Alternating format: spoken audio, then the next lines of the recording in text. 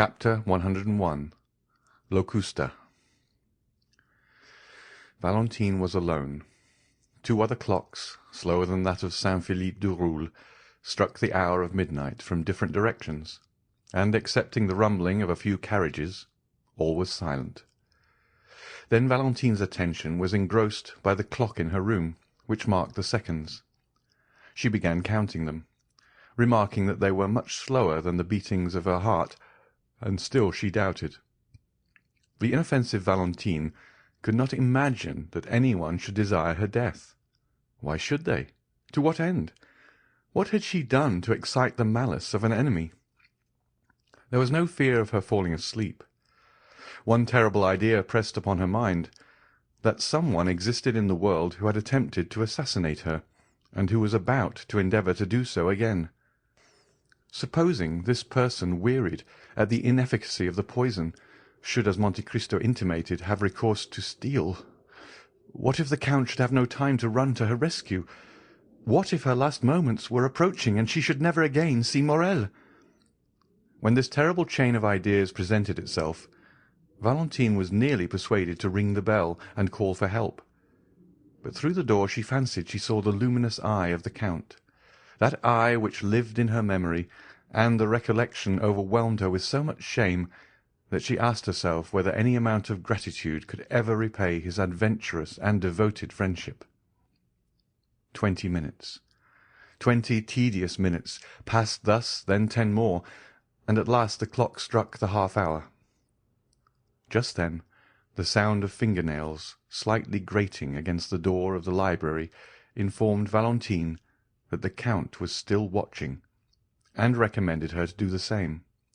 At the same time, on the opposite side, that is, towards Edward's room, Valentine fancied that she heard the creaking of the floor.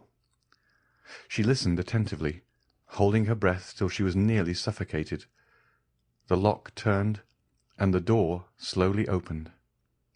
Valentine had raised herself upon her elbow, and had scarcely time to throw herself down on the bed and shade her eyes with her arm.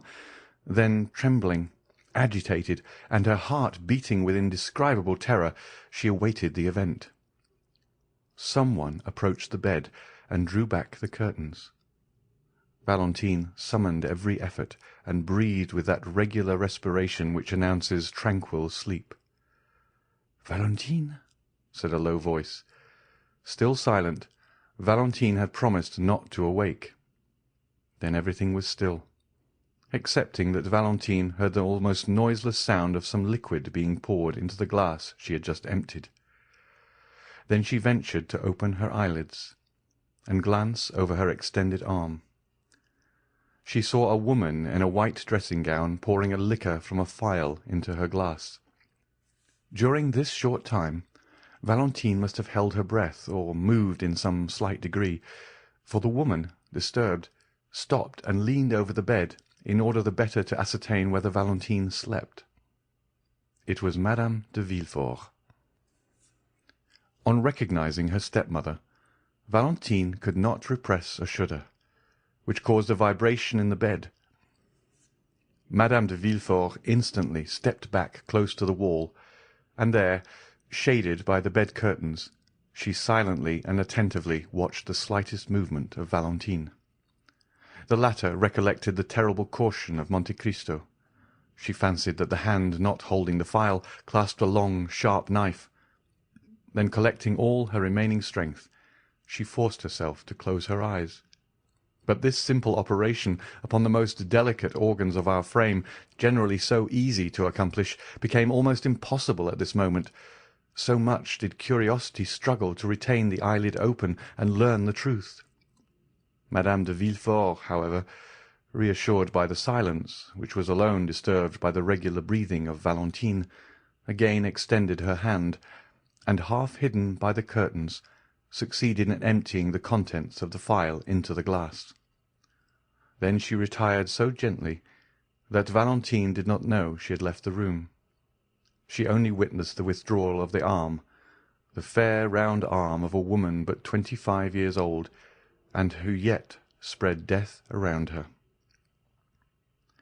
It is impossible to describe the sensations experienced by Valentine during the minute and a half Madame de Villefort remained in the room. The grating against the library door aroused the young girl from the stupor in which she was plunged, and which almost amounted to insensibility. She raised her head with an effort. The noiseless door again turned on its hinges, and the Count of Monte Cristo reappeared. "Well," said he, "do you still doubt?" "Oh," murmured the young girl, "have you seen?" "Alas!" "Did you recognize?" Valentine groaned. "Oh, yes," she said. "I saw, but I cannot believe." "Would you rather die, then, and cause Maximilian's death?" "Oh," repeated the young girl, almost bewildered. "Can I not leave the house? Can I not escape?" "Valentine, the hand which now threatens you will pursue you everywhere. Your servants will be seduced with gold, and death will be offered to you disguised in every shape. You will find it in the water you drink from the spring, in the fruit you pluck from the tree." "But did you not say that my kind grandfather's precaution had neutralized the poison?" "Yes, but not against a strong dose. The poison will be changed and the quantity increased." He took the glass and raised it to his lips. "It is already done," he said. "Brucine is no longer employed, but a simple narcotic. I can recognize the flavor of the alcohol in which it has been dissolved. If you had taken what Madame de Villefort has poured into your glass, Valentine, you would have been doomed." "But," exclaimed the young girl, "why am I thus pursued?" "Why? Are you so kind, so good, so unsuspicious of ill, that you cannot understand, Valentine?" "No, I have never injured her." "But you are rich, Valentine. You have 200,000 livres a year, and you prevent her son from enjoying those 200,000 livres." "How so? The fortune is not her gift, but is inherited from my relations." "Certainly, and that is why Monsieur and Madame de Saint-Méran have died. That is why Monsieur Noirtier was sentenced the day he made you his heir. That is why you, in your turn, are to die. It is because your father would inherit your property, and your brother, his only son, succeed to his." "Edward, poor child, are all these crimes committed on his account?" "Ah, then you at length understand." "Heaven grant that this may not be visited upon him." "Valentine, you are an angel." "But why is my grandfather allowed to live?" "It was considered that you dead, the fortune would naturally revert to your brother, unless he were disinherited, and besides, the crime appearing useless, it would be folly to commit it." "And is it possible that this frightful combination of crimes has been invented by a woman?" "Do you recollect, in the arbour of the Hôtel des Postes at Perugia, seeing a man in a brown cloak whom your stepmother was questioning upon Aqua Tofana? Well, ever since then, the infernal project has been ripening in her brain." "Ah, then indeed, sir," said the sweet girl, bathed in tears, "I see that I am condemned to die." "No, Valentine, for I have foreseen all their plots. No, your enemy is conquered, since we know her, and you will live, Valentine, live to be happy yourself, and to confer happiness upon a noble heart. But to ensure this, you must rely on me." "Command me, sir. What am I to do?" "You must blindly take what I give you." "Alas, were it only for my own sake, I should prefer to die." "You must not confide in anyone, not even in your father." "My father is not engaged in this fearful plot, is he, sir?" asked Valentine, clasping her hands. "No, and yet your father, a man accustomed to judicial accusations, ought to have known that all these deaths have not happened naturally. It is he who should have watched over you. He should have occupied my place. He should have emptied that glass. He should have risen against the assassin." Spectre against spectre, he murmured in a low voice as he concluded his sentence.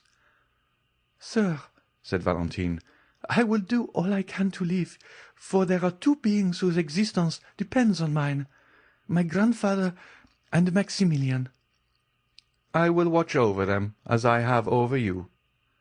"Well, sir, do as you will with me." And then she added in a low voice, "Oh, heavens, what will befall me?" "Whatever may happen, Valentine, do not be alarmed. Though you suffer, though you lose sight, hearing, consciousness, fear nothing. Though you should awake and be ignorant where you are, still do not fear. Even though you should find yourself in a sepulchral vault or coffin, reassure yourself then, and say to yourself, 'At this moment, a friend, a father, who lives for my happiness and that of Maximilian, watches over me.'" "Alas! Alas, what a fearful extremity!" "Valentine, would you rather denounce your stepmother?" "I would rather die 100 times. Oh, yes, die!" "No, you will not die. But will you promise me, whatever happens, that you will not complain, but hope?" "I will think of Maximilian." "You are my own darling child, Valentine. I alone can save you, and I will." Valentine, in the extremity of her terror, joined her hands, for she felt that the moment had arrived to ask for courage, and began to pray. And while uttering little more than incoherent words, she forgot that her white shoulders had no other covering than her long hair, and that the pulsations of her heart could be seen through the lace of her nightdress. Monte Cristo gently laid his hand on the young girl's arm, drew the velvet coverlet close to her throat, and said with a paternal smile, "My child, believe in my devotion to you as you believe in the goodness of Providence and the love of Maximilian." Then he drew from his waistcoat pocket the little emerald box, raised the golden lid, and took from it a pastille about the size of a pea, which he placed in her hand. She took it, and looked attentively on the Count. There was an expression on the face of her intrepid protector which commanded her veneration. She evidently interrogated him by her look. "Yes," said he. Valentine carried the pastille to her mouth and swallowed it. "And now, my dear child, adieu for the present. I will try and gain a little sleep, for you are saved." "Go," said Valentine. "Whatever happens, I promise you not to fear." Monte Cristo for some time kept his eyes fixed on the young girl, who gradually fell asleep, yielding to the effects of the narcotic the Count had given her. Then he took the glass, emptied 3 parts of the contents in the fireplace, that it might be supposed Valentine had taken it, and replaced it on the table. Then he disappeared, after throwing a farewell glance on Valentine, who slept with the confidence and innocence of an angel. End of chapter 101. Chapter 102. Valentine. The night-light continued to burn on the chimney-piece, exhausting the last drops of oil which floated on the surface of the water. The globe of the lamp appeared of a reddish hue, and the flame, brightening before it expired, threw out the last flickerings which an inanimate object have been so often compared with the convulsions of a human creature in its final agonies. A dull and dismal light was shed over the bedclothes and curtains surrounding the young girl. All noise in the streets had ceased, and the silence was frightful. It was then that the door of Edward's room opened, and a head we have before noticed appeared in the glass opposite. It was Madame de Villefort, who came to witness the effects of the drink she had prepared. She stopped in the doorway, listened for a moment to the flickering of the lamp, the only sound in that deserted room, and then advanced to the table to see if Valentine's glass was empty. It was still about a quarter full, as we before stated. Madame de Villefort emptied the contents into the ashes, which she disturbed that they might the more readily absorb the liquid. Then she carefully rinsed the glass, and wiping it with her handkerchief, replaced it on the table. If anyone could have looked into the room just then, he would have noticed the hesitation with which Madame de Villefort approached the bed and looked fixedly on Valentine.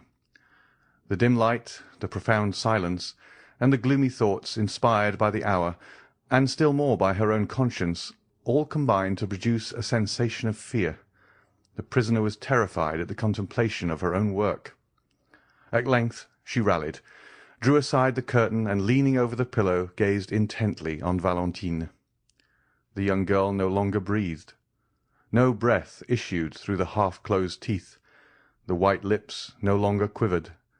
The eyes were suffused with a bluish vapour, and the long black lashes rested on a cheek white as wax. Madame de Villefort gazed upon the face so expressive even in its stillness. Then she ventured to raise the coverlet and press her hand upon the young girl's heart. It was cold and motionless. She only felt the pulsation in her own fingers, and withdrew her hand with a shudder. One arm was hanging out of the bed. From shoulder to elbow it was moulded after the arms of Germain Pilon's Graces. But the forearm seemed to be slightly distorted by convulsion, and the hand, so delicately formed, was resting with stiff, outstretched fingers on the framework of the bed. The nails, too, were turning blue. Madame de Villefort had no longer any doubt. All was over. She had consummated the last terrible work she had to accomplish.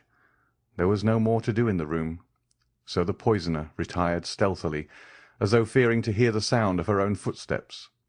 But as she withdrew, she still held aside the curtain, absorbed in the irresistible attraction always exerted by the picture of death, so long as it is merely mysterious and does not excite disgust. Just then the lamp again flickered. The noise startled Madame de Villefort, who shuddered and dropped the curtain. Immediately afterwards the light expired, and the room was plunged in frightful obscurity, while the clock at that minute struck 4:30. Overpowered with agitation, the poisoner succeeded in groping her way to the door, and reached her room in an agony of fear. The darkness lasted 2 hours longer. Then by degrees a cold light crept through the Venetian blinds, until at length it revealed the objects in the room. About this time the nurse's cough was heard on the stairs, and the woman entered the room with a cup in her hand. To the tender eye of a father or a lover, the first glance would have sufficed to reveal Valentine's condition, but to this hireling Valentine only appeared to sleep. "Good," she exclaimed, approaching the table. "She has taken part of her draught. The glass is 3/4 empty." Then she went to the fireplace and lit the fire, and although she had just left her bed, she could not resist the temptation offered by Valentine's sleep, so she threw herself into an armchair to snatch a little more rest. The clock striking 8 awoke her. Astonished at the prolonged slumber of the patient, and frightened to see that the arm was still hanging out of the bed, she advanced towards Valentine, and for the first time noticed the white lips. She tried to replace the arm, but it moved with a frightful rigidity which could not deceive a sick nurse. She screamed aloud, and running to the door exclaimed, "Help! Help!" "What is the matter?" asked Monsieur d'Avrigny at the foot of the stairs, it being the hour he usually visited her. "What is it?" asked Villefort, rushing from his room. "Doctor, do you hear them call for help?" "Yes, yes. Let us hasten up. It was in Valentine's room."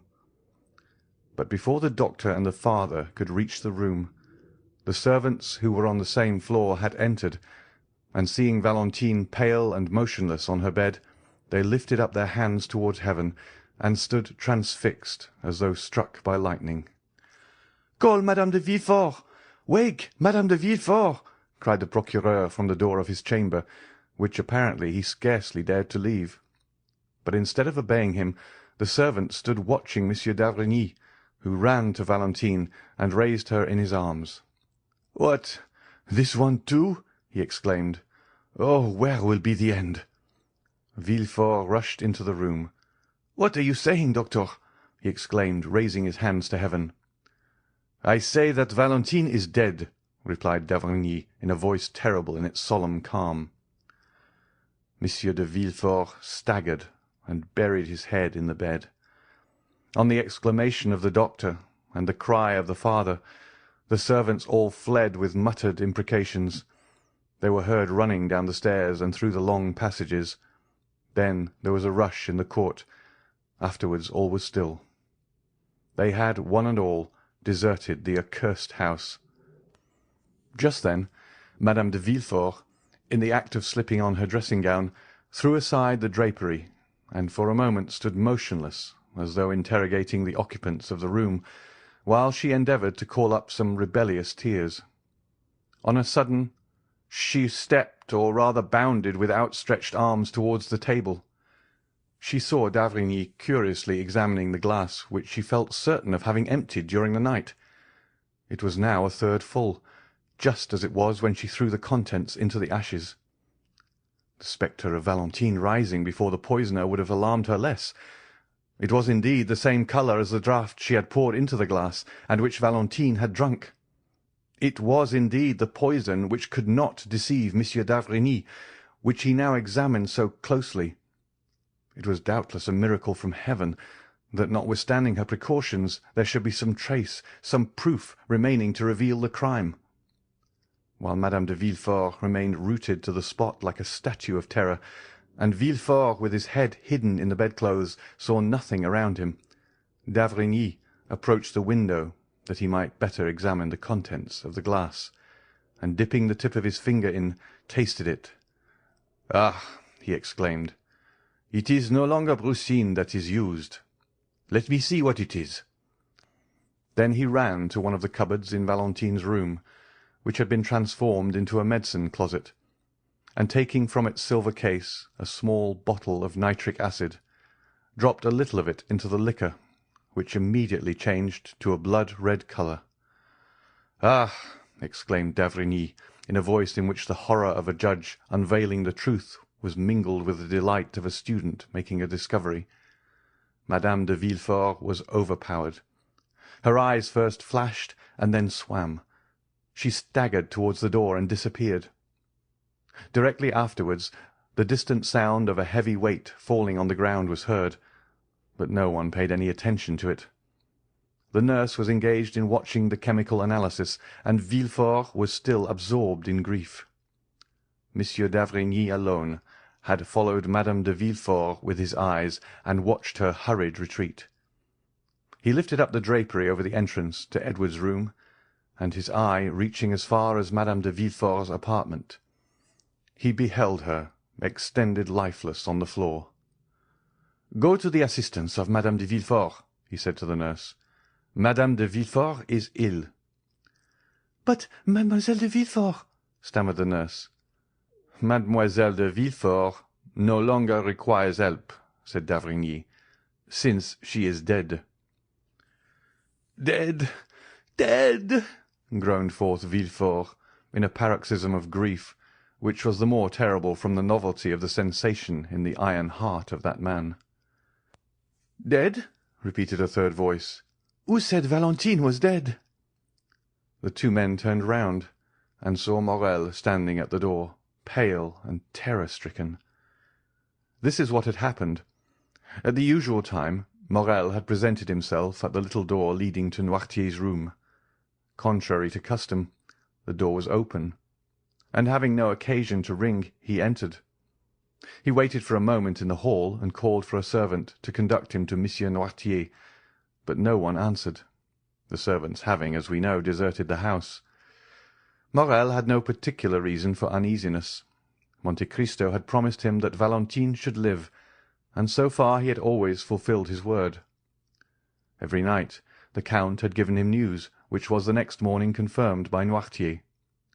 Still, this extraordinary silence appeared strange to him, and he called a second and third time. Still no answer. Then he determined to go up. Noirtier's room was opened like all the rest.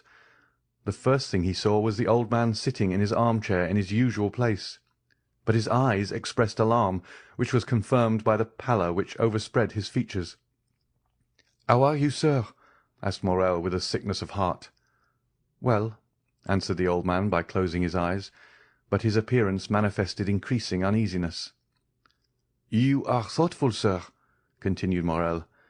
"You want something. Shall I call one of the servants?" "Yes," replied Noirtier. Morrel pulled the bell, but though he nearly broke the cord, no one answered. He turned towards Noirtier. The pallor and anguish expressed on his countenance momentarily increased. "Oh!" exclaimed Morrel, "why do they not come? Is anyone ill in the house?" The eyes of Noirtier seemed as though they would start from their sockets. "What is the matter? You alarm me. Valentine! Valentine!" "Yes, yes," signed Noirtier. Maximilien tried to speak, but he could articulate nothing. He staggered and supported himself against the wainscot. Then he pointed to the door. "Yes, yes, yes," continued the old man. Maximilien rushed up the little staircase, while Noirtier's eyes seemed to say, "Quicker, quicker!" In a minute the young man darted through several rooms, till at length he reached Valentine's. There was no occasion to push the door. It was wide open. A sob was the only sound he heard. He saw, as though in a mist, a black figure kneeling and buried in a confused mass of white drapery. A terrible fear transfixed him. It was then he heard a voice exclaim, "Valentine is dead," and another voice, which like an echo repeated, "Dead, dead." End of chapter 102. Chapter 103. Maximilien. Villefort rose, half ashamed of being surprised in such a paroxysm of grief. The terrible office he had held for 25 years had succeeded in making him more or less than man. His glance, at first wandering, fixed itself upon Morrel.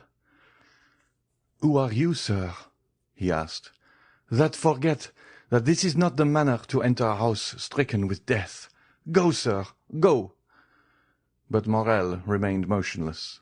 He could not detach his eyes from that disordered bed and the pale corpse of the young girl who was lying on it. "Go! Do you hear?" said Villefort, while d'Avrigny advanced to lead Morrel out. Maximilien stared for a moment at the corpse, gazed all round the room, then upon the two men. He opened his mouth to speak, but finding it impossible to give utterance to the innumerable ideas that occupied his brain, he went out, thrusting his hands through his hair in such a manner that Villefort and d'Avrigny, for a moment diverted from the engrossing topic, exchanged glances which seemed to say, "He is mad." But in less than 5 minutes the staircase groaned beneath an extraordinary weight. Morrel was seen carrying, with superhuman strength, the armchair containing Noirtier upstairs. When he reached the landing, he placed the armchair on the floor and rapidly rolled it into Valentine's room. This could only have been accomplished by means of unnatural strength supplied by powerful excitement. But the most fearful spectacle was Noirtier being pushed towards the bed, his face expressing all his meaning, and his eyes supplying the want of every other faculty. That pale face and flaming glance appeared to Villefort like a frightful apparition. Each time he had been brought into contact with his father, something terrible had happened. "See what they have done!" cried Morrel, with one hand leaning on the back of the chair, and the other extended towards Valentine. "See, my father, see!" Villefort drew back and looked with astonishment on the young man, who, almost a stranger to him, called Noirtier his father. At this moment the whole soul of the old man seemed centred in his eyes, which became bloodshot. The veins of the throat swelled. His cheeks and temples became purple, as though he was struck with epilepsy. Nothing was wanting to complete this but the utterance of a cry, and the cry issued from his pores, if we may thus speak, a cry frightful in its silence. D'Avrigny rushed towards the old man and made him inhale a powerful restorative. "Sir," cried Morrel, seizing the moist hand of the paralytic, "they ask me who I am, and what right I have to be here. Oh, you know it. Tell them, tell them!" And the young man's voice was choked by sobs. As for the old man, his chest heaved with his panting respiration. One could have thought that he was undergoing the agonies preceding death. At length, happier than the young man, who sobbed without weeping, tears glistened in the eyes of Noirtier. "Tell them," said Morrel in a hoarse voice, "tell them that I am her betrothed. Tell them she was my beloved, my noble girl, my only blessing in the world. Tell them, oh, tell them that corpse belongs to me." The young man, overwhelmed by the weight of his anguish, fell heavily on his knees before the bed, which his fingers grasped with convulsive energy. d'Avrigny, unable to bear the sight of this touching emotion, turned away, and Villefort, without seeking any further explanation, and attracted towards him by the irresistible magnetism which draws us towards those who have loved the people for whom we mourn, extended his hand towards the young man. But Morrel saw nothing. He had grasped the hand of Valentine, and, unable to weep, vented his agony in groans as he bit the sheets. For some time nothing was heard in that chamber but sobs, exclamations, and prayers. At length Villefort, the most composed of all, spoke. "Sir," said he to Maximilien, "you say you loved Valentine, that you were betrothed to her. I knew nothing of this engagement, of this love. Yet I, her father, forgive you. For I see that your grief is real and deep, and besides my own sorrow it is too great for anger to find a place in my heart. But you see that the angel whom you hoped for has left this earth. She has nothing more to do with the adoration of men. Take a last farewell, sir, of her sad remains.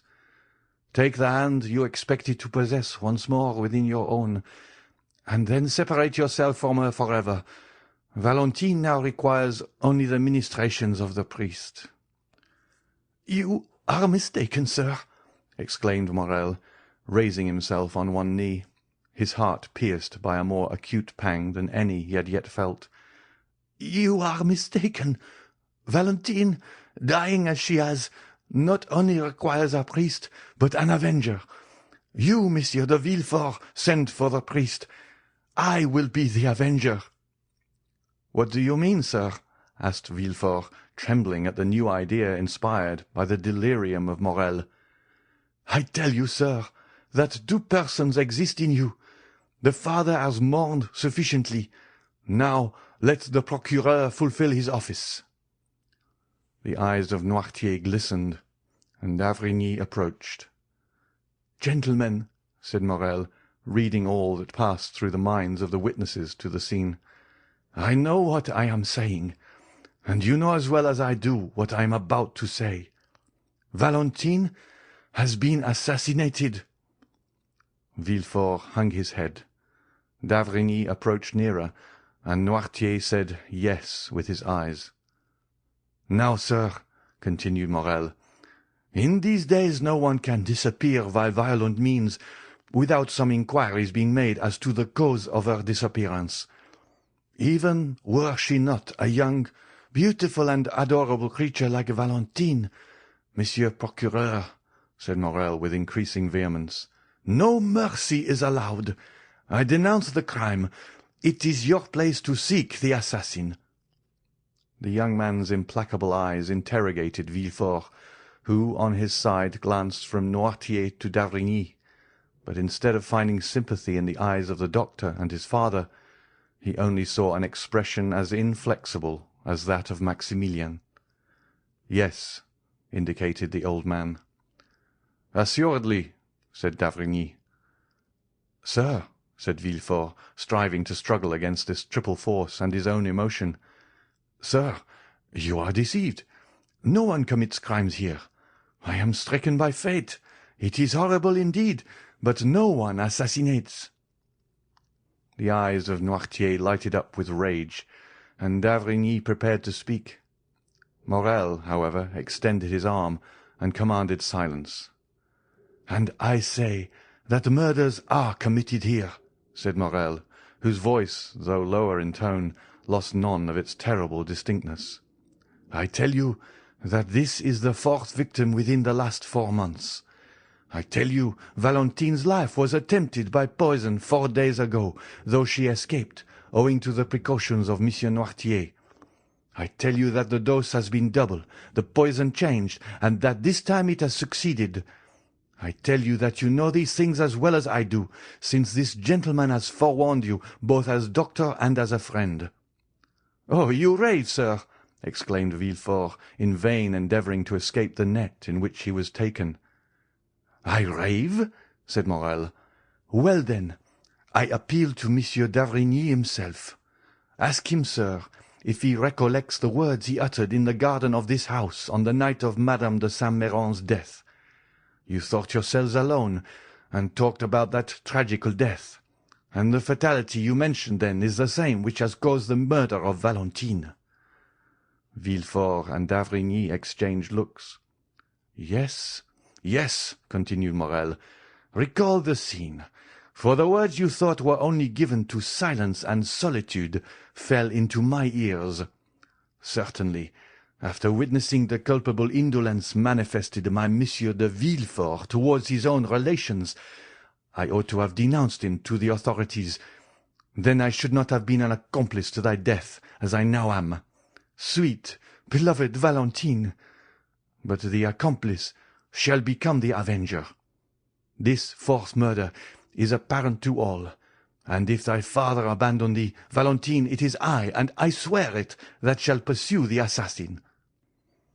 And this time, as though nature had at least taken compassion on the vigorous frame, nearly bursting with its own strength, the words of Morrel were stifled in his throat. His breast heaved, the tears, so long rebellious, gushed from his eyes, and he threw himself weeping on his knees by the side of the bed. Then d'Avrigny spoke. "And I too," he exclaimed in a low voice, "I unite with Monsieur Morrel in demanding justice for crime. My blood boils at the idea of having encouraged a murderer by my cowardly concession." "Oh, merciful heavens!" murmured Villefort. Morrel raised his head, and reading the eyes of the old man, which gleamed with unnatural lustre, "Stay," he said. "Monsieur Noirtier wishes to speak." "Yes," indicated Noirtier with an expression the more terrible from all his faculties being centred in his glance. "Do you know the assassin?" asked Morrel. "Yes," replied Noirtier. "And will you direct us?" exclaimed the young man.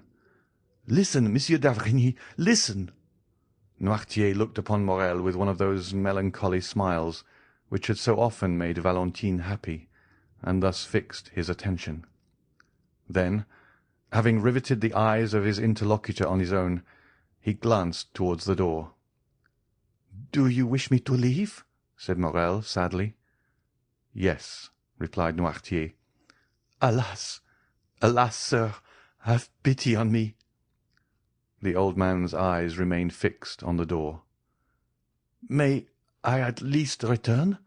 asked Morrel. "Yes." "Must I leave alone?" "No." "Whom am I to take with me? The procureur?" "No." "The doctor?" "Yes." "You wish to remain alone with Monsieur de Villefort?" "Yes." "But can he understand you?" "Yes." "Oh," said Villefort, inexpressibly delighted to think that the inquiries were to be made by him alone. "Oh, be satisfied. I can understand my father." D'Avrigny took the young man's arm and led him out of the room. A more than death-like silence then reigned in the house. At the end of a quarter of an hour, a faltering footstep was heard, and Villefort appeared at the door of the apartment where d'Avrigny and Morrel had been staying, one absorbed in meditation, the other in grief. "You can come," he said, and led them back to Noirtier. Morrel looked attentively on Villefort. His face was livid, large drops rolled down his face, and in his fingers he held the fragments of a quill pen which he had torn to atoms. "Gentlemen," he said in a hoarse voice, "give me your word of honour that this horrible secret shall forever remain buried amongst ourselves." The two men drew back. "I entreat you," continued Villefort. "But," said Morrel, "the culprit, the murderer, the assassin." "Do not alarm yourself, sir. Justice will be done," said Villefort. "My father has revealed the culprit's name. My father thirsts for revenge as much as you do, yet even he conjures you as I do to keep this secret. Do you not, father?" "Yes," resolutely replied Noirtier. Morrel suffered an exclamation of horror and surprise to escape him. "Oh, sir," said Villefort, arresting Maximilien by the arm, "if my father, the inflexible man, makes this request, it is because he knows, be assured, that Valentine will be terribly revenged. Is it not so, father?" The old man made a sign in the affirmative. Villefort continued, "He knows me, and I have pledged my word to him. Rest assured, gentlemen, that within 3 days, in a less time than justice would demand, the revenge I shall have taken for the murder of my child will be such as to make the boldest heart tremble." And as he spoke these words, he ground his teeth and grasped the old man's senseless hand. "Will this promise be fulfilled, Monsieur Noirtier?" asked Morrel, while d'Avrigny looked inquiringly.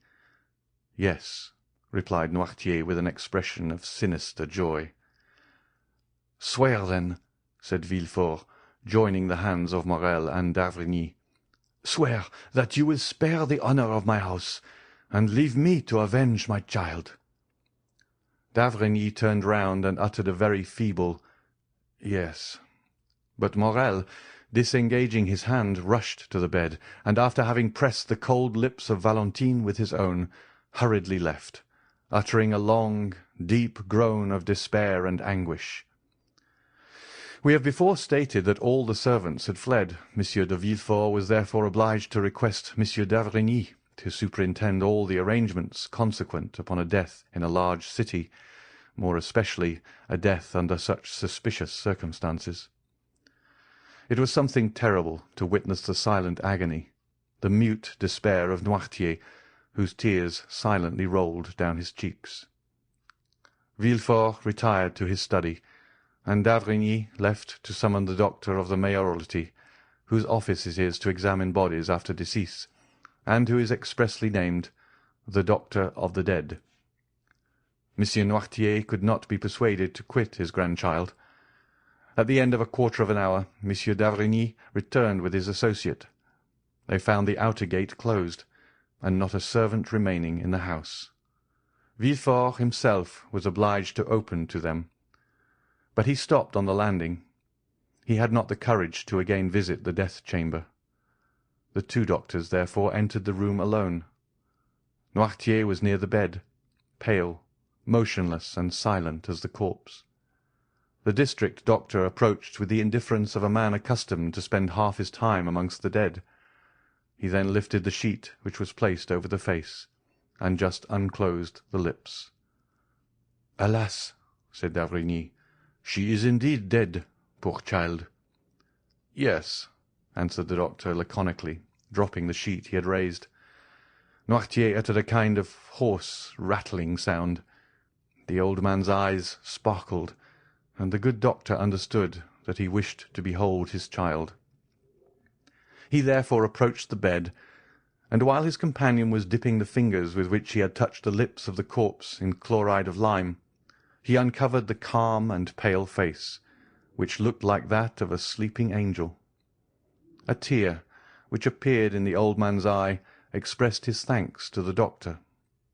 The doctor of the dead then laid his permit on the corner of the table, and, having fulfilled his duty, was conducted out by d'Avrigny. Villefort met them at the door of his study. Having in a few words thanked the district doctor, he turned to d'Avrigny and said, "And now the priest." "Is there any particular priest you wish to pray with Valentine?" asked d'Avrigny. "No," said Villefort. "Fetch the nearest." "The nearest," said the district doctor, He's a good Italian abbé, who lives next door to you. Shall I call on him as I pass?" "D'avrigny," said Villefort, "be so kind, I beseech you, as to accompany this gentleman. Here is the key of the door, so that you can go in and out as you please. You will bring the priest with you, and will oblige me by introducing him into my child's room. Do you wish to see him?" "I only wish to be alone. You will excuse me, will you not? A priest can understand a father's grief." And Monsieur de Villefort, giving the key to d'Avrigny, again bade farewell to the strange doctor, and retired to his study, where he began to work. For some temperaments, work is a remedy for all afflictions. As the doctors entered the street, they saw a man in a cassock standing on the threshold of the next door. "This is the abbé of whom I spoke," said the doctor to d'Avrigny. D'Avrigny accosted the priest. "Sir," he said, "are you disposed to confer a great obligation to an unhappy father who has just lost his daughter? I mean Monsieur de Villefort, the king's attorney." "Ah," said the priest in a marked Italian accent, "yes, I have heard that death is in that house." "Then I need not tell you what kind of service he requires of you." "I was about to offer myself, sir," said the priest. "It is our mission to forestall our duties." "It is a young girl." "I know it, sir. The servants who fled from the house informed me. I also know that her name is Valentine, and I have already prayed for her." "Thank you, sir," said d'Avrigny. "Since you have commenced your sacred office, deign to continue it. Come and watch by the dead, and all the wretched family will be grateful to you."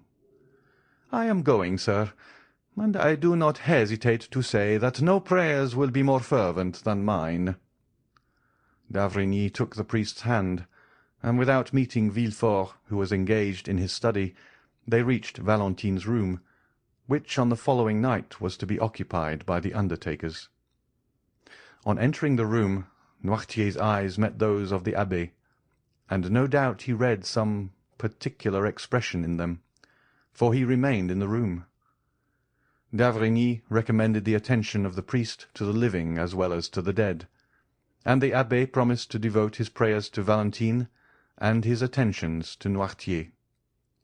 In order, doubtless, that he might not be disturbed while fulfilling his sacred mission, the priest rose as soon as d'Avrigny departed, and not only bolted the door through which the doctor had just left, but also that leading to Madame de Villefort's room. End of chapter 103. Chapter 104. Danglars' signature. The next morning dawned dull and cloudy. During the night the undertakers had executed their melancholy office, and wrapped the corpse in the winding-sheet, which, whatever may be said about the equality of death, is at least a last proof of the luxury so pleasing in life. This winding-sheet was nothing more than a beautiful piece of cambric which the young girl had bought a fortnight before.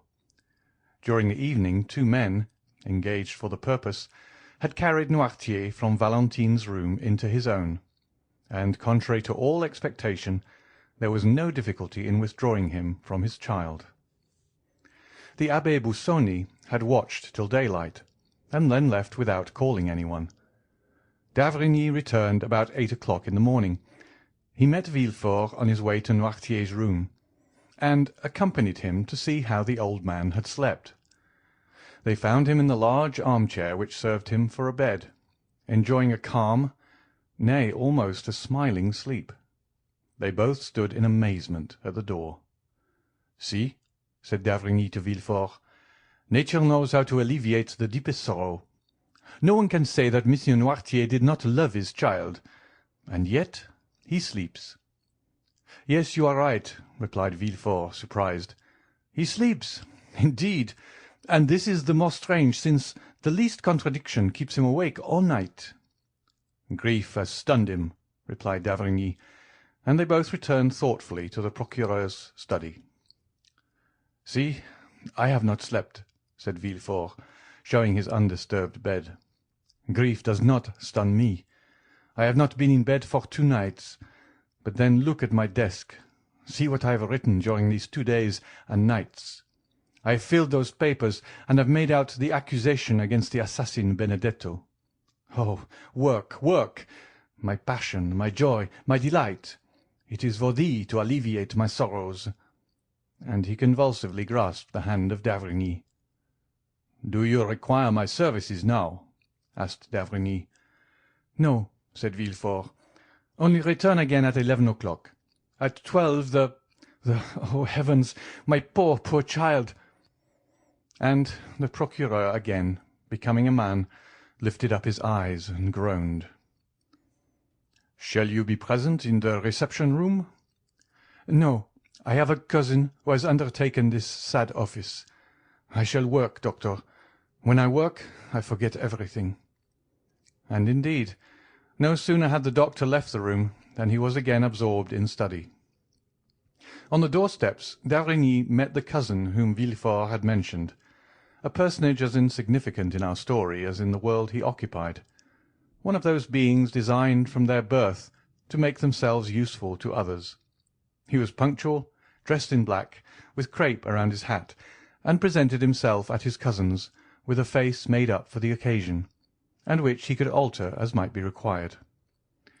At 12 o'clock the morning coaches rolled into the paved court, and the Rue du Faubourg Saint-Honoré was filled with a crowd of idlers, equally pleased to witness the festivities or the mourning of the rich, and who rush with the same avidity to a funeral procession as to the marriage of a duchess. Gradually the reception-room filled, and some of our old friends made their appearance.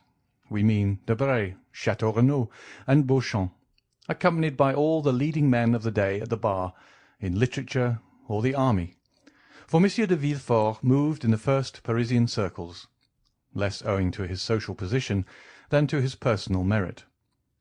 The cousin, standing at the door, ushered in the guests, and it was rather a relief to the indifferent to see a person as unmoved as themselves, and who did not exact a mournful face, or force tears, as would have been the case with a father, a brother, or a lover. Those who were acquainted soon formed into little groups. One of them was made of Debray, Château Renaud, and Beauchamp. "Poor girl," said Debray, like the rest, paying an involuntary tribute to the sad event. "Poor girl! So young, so rich, so beautiful!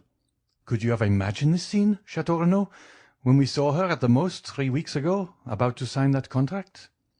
"Indeed, no," said Château Renaud. "Did you know her?" "I spoke to her once or twice at Madame de Morcerf's, among the rest. She appeared to me charming, though rather melancholy. Where is her stepmother? Do you know?" "She is spending the day with the wife of the worthy gentleman who is receiving us." "Who is he?" "Whom do you mean?"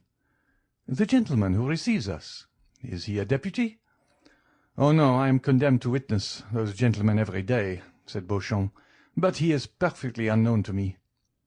"Have you mentioned this death in your paper?" "It has been mentioned, but the article is not mine. Indeed, I doubt if it would please Monsieur Villefort, for it says that if 4 successive deaths had happened anywhere else than in the house of the king's attorney, he would have interested himself somewhat more about it." "Still," said Château Renaud, "Miss Dr. d'Avrigny, who attends my mother, declares he is in despair about it. But whom are you seeking, Debray?" "I am seeking the Count of Monte Cristo," said the young man. "I met him on the boulevard on my way here," said Beauchamp. "I think he is about to leave Paris. He was going to his banker." "His banker? Danglars is his banker, is he not?" asked Château Renaud of Debray. "I believe so," replied the secretary with slight uneasiness. "But Monte Cristo is not the only one I miss here. I do not see Morrel." "Morrel? Do they know him?" asked Château Renaud. "I think he has only been introduced to Madame de Villefort." "Still he ought to have been here," said Debray. "I wonder what will be talked about tonight. This funeral is the news of the day." "But hush! Here comes our Minister of Justice. He will feel obliged to make some little speech to the cousin." And the 3 young men drew near to listen. Beauchamp told the truth when he said that on his way to the funeral he had met Monte Cristo, who was directing his steps towards the Rue de la Chausse-d'Antin to Monsieur Danglars. The banker saw the carriage of the Count enter the courtyard, and advanced to meet him with a sad though affable smile. "Well," said he, extending his hand to Monte Cristo, "I suppose you have come to sympathize with me, for indeed misfortune has taken possession of my house. When I perceived you, I was just asking myself whether I had not wished harm towards those poor Morcerf, which would have justified the proverb of 'He who wishes misfortunes to happen to others experiences them himself.' Well, on my word of honour, I answered no. I wished no ill to Morcerf. He was a little proud, perhaps, for a man who, like myself, has risen from nothing, but we all have our faults. Do you know, Count, that persons of our time of life, not that you belong to the class, you are still a young man, but, as I was saying, persons of our time of life have been very unfortunate this year. For example, look at the puritanical procureur, who has just lost his daughter and, in fact, nearly all his family, in so singular a manner. Morcerf, dishonoured and dead, and then myself, covered with ridicule through the villainy of Benedetto. Besides—" "Besides what?" asked the Count. "Alas, you do not know." "What new calamity?" "My daughter." "Mademoiselle Danglars?" "Eugénie has left us." "Good heavens! What are you telling me?" "The truth, my dear Count. Oh, how happy you must be in not having either wife or children." "Do you think so?" "Indeed I do." "And so Mademoiselle Danglars?" "She could not endure the insult offered to us by that wretch, so she asked permission to travel." "And is she gone?" "The other night she left." "With Madame Danglars?" "No, with a relation. But still we have quite lost our dear Eugénie, for I doubt whether her pride will ever allow her to return to France." "Still, Baron," said Monte Cristo, "family griefs, or indeed any other affliction, which would crush a man whose child was his only treasure, are endurable to a millionaire. Philosophers may well say, and practical men will always support the opinion, that money mitigates many trials, and if you admit the efficacy of this sovereign balm, you ought to be very easily consoled. You, the king of finance, the focus of immeasurable power." Danglars looked at him askance, as though to ascertain whether he spoke seriously. "Yes," he answered, "if her fortune brings consolation, I ought to be consoled. I am rich." "So rich, dear sir, that your fortune resembles the pyramids. If you wished to demolish them, you could not, and if it were possible, you would not dare." Danglars smiled at the good-natured pleasantry of the Count. "That reminds me," he said, "that when you entered I was on the point of signing 5 little bonds. I have already signed 2. Will you allow me to do the same to the others?" "Pray do so." There was a moment's silence, during which the noise of the banker's pen was alone heard, while Monte Cristo examined the gilt mouldings on the ceiling. "Are they Spanish, Haitian, or Neapolitan bonds?" said Monte Cristo. "No," said Danglars, smiling. "They are bonds on the Bank of France, payable to bearer. Stay, Count," he added. "You who may be called the Emperor, if I claim the title of King of Finance, have you many pieces of paper of this size, each worth 1,000,000? The Count took into his hands the papers which Danglars had so proudly presented to him, and read, "To the Governor of the Bank. Please pay to my order from the fund deposited by me the sum of 1,000,000 and charge the same to my account. Baron Danglars." "1, 2, 3, 4, 5," said Monte Cristo. 5 millions. Why, what a Croesus you are!" "This is how I transact business," said Danglars. "It is really wonderful," said the Count. Above all, if, as I suppose, it is payable at sight." "It is indeed," said Danglars. "It is a fine thing to have such credit. Really, it is only in France these things are done. 5 millions on 5 little scraps of paper.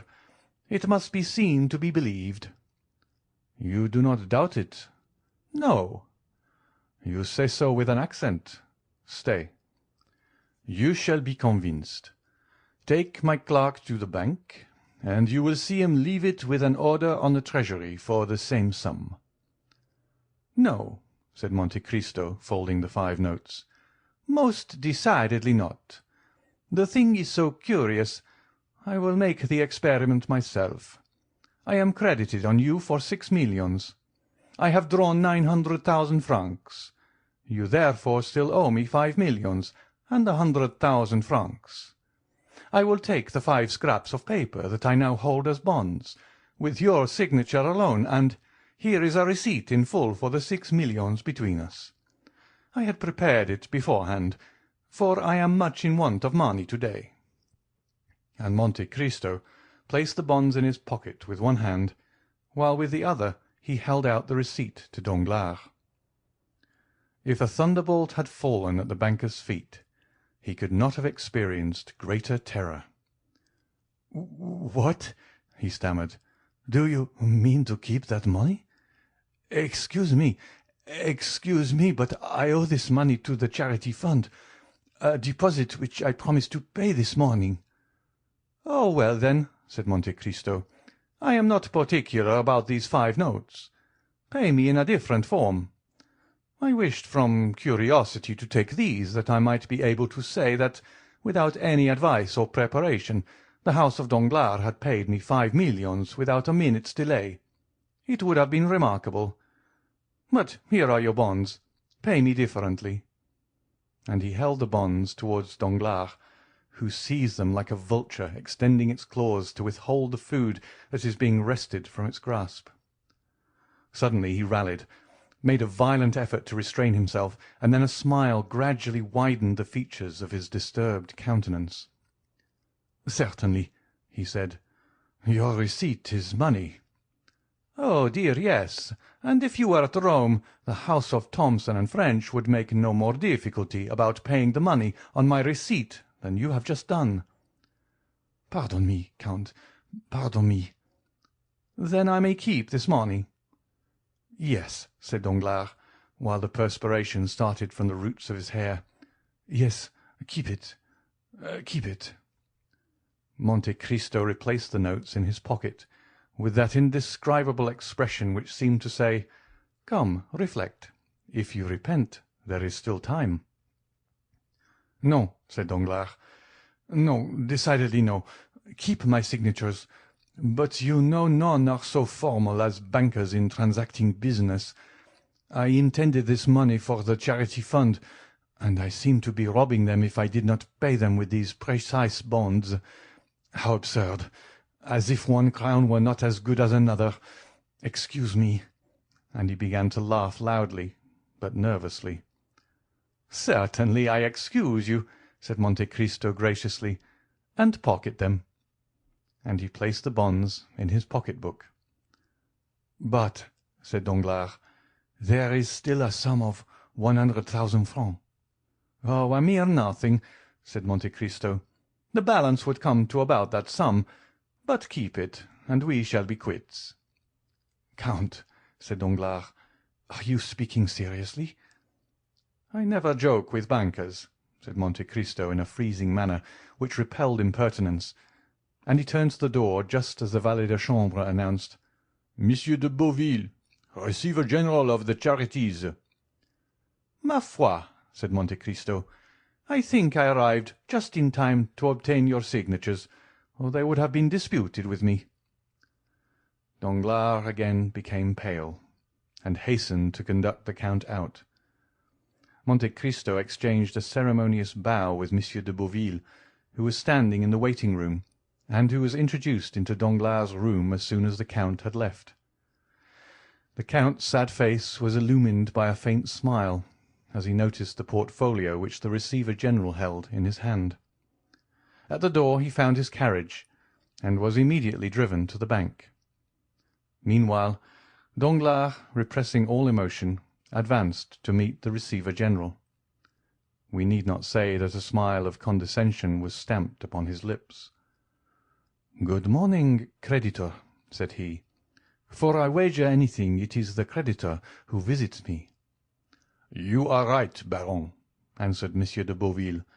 "The charities present themselves to you through me. The widows and orphans depute me to receive alms to the amount of 5 millions from you." "And yet they say orphans are to be pitied," said Danglars, wishing to prolong the jest. "Poor things!" "Here I am in their name," said Monsieur de Beauville. "But did you receive my letter yesterday?" "Yes." "I have brought my receipt."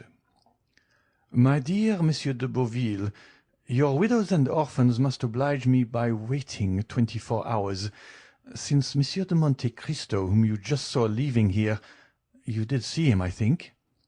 "Yes, well?" "Well, Monsieur de Monte-Cristo has just carried off their 5 millions." "How so?" "The Count has an unlimited credit upon me, a credit opened by Thomson and French of Rome. He came to demand 5 millions at once, which I paid him with cheques on the bank. My funds are deposited there, and you can understand that if I draw out 10 millions on the same day, it will appear rather strange to the governor. 2 days will be a different thing," said Danglars, smiling. "Come," said Beauville, with a tone of entire incredulity, 5 millions to that gentleman who just left, and who bowed to me as though he knew me?" "Perhaps he knows you, though you do not know him. Monsieur de Monte-Cristo knows everybody." 5 millions? "Here is his receipt. Believe your own eyes."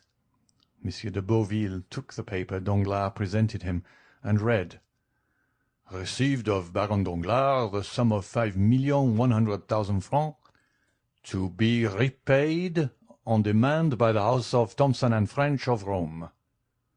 "It is really true," said Monsieur de Beauville. "Do you know the house of Thomson and French?" "Yes, I once had business to transact with it to the amount of 200,000 francs. But since then I have not heard it mentioned."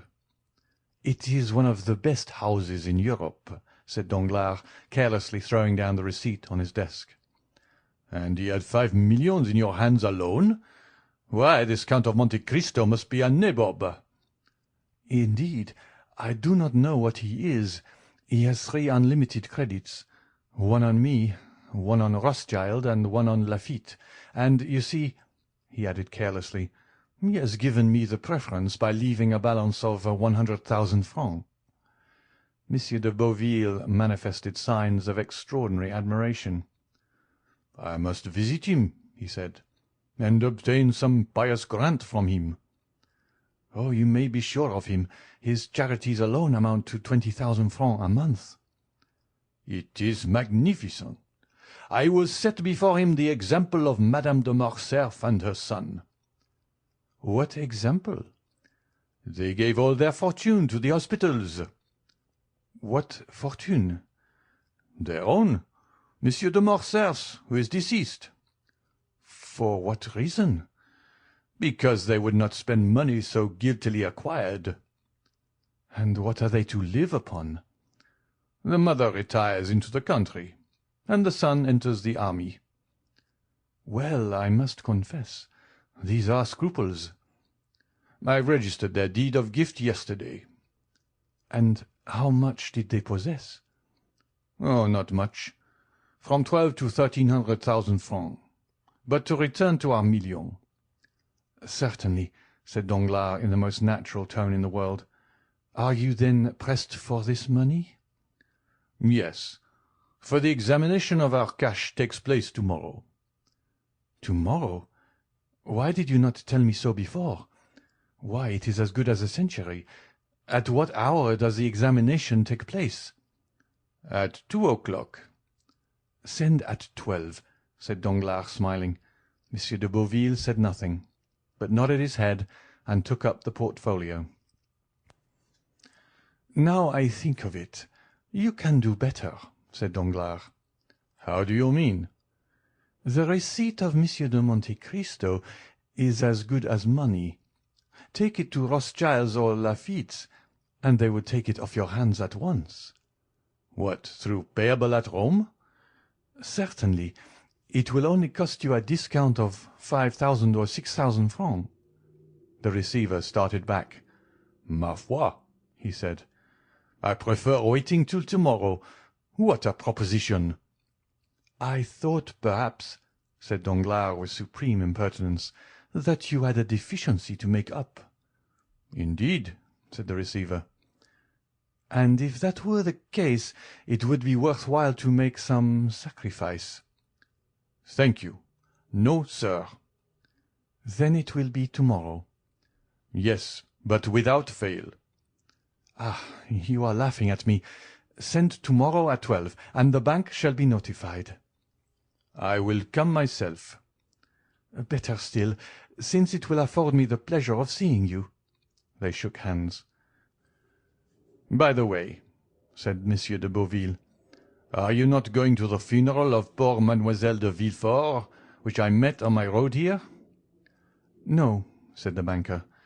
"I have appeared rather ridiculous since that affair of Benedetto, so I remain in the background." "Bah, you are wrong. How were you to blame in that affair?" "Listen, when one bears an irreproachable name, as I do, one is rather sensitive." "Everybody pities you, sir, and above all Mademoiselle Danglars." "Poor Eugénie," said Danglars. "Do you know she is going to embrace a religious life?" "No." "Alas, it is unhappily but too true. The day after the event, she decided on leaving Paris with a nun of her acquaintance. They are going to seek a very strict convent in Italy or Spain." "Oh, it is terrible!" And Monsieur de Beauville retired with this exclamation, after expressing acute sympathy with the father. But he had scarcely left before Danglars, with an energy of action those can alone understand who have seen Robert Macaire represented by Frederick, exclaimed, "Fool!" Then, enclosing Monte Cristo's receipt in a little pocket-book, he added, "Yes, come at 12 o'clock. I shall then be far away." Then he double-locked his door, emptied all his drawers, collected about 50,000 francs in bank-notes, burned several papers, left others exposed to view, and then commenced writing a letter, which he addressed to Madame la Baronne Danglars. "I will place it on her table myself to-night," he murmured. Then, taking a passport from his drawer, he said, "Good. It is available for 2 months longer." Chapter 104. Chapter 105. The Cemetery of Père-Lachaise. Monsieur de Beauville had indeed met the funeral procession which was taking Valentine to her last home on earth. The weather was dull and stormy. A cold wind shook the few remaining yellow leaves from the boughs of the trees, and scattered them among the crowd which filled the boulevards. Monsieur de Villefort, a true Parisian, considered the cemetery of Père-Lachaise alone worthy of receiving the mortal remains of a Parisian family. There alone the corpses belonging to him would be surrounded by worthy associates. He had therefore purchased a vault, which was quickly occupied by members of his family. On the front of the monument was inscribed, "The families of Saint-Méran and Villefort," for such had been the last wish expressed by poor Renée, Valentine's mother.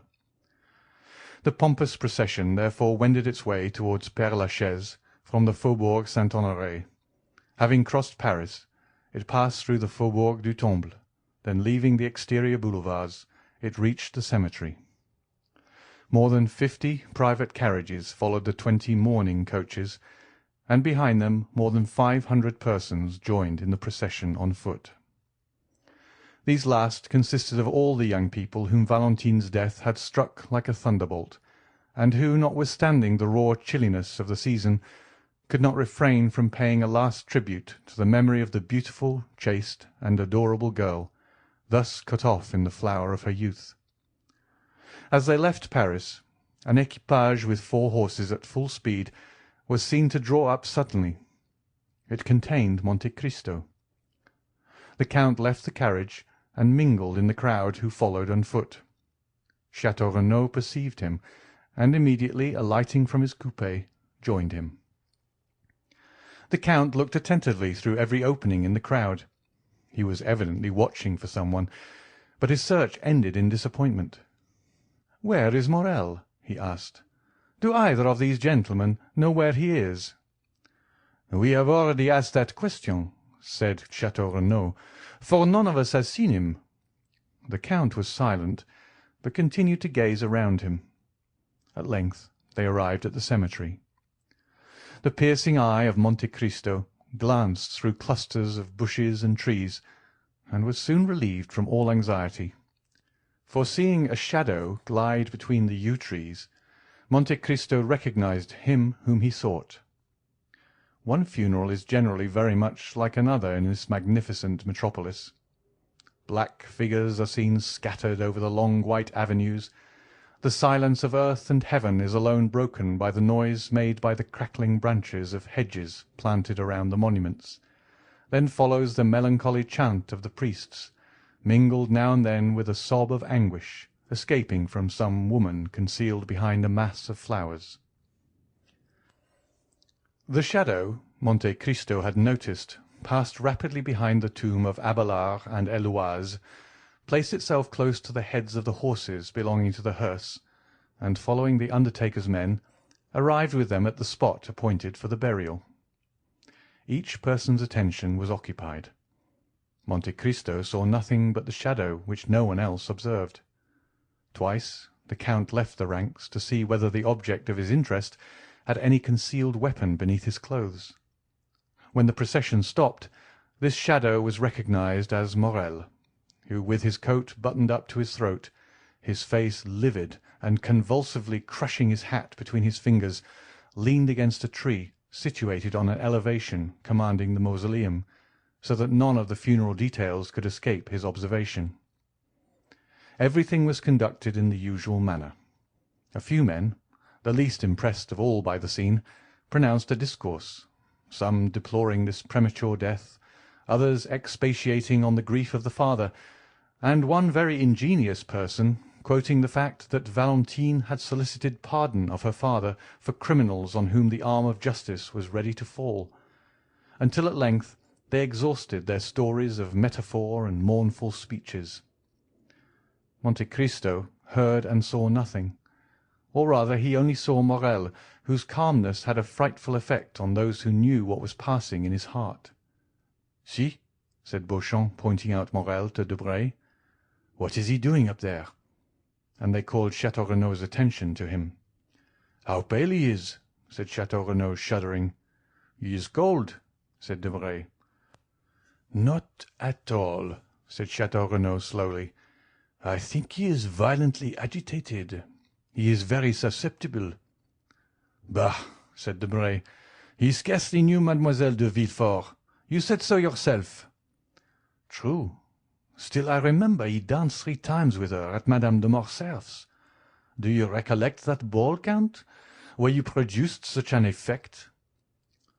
"No, I do not," replied Monte Cristo, without even knowing of what or to whom he was speaking, so much was he occupied in watching Morrel, who was holding his breath with emotion. "The discourse is over. Farewell, gentlemen," said the Count, and he disappeared without anyone seeing whither he went. The funeral being over, the guests returned to Paris. Château Renaud looked for a moment for Morrel, but while they were watching the departure of the Count, Morrel had quitted his post, and Château Renaud, failing in his search, joined Debray and Beauchamp. Monte Cristo concealed himself behind a large tomb, and awaited the arrival of Morrel, who by degrees approached the tomb now abandoned by spectators and workmen. Morrel threw a glance around, but before it reached the spot occupied by Monte Cristo, the latter had advanced yet nearer, still unperceived. The young man knelt down, The Count, with outstretched neck and glaring eyes, stood in an attitude ready to pounce upon Morrel upon the first occasion. Morrel bent his head till it touched the stone. Then, clutching the grating with both hands, he murmured, "Oh, Valentine!" The Count's heart was pierced by the utterance of these two words. He stepped forward, and touching the young man's shoulder, said, "I was looking for you, my friend." Monte Cristo expected a burst of passion, but he was deceived, for Morrel turned round and said calmly, "You see, I was praying." The scrutinizing glance of the Count searched the young man from head to foot. He then seemed more easy. "Shall I drive you back to Paris?" he asked. "No, thank you." "Do you wish for anything?" "Leave me to pray." The Count withdrew without opposition, but it was only to place himself in a situation where he could watch every movement of Morrel, who at length arose, brushed the dust from his knees, and turned towards Paris, without once looking back. He walked slowly down the Rue de la Roquette. The Count, dismissing his carriage, followed him about 100 paces behind. Maximilien crossed the canal and entered the Rue Meslay by the boulevards. 5 minutes after the door had been closed on Morrel's entrance, it was again opened for the Count. Julie was at the entrance of the garden, where she was attentively watching Penelon, who, entering with zeal into his profession of gardener, was very busy grafting some Bengal roses. "Ah, Count!" she exclaimed with the delight manifested by every member of the family whenever he visited the Rue Meslay. "Maximilien has just returned, has he not, madame?" asked the Count. "Yes, I think I saw him pass. But pray, call Emmanuel." "Excuse me, madame, but I must go up to Maximilien's room this instant," replied Monte Cristo. "I have something of the greatest importance to tell him." "Go, then," she said with a charming smile, which accompanied him until he had disappeared. Monte Cristo soon ran up the staircase conducting from the ground floor to Maximilien's room. When he reached the landing, he listened attentively, but all was still. Like many old houses occupied by a single family, the room door was panelled with glass, but it was locked. Maximilien was shut in, and it was impossible to see what was passing in the room, because a red curtain was drawn before the glass. The Count's anxiety was manifested by a bright colour which seldom appeared on the face of that imperturbable man. "What shall I do?" he uttered, and reflected for a moment. "Shall I ring? No. The sound of a bell announcing a visitor will but accelerate the resolution of one in Maximilien's situation, and then the bell would be followed by a louder noise." Monte Cristo trembled from head to foot, and as if his determination had been taken with the rapidity of lightning, he struck one of the panes of glass with his elbow. The glass was shivered to atoms. Then, withdrawing the curtain, he saw Morrel, who had been writing at his desk, bound from his seat at the noise of the broken window. "I beg 1,000 pardons," said the Count. "There is nothing the matter, but I slipped down and broke one of your panes of glass with my elbow. Since it is opened, I will take advantage of it to enter your room. Do not disturb yourself. Do not disturb yourself."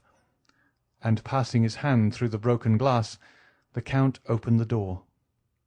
Morrel, evidently discomposed, came to meet Monte Cristo, less with the intention of receiving him than to exclude his entry. "Ma foi," said Monte Cristo, rubbing his elbow, "it's all your servant's fault. Your stairs are so polished, it is like walking on glass." "Are you hurt, sir?" coldly asked Morrel. "I believe not. But what are you about there? You were writing." "I? Your fingers are stained with ink." "Ah, true, I was writing. I do sometimes, soldier though I am." Monte Cristo advanced into the room. Maximilien was obliged to let him pass, but he followed him. "You were writing?" said Monte Cristo with a searching look. "I have already had the honour of telling you I was," said Morrel. The Count looked around him.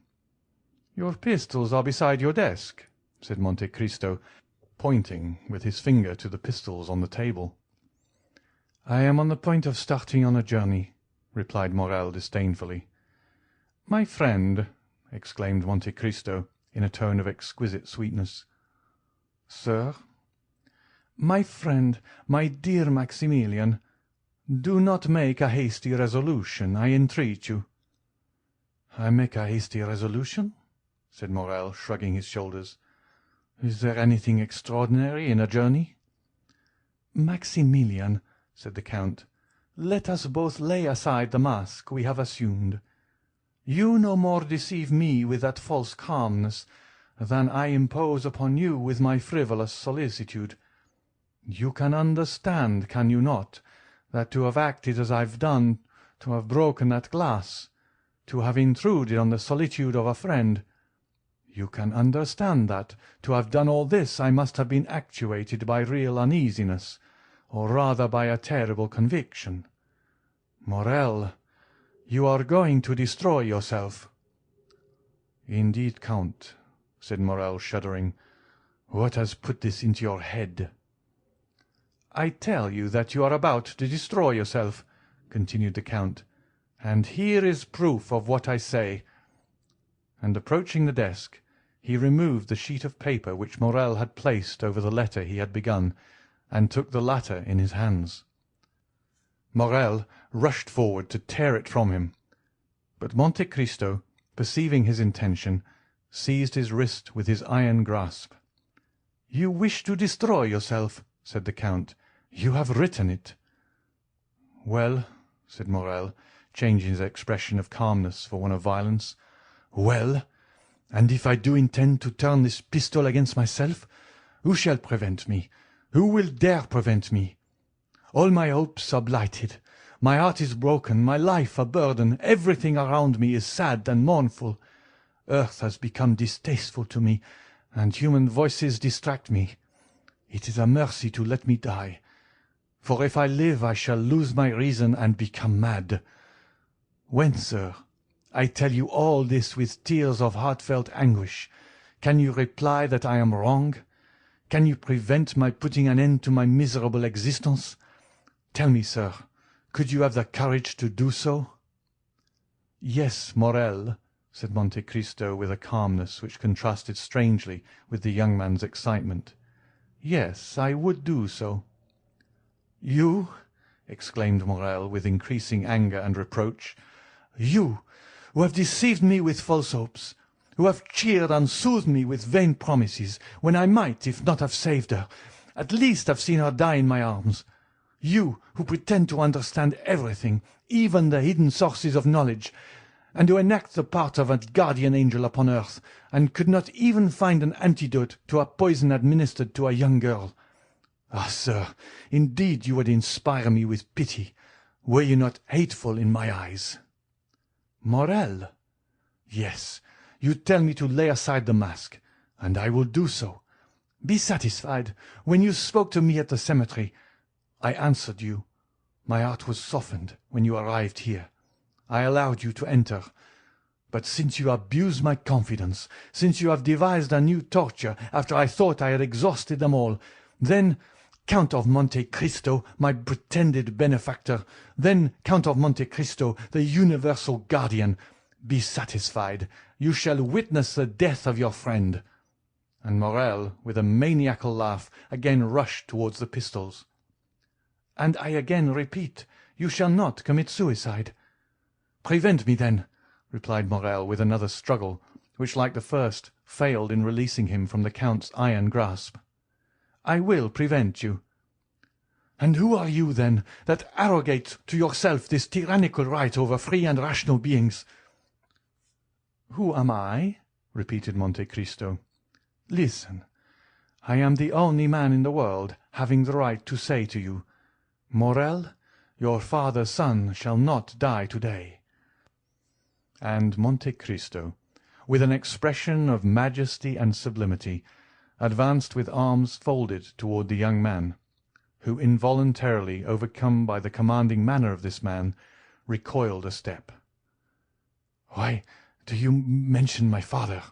stammered he. "Why do you mingle a recollection of him with the affairs of to-day?" "Because I am he who saved your father's life when he wished to destroy himself, as you do to-day. Because I am the man who sent the purse to your young sister, and the Pharaon to old Morrel. Because I am the Edmond Dantès who nursed you, a child, on my knees." Morrel made another step back, staggering, breathless, crushed. Then all his strength gave way, and he fell prostrate at the feet of Monte Cristo. Then his admirable nature underwent a complete and sudden revulsion. He arose, rushed out of the room and to the stairs, exclaiming energetically, "Julie! Julie! Emmanuel! Emmanuel!" Monte Cristo endeavoured also to leave, but Maximilian would have died rather than relax his hold of the handle of the door, which he closed upon the Count. Julie, Emmanuel, and some of the servants ran up in alarm on hearing the cries of Maximilian. Morrel seized their hands, and opening the door, exclaimed in a voice choked with sobs, On your knees, on your knees! He is our benefactor, the saviour of our father. He is—" He would have added, "Edmond Dantès," but the Count seized his arm and prevented him. Julie threw herself into the arms of the Count. Emmanuel embraced him as a guardian angel. Morrel again fell on his knees and struck the ground with his forehead. Then the iron-hearted man felt his heart swell in his breast. A flame seemed to rush from his throat to his eyes. He bent his head and wept. For a while nothing was heard in the room but a succession of sobs, while the incense from their grateful hearts mounted to heaven. Julie had scarcely recovered from her deep emotion when she rushed out of the room, descended to the next floor, ran into the drawing-room with childlike joy, and raised the crystal globe which covered the purse given by the unknown of the Allées de Meilhan. Meanwhile, Emmanuel, in a broken voice, said to the Count, "Oh, Count, how could you, hearing us so often speak of our unknown benefactor, seeing us pay such homage of gratitude and adoration to his memory, how could you continue so long without discovering yourself to us? Oh, it was cruel to us, and, dare I say it, to you also." "Listen, my friends," said the Count. "I may call you so since we have really been friends for the last 11 years. The discovery of this secret has been occasioned by a great event, which you must never know.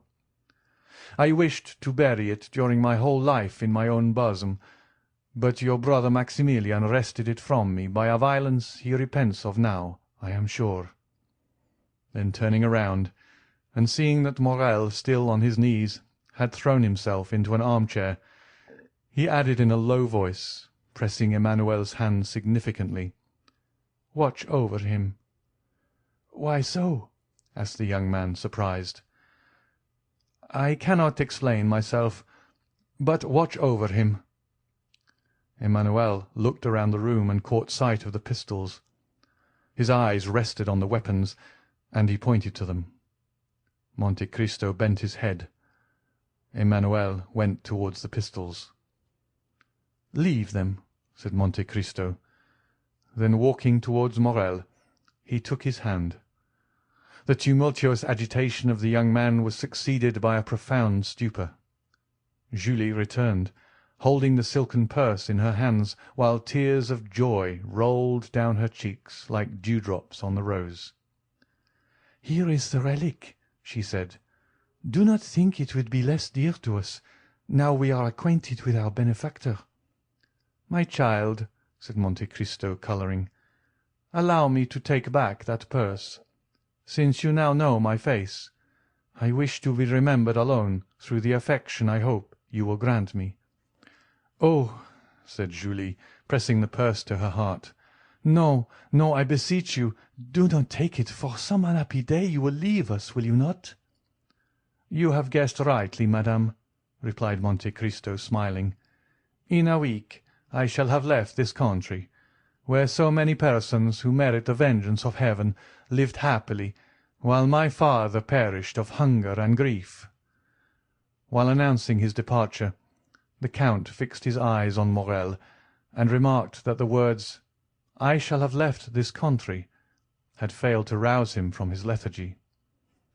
He then saw that he must make another struggle against the grief of his friend, and taking the hands of Emmanuel and Julie, which he pressed within his own, he said with the mild authority of a father, "My kind friends, leave me alone with Maximilian." Julie saw the means offered of carrying off her precious relic, which Monte Cristo had forgotten. She drew her husband to the door. "Let us leave them," she said. The Count was alone with Morrel, who remained motionless as a statue. "Come," said Monte Cristo, touching his shoulder with his finger. "Are you a man again, Maximilian?" "Yes, for I begin to suffer again." The Count frowned, apparently in gloomy hesitation. "Maximilian, Maximilian," he said, "the ideas you yield to are unworthy of a Christian." "Oh, do not fear, my friend," said Morrel, raising his head and smiling with a sweet expression on the Count. "I shall no longer attempt my life." "Then we are to have no more pistols, no more despair." "No, I have found a better remedy for my grief than either a bullet or a knife." "Poor fellow! What is it?" "My grief will kill me of itself." "My friend," said Monte Cristo with an expression of melancholy equal to his own, "listen to me. One day, in a moment of despair like yours, since it led to a similar resolution, I also wished to kill myself. One day your father, equally desperate, wished to kill himself too.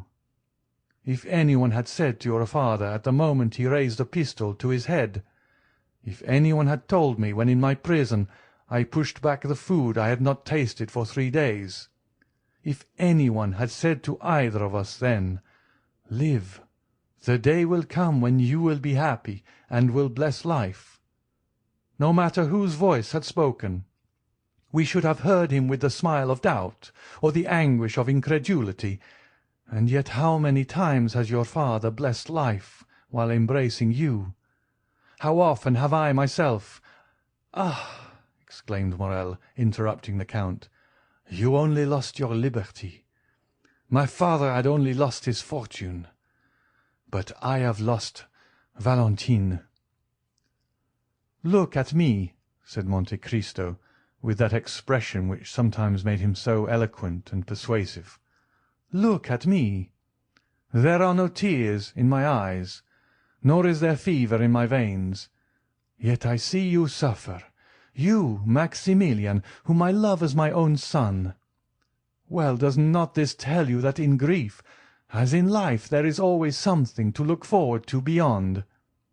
Now, if I entreat, if I order you to live, Morrel, it is in the conviction that one day you will thank me for having preserved your life."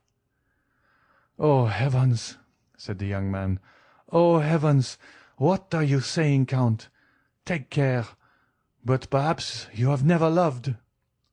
"Child," replied the Count, "I mean as I love. You see, I have been a soldier ever since I attained manhood. I reached the age of 29 without loving, for none of the feelings I before then experienced merit the appellation of love. Well, at 29 I saw Valentine. For 2 years I have loved her. For 2 years I have seen written in her heart, as in a book, all the virtues of a daughter and wife. Count, to possess Valentine would have been a happiness too infinite, too ecstatic, too complete, too divine for this world, since it has been denied me. But without Valentine, the earth is desolate." "I have told you to hope," said the Count. "Then have a care, I repeat, for you seek to persuade me, and if you succeed, I shall lose my reason, for I should hope that I could again behold Valentine." The Count smiled. "My friend, my father," said Morrel with excitement, "have a care, I again repeat, for the power you wield over me alarms me. Weigh your words before you speak, for my eyes have already become brighter, and my heart beats strongly. Be cautious, or you will make me believe in supernatural agencies. I must obey you, though you bade me call forth the dead or walk upon the water." "Hope, my friend," repeated the Count. "Ah," said Morrel, falling from the height of excitement to the abyss of despair. "Ah, you are playing with me, like those good or rather selfish mothers who soothe their children with honeyed words, because their screams annoy them. No, my friend, I was wrong to caution you. Do not fear, I will bury my grief so deep in my heart. I will disguise it so that you shall not even care to sympathize with me. Adieu, my friend, adieu." "On the contrary," said the Count, "after this time you must live with me. You must not leave me, and in a week we shall have left France behind us." "And you still bid me hope?" "I tell you to hope, because I have a method of curing you." "Count, you render me sadder than before, if it be possible. You think the result of this blow has been to produce an ordinary grief, and you would cure it by an ordinary remedy, change of scene." And Morrel dropped his head with disdainful incredulity. "What can I say more?" asked Monte Cristo. "I have confidence in the remedy I propose, and only ask you to permit me to assure you of its efficacy." "Count, you prolong my agony." "Then," said the Count, "your feeble spirit will not even grant me the trial I request. Come, do you know of what the Count of Monte Cristo is capable? Do you know that he holds terrestrial beings under his control, nay, that he can almost work a miracle? Well, wait for the miracle I hope to accomplish, or—" "Or?" repeated Morrel. "Or take care, Morrel, lest I call you ungrateful." "Have pity on me, Count."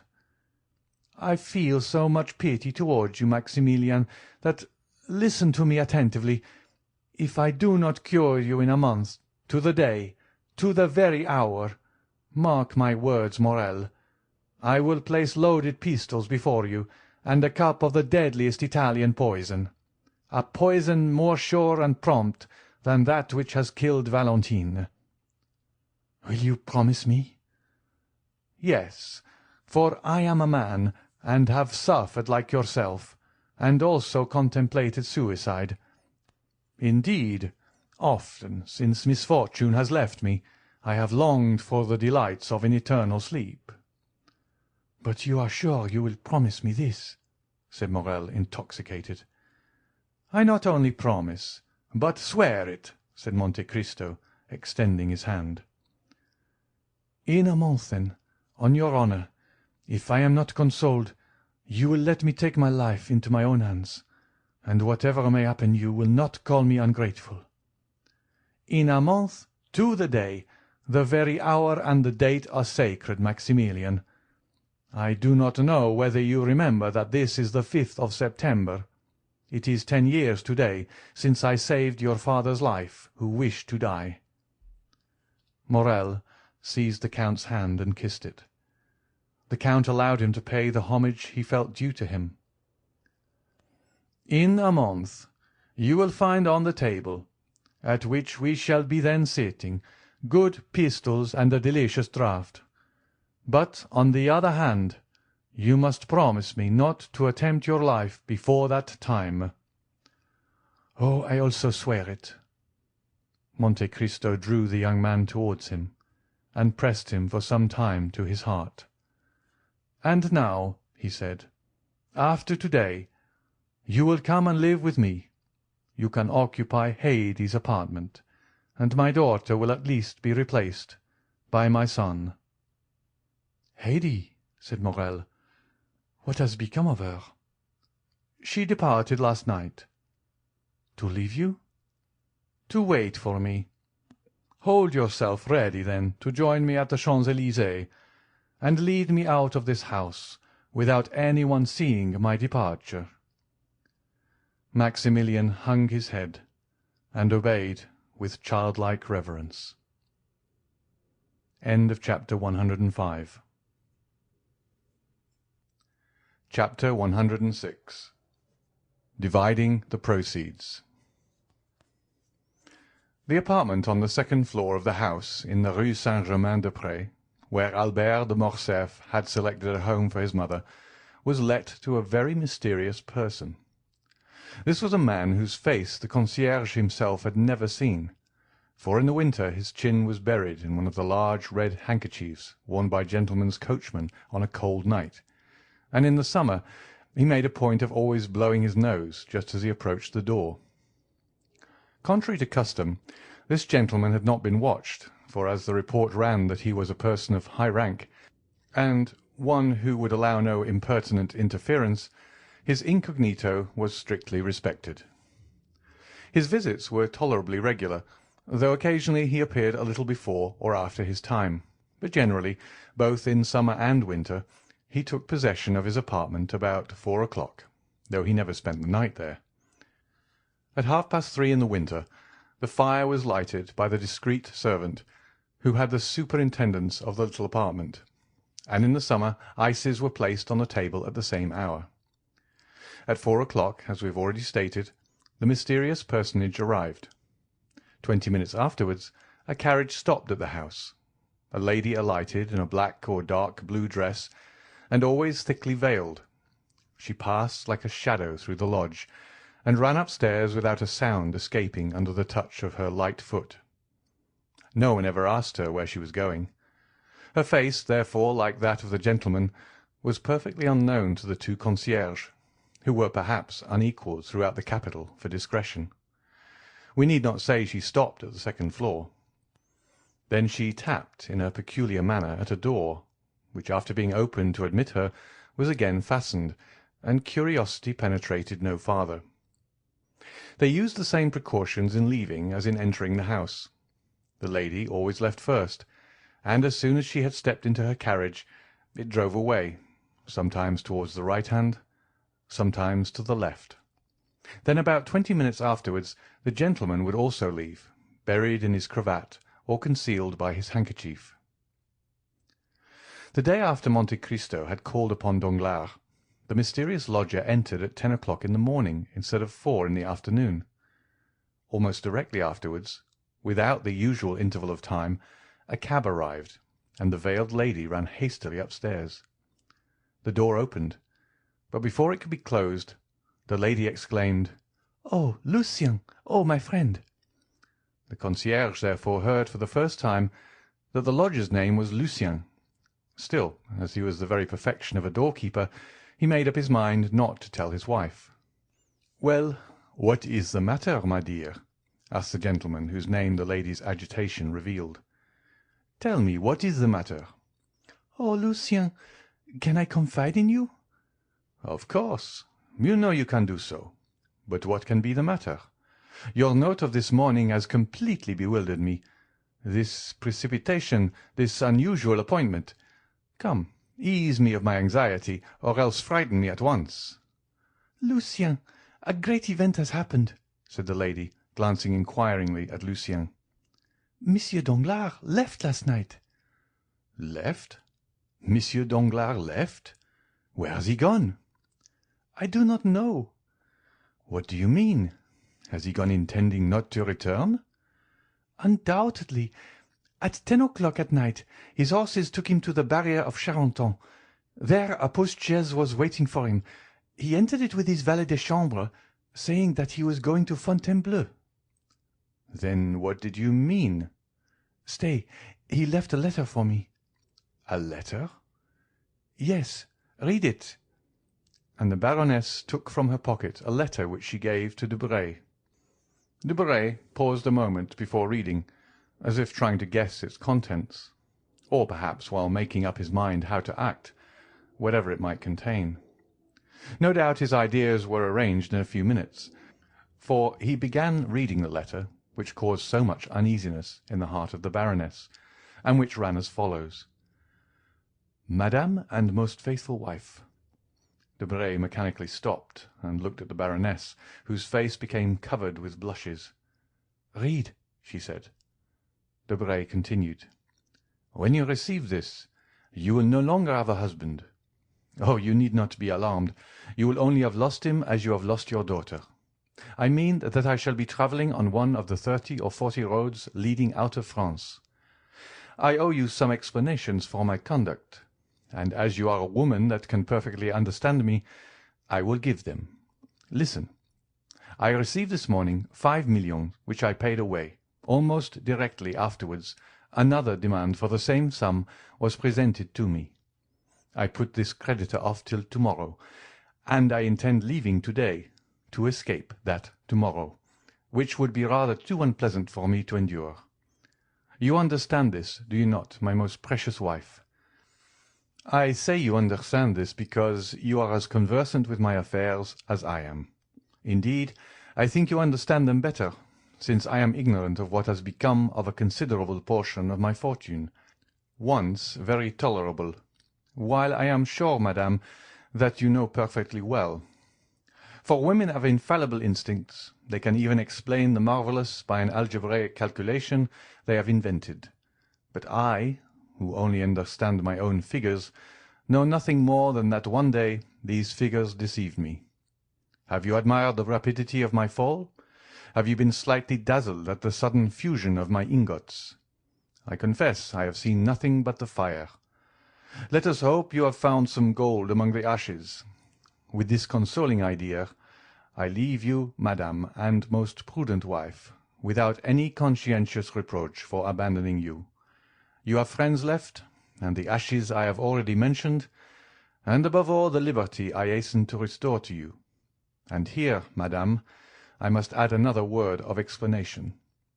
So long as I hoped you were working for the good of our house and for the fortune of our daughter, I philosophically closed my eyes.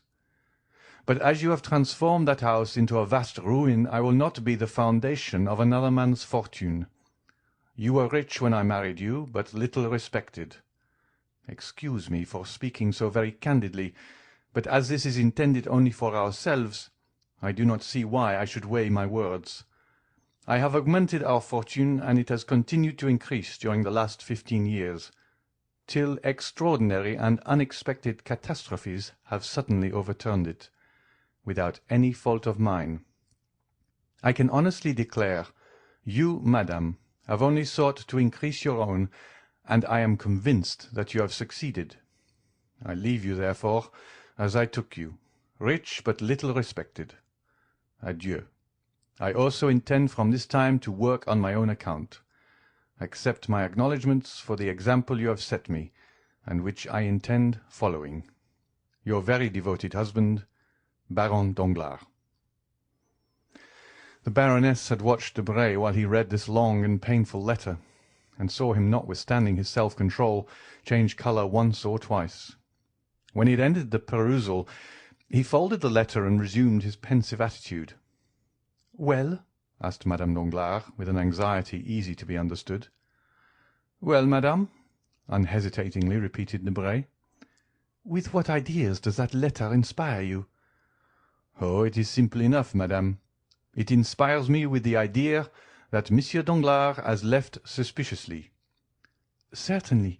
But is this all you have to say to me?" "I do not understand you," said Debray with freezing coldness. "He is gone, never to return." "Oh, madame, do not think that." "I tell you he will never return. I know his character. He is inflexible in any resolutions formed for his own interests. If he could have made any use of me, he would have taken me with him. He leaves me in Paris, as our separation will conduce to his benefit. Therefore he has gone, and I am free for ever," added Madame Danglars in the same supplicating tone. Debray, instead of answering, allowed her to remain in an attitude of nervous inquiry. "Well?" she said at length. Do you not answer me?" "I have but one question to ask you. What do you intend to do?" "I was going to ask you," replied the Baroness with a beating heart. "Ah, then, you wish to ask advice of me?" "Yes, I do wish to ask your advice," said Madame Danglars with anxious expectation. "Then if you wish to take my advice," said the young man coldly, "I would recommend you to travel." "To travel?" she murmured. "Certainly. As Monsieur Danglars says, you are rich and perfectly free. In my opinion, a withdrawal from Paris is absolutely necessary after the double catastrophe of Mademoiselle Danglars' broken contract and Monsieur Danglars' disappearance. The world will think you abandoned and poor, for the wife of a bankrupt would never be forgiven were she to keep up an appearance of opulence. You have only to remain in Paris for about a fortnight, telling the world you are abandoned, and relating the details of this desertion to your best friends, who will soon spread the report. Then you can quit your house, leaving your jewels and giving up your jointure, and everyone's mouth will be filled with praises of your disinterestedness. They will know you are deserted, and think you also poor, for I alone know your real financial position, and am quite ready to give up my accounts as an honest partner." The dread with which the pale and motionless Baroness listened to this was equalled by the calm indifference with which Debray had spoken. "Deserted?" she repeated. "Ah, yes, I am indeed deserted. You are right, sir, and no one can doubt my position." These were the only words that this proud and violently enamoured woman could utter in response to Debray. "But then you are rich, very rich indeed," continued Debray, taking out some papers from his pocket-book, which he spread upon the table. Madame Danglars did not see them. She was engaged in stilling the beatings of her heart and restraining the tears which were ready to gush forth. At length a sense of dignity prevailed, and if she did not entirely master her agitation, she at least succeeded in preventing the fall of a single tear. "Madame," said Debray, "it is nearly 6 months since we have been associated. You furnished a principal of 100,000 francs. Our partnership began in the month of April. In May we commenced operations, and in the course of the month gained 450,000 francs. In June the profit amounted to 900,000. In July we added 1,700,000 francs. It was, you know, the month of the Spanish bonds. In August we lost 300,000 francs at the beginning of the month, but on the 13th we made up for it, and we now find that our accounts, reckoning from the first day of partnership up to yesterday, when I closed them, showed a capital of 2,400,000 francs. That is 1,200,000 for each of us. Now, madame," said Debray, delivering up his accounts in the methodical manner of a stockbroker, "there are still 80,000 francs, the interest of this money, in my hands." "But," said the Baroness, "I thought you never put the money out to interest." "Excuse me, madame," said Debray coldly. "I had your permission to do so, and I have made use of it. There are then 40,000 francs for your share, besides the 100,000 you furnished me to begin with, making in all 1,340,000 francs for your portion. Now, madame, I took the precaution of drawing out your money the day before yesterday. It is not long ago, you see, and I was in continual expectation of being called on to deliver up my accounts. There is your money, half in banknotes, the other half in cheques payable to bearer. I say there, for as I did not consider my house safe enough, or lawyers sufficiently discreet, and as landed property carries evidence with it, and moreover, since you have no right to possess anything independent of your husband, I have kept this sum, now your whole fortune, in a chest concealed under that closet, and for greater security I myself concealed it there. Now, madame," continued Debray, first opening the closet, then the chest, "now, madame, Here are 800 notes of 1,000 francs each, resembling, as you see, a large book bound in iron. To this I add a certificate in the funds of 25,000 francs. Then, for the odd cash, making I think about 110,000 francs, here is a cheque upon my banker, who, not being Monsieur Danglars, will pay you the amount, you may rest assured." Madame Danglars mechanically took the cheque, the bond, and the heap of banknotes. This enormous fortune made no great appearance on the table. Madame Danglars, with tearless eyes, but with her breast heaving with concealed emotion, placed the banknotes in her bag, put the certificate and cheque into her pocket-book, and then, standing pale and mute, awaited one kind word of consolation. But she waited in vain. "Now, madame," said Debray, "you have a splendid fortune, an income of about 60,000 livres a year, which is enormous for a woman who cannot keep an establishment here for a year at least. You will be able to indulge all your fancies. Besides, should you find your income insufficient, you can, for the sake of the past, madame, make use of mine, and I am ready to offer you all I possess, on loan." "Thank you, sir, thank you," replied the Baroness. "You forget that what you have just paid me is much more than a poor woman requires, who intends for some time at least to retire from the world." Debray was for a moment surprised, but immediately recovering himself, he bowed with an air which seemed to say, "As you please, madame."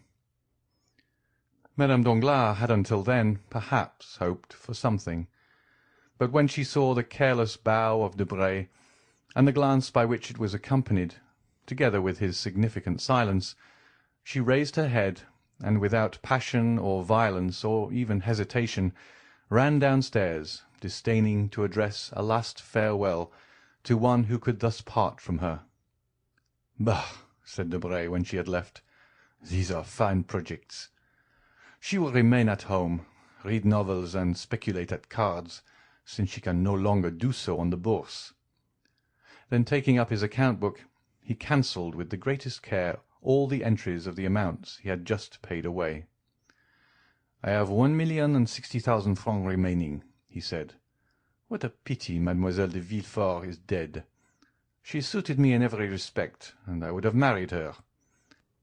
And he calmly waited until the 20 minutes had elapsed after Madame Danglars' departure, before he left the house. During this time he occupied himself in making figures with his watch by his side.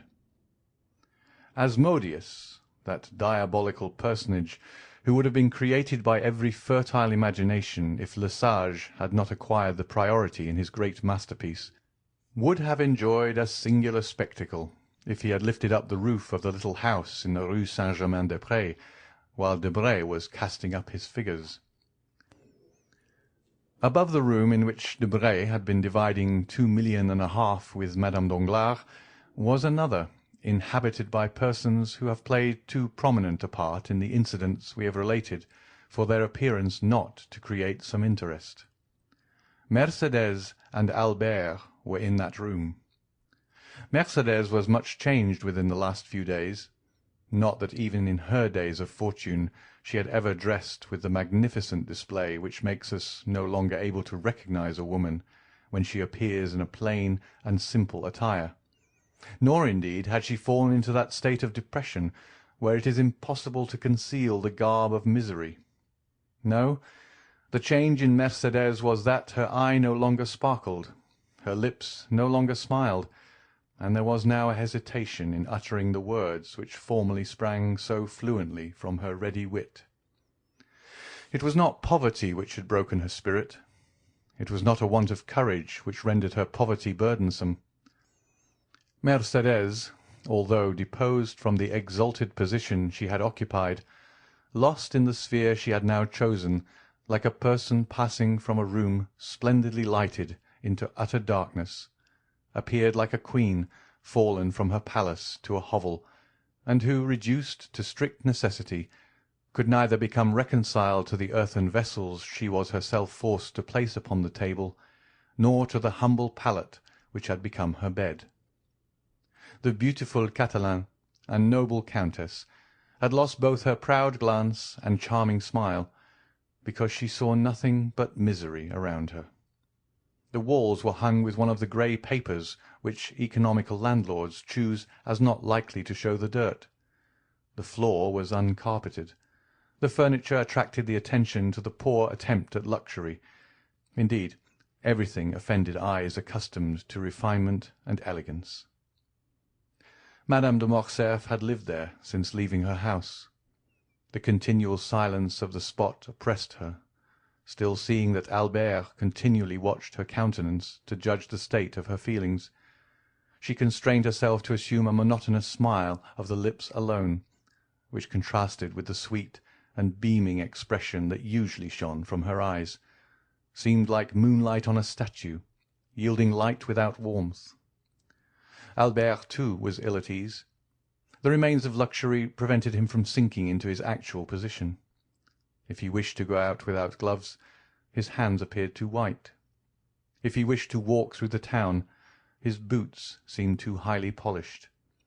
Yet these two noble and intelligent creatures, united by the indissoluble ties of maternal and filial love, had succeeded in tacitly understanding one another, and economizing their stores, and Albert had been able to tell his mother, without extorting a change of countenance, "Mother, we have no more money." Mercédès had never known misery.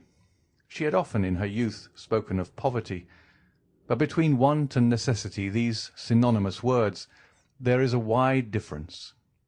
Amongst the Catalans, Mercédès wished for 1,000 things, but still she never really wanted any.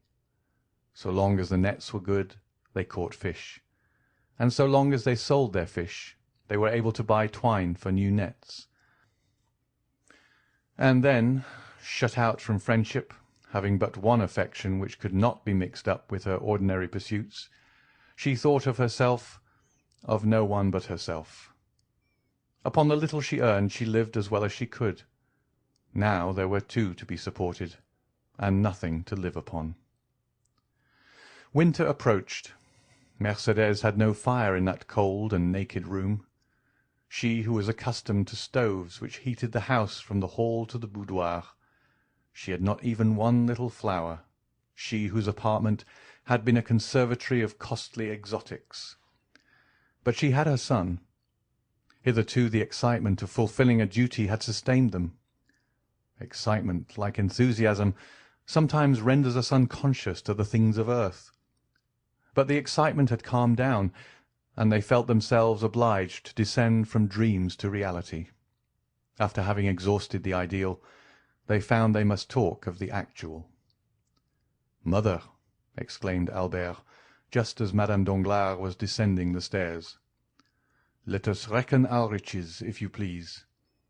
I want capital to build my plans upon." "Capital nothing," replied Mercédès with a mournful smile. "No, mother, capital 3,000 francs, and I have an idea of our leading delightful life upon this 3,000 francs." "Child," sighed Mercédès. "Alas, dear mother," said the young man, "I have unhappily spent too much of your money not to know the value of it. These 3,000 francs are enormous, and I intend building upon this foundation a miraculous certainty for the future." "You say this, my dear boy, but do you think we ought to accept these 3,000 francs?" said Mercédès, colouring. "I think so," answered Albert in a firm tone. "We will accept them the more readily since we have them not here. You know they are buried in the garden of the little house in the Allée de Meilhan, at Marseille. With 200 francs we can reach Marseille." "With 200 francs? Are you sure, Albert?" "Oh, as for that, I have made inquiries respecting the diligences and steamboats, and my calculations are made. You will take your place in the coupé to Châlons. You see, mother, I treat you handsomely for 35 francs." Albert then took a pen and wrote, "Coupé, 35 francs. From Châlons to Lyons you will go on by the steamboat, 6 francs. From Lyons to Avignon, still by steamboat, 16 francs. From Avignon to Marseille, 7 francs. Expenses on the road, about 50 francs. Total, 114 francs. Let us put down 120, added Albert, smiling. You see, I am generous, am I not, mother? But you, my poor child? I? Do you not see that I reserve 80 francs for myself? A young man does not require luxuries. Besides, I know what travelling is. With a post-chaise and valet de chambre? Any way, mother. Well, be it so. But these 200 francs? Here they are, and 200 more besides.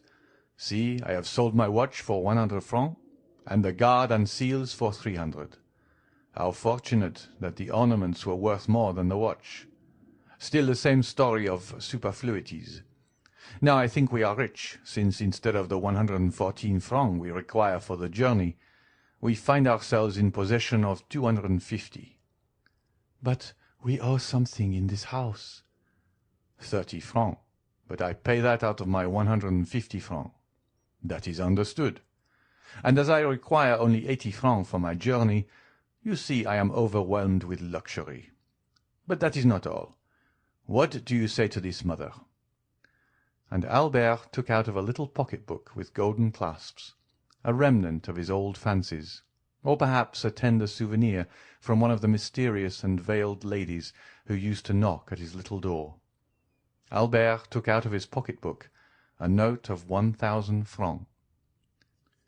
"What is this?" asked Mercédès. 1,000 francs. "But whence have you obtained them?"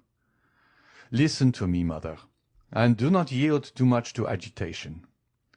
And Albert, rising, kissed his mother on both cheeks, then stood looking at her. "You cannot imagine, mother, how beautiful I think you," said the young man, impressed with a profound feeling of filial love. "You are, indeed, the most beautiful and most noble woman I ever saw." "Dear child," said Mercédès, endeavouring in vain to restrain a tear which glistened in the corner of her eye. "Indeed, you only wanted misfortune to change my love for you to admiration. I am not unhappy while I possess my son." "Ah, just so," said Albert. "Here begins the trial. Do you know the decision we have come to, mother?" "Have we come to any?" "Yes. It is decided that you are to live at Marseille, and that I am to leave for Africa, where I will earn for myself the right to use the name I now bear, instead of the one I have thrown aside." Mercédès sighed. "Well, mother, I yesterday engaged myself as substitute in the Spahis," added the young man, lowering his eyes with a certain feeling of shame, for even he was unconscious of the sublimity of his self-abasement. "I thought my body was my own, and that I might sell it. I yesterday took the place of another. I sold myself for more than I thought I was worth," he added, attempting to smile. "I fetched 2,000 francs." "Then these 1,000 francs," said Mercédès, shuddering, "are the half of the sum, mother. The other will be paid in a year." Mercédès raised her eyes to heaven with an expression it would be impossible to describe, and tears, which had hitherto been restrained, now yielded to her emotion, and ran down her cheeks. "The price of his blood," she murmured. "Yes, if I am killed," said Albert, laughing. "But I assure you, mother, I have a strong intention of defending my person, and I never felt half so strong as inclination to live as I do now." "Merciful heavens!" "Besides, mother, why should you make up your mind that I am to be killed? Has Lamoricière, that nay of the south, been killed? Has Changarnier been killed? Has Bedeau been killed? Has Morrel, whom we know, been killed? Think of your joy, mother, when you see me return with an embroidered uniform. I declare, I expect to look magnificent in it, and chose that regiment only from vanity." Mercédès sighed while endeavouring to smile. The devoted mother felt that she ought not to allow the whole weight of the sacrifice to fall upon her son. "Well, now you understand, mother," continued Albert. "Here are more than 4,000 francs settled on you. Upon these you can live at least 2 years." "Do you think so?" said Mercédès. These words were uttered in so mournful a tone that their real meaning did not escape Albert. He felt his heart beat, and taking his mother's hand within his own, he said tenderly, "Yes, you will live." "I shall live? Then you will not leave me, Albert." "Mother, I must go," said Albert in a firm, calm voice. "You love me too well to wish me to remain useless and idle with you. Besides, I have signed." "You will obey your own wish and the will of heaven." "Not my own wish, mother, but reason, necessity. Are we not two despairing creatures? What is life to you? Nothing. What is life to me? Very little without you. Mother, for believe me, but for you I should have ceased to live on the day I doubted my father and renounced his name.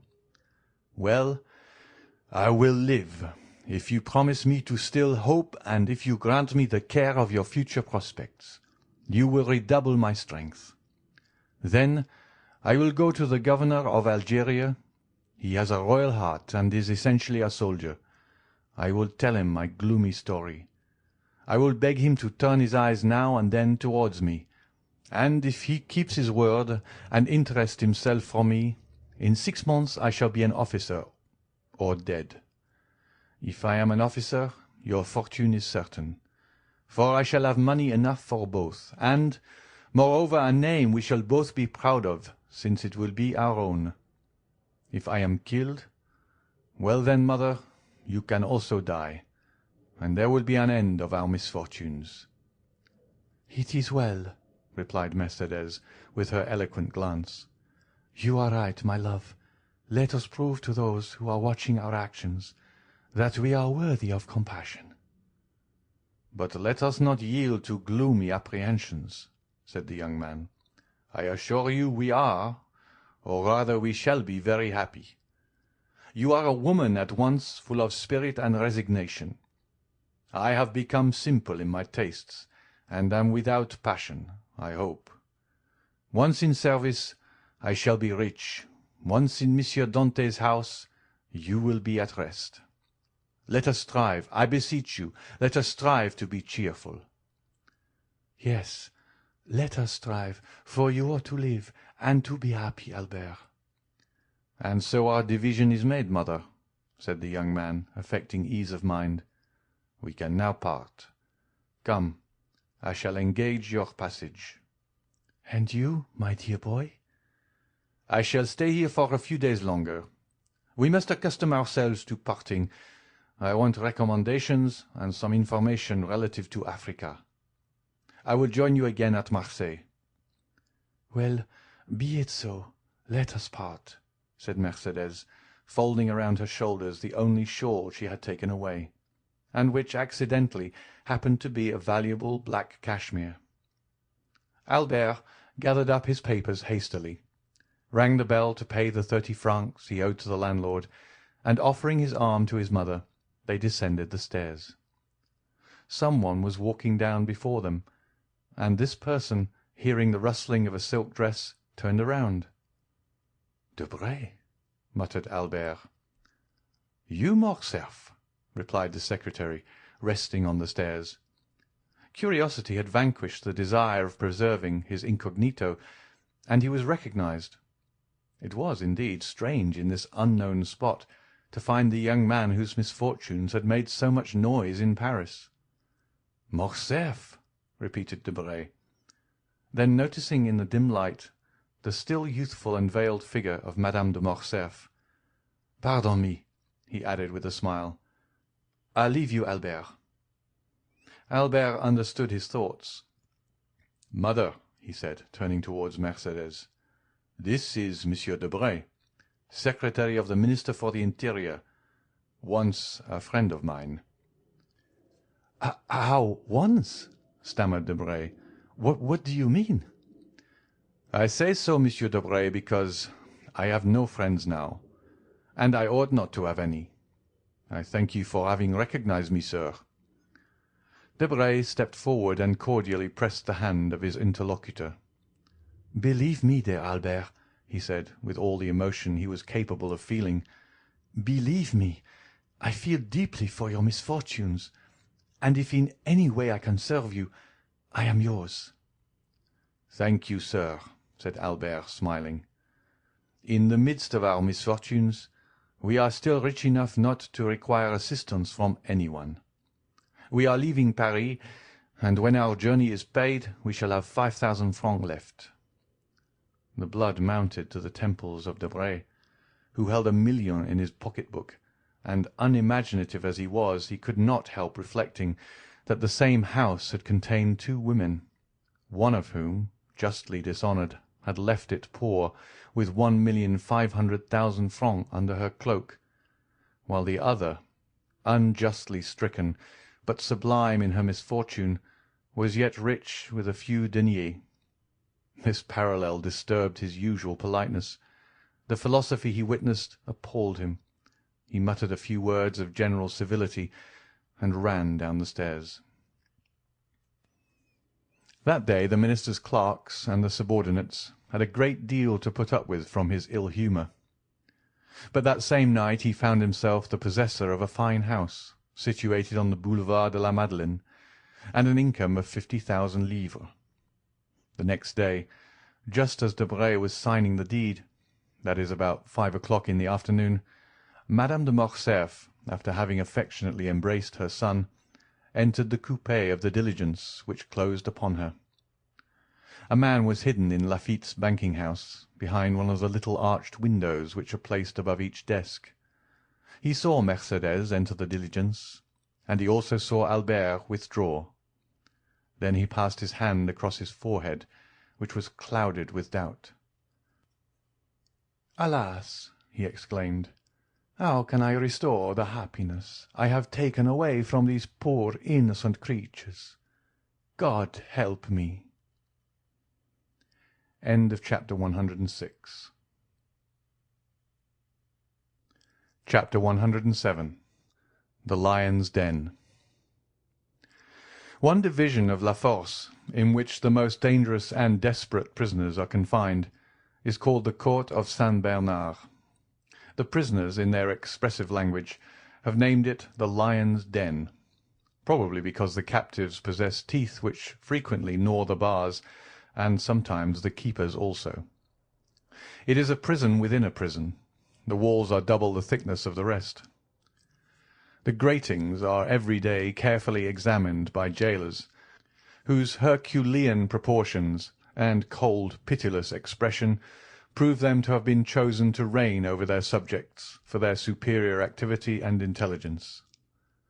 The courtyard of this quarter is enclosed by enormous walls, over which the sun glances obliquely when it deigns to penetrate into this gulf of moral and physical deformity. On this paved yard are to be seen, pacing to and fro from morning till night, pale, careworn, and haggard like so many shadows, the men whom justice holds beneath the steel she is sharpening. There, crouched against the side of the wall which attracts and retains the most heat, they may be seen sometimes talking to one another, but more frequently alone, watching the door, which sometimes opens to call forth one from the gloomy assemblage, or to throw in another outcast from society. The Court of Saint-Bernard has its own particular apartment for the reception of guests. It is a long rectangle, divided by 2 upright gratings placed at a distance of 3 feet from one another, to prevent a visitor from shaking hands with or passing anything to the prisoners. It is a wretched, damp, nay, even horrible spot, more especially when we consider the agonizing conferences which have taken place between those iron bars. And yet, frightful though this spot may be, it is looked upon as a kind of paradise by the men whose days are numbered. It is so rare for them to leave the lion's den, for any other place than the Barrier Saint-Jacques or the galleys. In the court, which we have attempted to describe, and from which a damp vapour was rising, a young man with his hands in his pockets, who had excited much curiosity among the inhabitants of the den, might be seen walking. The cut of his clothes would have made him pass for an elegant man, if those clothes had not been torn to shreds. Still they did not show signs of wear, and the fine cloth beneath the careful hands of the prisoner soon recovered its gloss in the parts which were still perfect, for the wearer tried his best to make it assume the appearance of a new coat. He bestowed the same attention upon the cambric front of a shirt, which had considerably changed in colour since his entrance into the prison, and he polished his varnished boots with the corner of a handkerchief embroidered with initials surmounted by a coronet. Some of the inmates of the lion's den were watching the operations of the prisoner's toilet with considerable interest. "See, the prince is pluming himself," said one of the thieves. "He's a fine-looking fellow," said another. "If he had only a comb and hair grease, he'd take the shine off the gentleman in white kids. His coat looks almost new, and his boots shine like a nigger's face. It's pleasant to have such well-dressed comrades, but didn't those gendarmes behave shamefully? Must have been jealous to tear such clothes." "He looks like a big bug," said another. "Dresses in fine style, and then to be here so young. Oh, what larks!" Meanwhile the object of this hideous admiration approached the wicket, against which one of the keepers was leaning. "Come, sir," he said, "lend me 20 francs. You will soon be paid. You run no risks with me. Remember, I have relations who possess more millions than you have deniers. Come, I beseech you. Lend me 20 francs, so that I may buy a dressing-gown. It is intolerable always to be in a coat and boots. And what a coat, sir, for a prince of the Cavalcanti!" The keeper turned his back and shrugged his shoulders. He did not even laugh at what would have caused anyone else to do so. He had heard so many utter the same things. Indeed, he heard nothing else. "Come," said Andrea, "you are a man void of compassion. I'll have you turned out." This made the keeper turn round, and he burst into a loud laugh.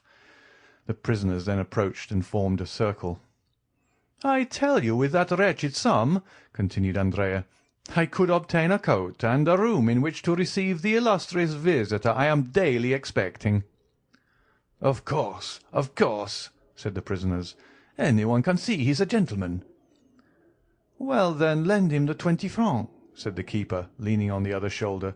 "Surely you will not refuse a comrade." "I am no comrade of these people," said the young man proudly. "You have no right to insult me thus."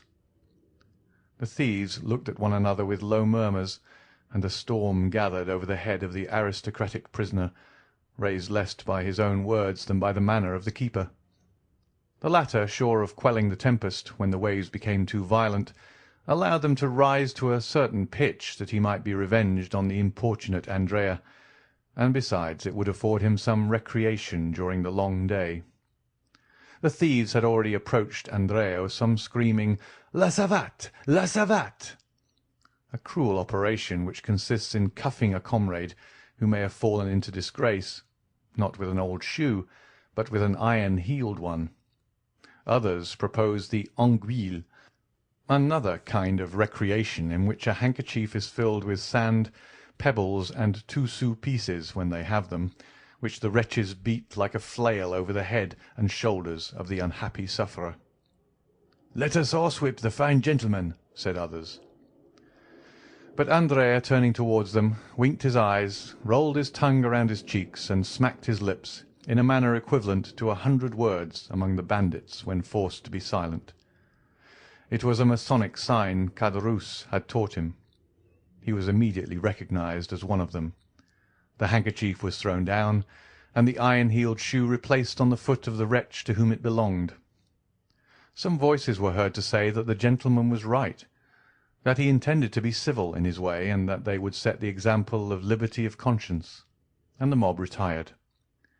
The keeper was so stupefied at this scene that he took Andrea by the hands and began examining his person, attributing the sudden submission of the inmates of the lion's den to something more substantial than mere fascination. Andrea made no resistance, although he protested against it. Suddenly a voice was heard at the wicket. "Benedetto!" exclaimed an inspector. The keeper relaxed his hold. "I am called," said Andrea. "To the visitors' room," said the same voice. "You see, someone pays me a visit. Ah, my dear sir, you will see whether a Cavalcanti is to be treated like a common person." And Andrea, gliding through the court like a black shadow, rushed out through the wicket, leaving his comrades and even the keeper lost in wonder. Certainly a call to the visitors' room had scarcely astonished Andrea less than themselves, for the wily youth, instead of making use of his privilege of waiting to be claimed on his entry into La Force, had maintained a rigid silence. "Everything," he said, "proves me to be under the protection of some powerful person. This sudden fortune, the facility with which I have overcome all obstacles, an unexpected family and an illustrious name awarded to me, gold showered down upon me, and the most splendid alliances about to be entered into. An unhappy lapse of fortune and the absence of my protector have cast me down, certainly, but not for ever. The hand which has retreated for a while will be again stretched forth to save me at the very moment when I shall think myself sinking into the abyss. Why should I risk an imprudent step? It might alienate my protector. He has two means of extricating me from this dilemma, the one by a mysterious escape, managed through bribery, the other by buying off my judges with gold. I will say and do nothing until I am convinced that he has quite abandoned me, and then—" Andrea had formed a plan which was tolerably clever. The unfortunate youth was intrepid in the attack and rude in the defence. He had borne with the public prison and with privations of all sorts. Still, by degrees nature, or rather custom, had prevailed, and he suffered from being naked, dirty, and hungry. It was at this moment of discomfort that the inspector's voice called him to the visitors' room. Andrea felt his heart leap with joy. It was too soon for a visit from the examining magistrate, and too late for one from the director of the prison or the doctor. It must, then, be the visitor he hoped for. Behind the grating of the room into which Andrea had been led, he saw, while his eyes dilated with surprise, the dark and intelligent face of Monsieur Bertuccio, who was also gazing with sad astonishment upon the iron bars, the bolted doors, and the shadow which moved behind the other grating. "Ah!" said Andrea, deeply affected. "Good morning, Benedetto," said Bertuccio, with his deep, hollow voice. "You! said the young man, looking fearfully around him. "Do you not recognize me, unhappy child?" "Silence! Be silent!" said Andrea, who knew the delicate sense of hearing possessed by the walls. "For heaven's sake, do not speak so loud." "You wish to speak with me alone, do you not?" said Bertuccio. "Oh, yes." "That is well." And Bertuccio, feeling in his pocket, signed to a keeper whom he saw through the window of the wicket. "Read," he said. "What is that?" asked Andrea. "An order to conduct you to a room, and to leave you there to talk to me." "Oh!" cried Andrea, leaping with joy. Then he mentally added, "Still my unknown protector. I am not forgotten. They wish for secrecy, since we are to converse in a private room. I understand Bertuccio has been sent by my protector." The keeper spoke for a moment with an official, then opened the iron gates and conducted Andrea to a room on the first floor. The room was whitewashed, as is the custom in prisons, but it looked quite brilliant to a prisoner, though a stove, a bed, a chair, and a table formed the whole of its sumptuous furniture. Bertuccio sat down upon the chair. Andrea threw himself upon the bed. The keeper retired. "Now," said the steward, "what have you to tell me?" "And you?" said Andrea. "You speak first." "Oh, no, you must have much to tell me, since you have come to seek me." Well, be it so. You have continued your course of villainy. You have robbed, you have assassinated. Well, I should say, if you had me taken to a private room only to tell me this, you might have saved yourself the trouble. I know all these things, but there are some with which, on the contrary, I am not acquainted. Let us talk of those, if you please. Who sent you? Come, come. You are going on quickly, Monsieur Benedetto. Yes, and to the point. Let us dispense with useless words. Who sends you? No one. How did you know I was in prison? I recognized you, some time since, as the insolent dandy who so gracefully mounted his horse in the Champs-Élysées. Oh, the Champs-Élysées! Ah, yes, we burn, as they say, at the game of pincette. The Champs-Élysées. Come, let us talk a little about my father. Who, then, am I? You, sir. You are my adopted father. But it was not you, I presume, who placed at my disposal 100,000 francs, which I spent in 4 or 5 months. It was not you who manufactured an Italian gentleman for my father. It was not you who introduced me into the world and had me invited to a certain dinner at Auteuil, which I fancy I am eating at this moment, in company with the most distinguished people in Paris, amongst the rest with a certain procureur, whose acquaintance I did very wrong not to cultivate, for he would have been very useful to me just now. It was not you, in fact, who bailed me for 1 or 2 millions when the fatal discovery of my little secret took place. Come, speak, my worthy Corsican, speak. What do you wish me to say? I will help you. You were speaking of the Champs-Élysées just now, worthy foster father. Well? Well, in the Champs-Élysées there resides a very rich gentleman. At whose house you robbed and murdered, did you not? I believe I did. The Count of Monte Cristo. 'Tis you who have named him, as Monsieur Racine says. Well, am I to rush into his arms and strain him to my heart, crying, my father, like Monsieur Pixercourt? Do not let us jest, gravely replied Bertuccio, and dare not to utter that name again as you have pronounced it. Bah, said Andrea, a little overcome by the solemnity of Bertuccio's manner. Why not? Because the person who bears it is too highly favoured by heaven to be the father of such a wretch as you. Oh, these are fine words. And there will be fine doings if you do not take care. Menaces? I do not fear them. I will say, do you think you are engaged with a pygmy like yourself? Said Bertuccio, in so calm a tone and with so steadfast a look, that Andrea was moved to the very soul. Do you think you have to do with galley slaves or novices in the world? Benedetto, you are fallen into terrible hands. They are ready to open for you. Make use of them. Do not play with the thunderbolt they have laid aside for a moment, but which they can take up again instantly, if you attempt to intercept their movements. My father! I will know who my father is, said the obstinate youth. I will perish if I must, but I will know it. What does scandal signify to me? What possessions, what reputation, what pull, as Beauchamp says, have I? You great people always lose something by scandal, notwithstanding your millions. Come, who is my father? I came to tell you. Ah, cried Benedetto, his eyes sparkling with joy.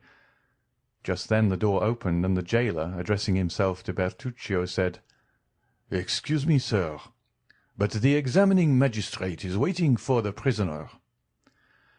And so closes our interview, said Andrea to the worthy steward. I wish the troublesome fellow were at the devil. I will return to-morrow, said Bertuccio. Good. Gendarme, I am at your service. Ah, sir, do leave a few crowns for me at the gate, that I may have some things I am in need of." "It shall be done," replied Bertuccio. Andrea extended his hand. Bertuccio kept his own in his pocket, and merely jingled a few pieces of money. "That's what I mean," said Andrea, endeavouring to smile, quite overcome by the strange tranquillity of Bertuccio. "Can I be deceived?" he murmured as he stepped into the oblong and grated vehicle which they call the salad-basket. "Never mind. We shall see. To-morrow, then," he added, turning towards Bertuccio. "To-morrow," replied the steward. End of chapter 107.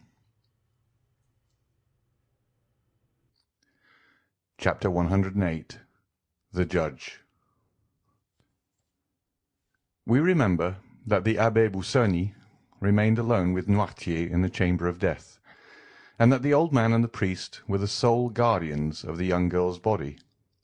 Perhaps it was the Christian exhortations of the abbé, perhaps his kind charity, perhaps his persuasive words which had restored the courage of Noirtier, for ever since he had conversed with the priest, his violent despair had yielded to a calm resignation which surprised all who knew his excessive affection for Valentine.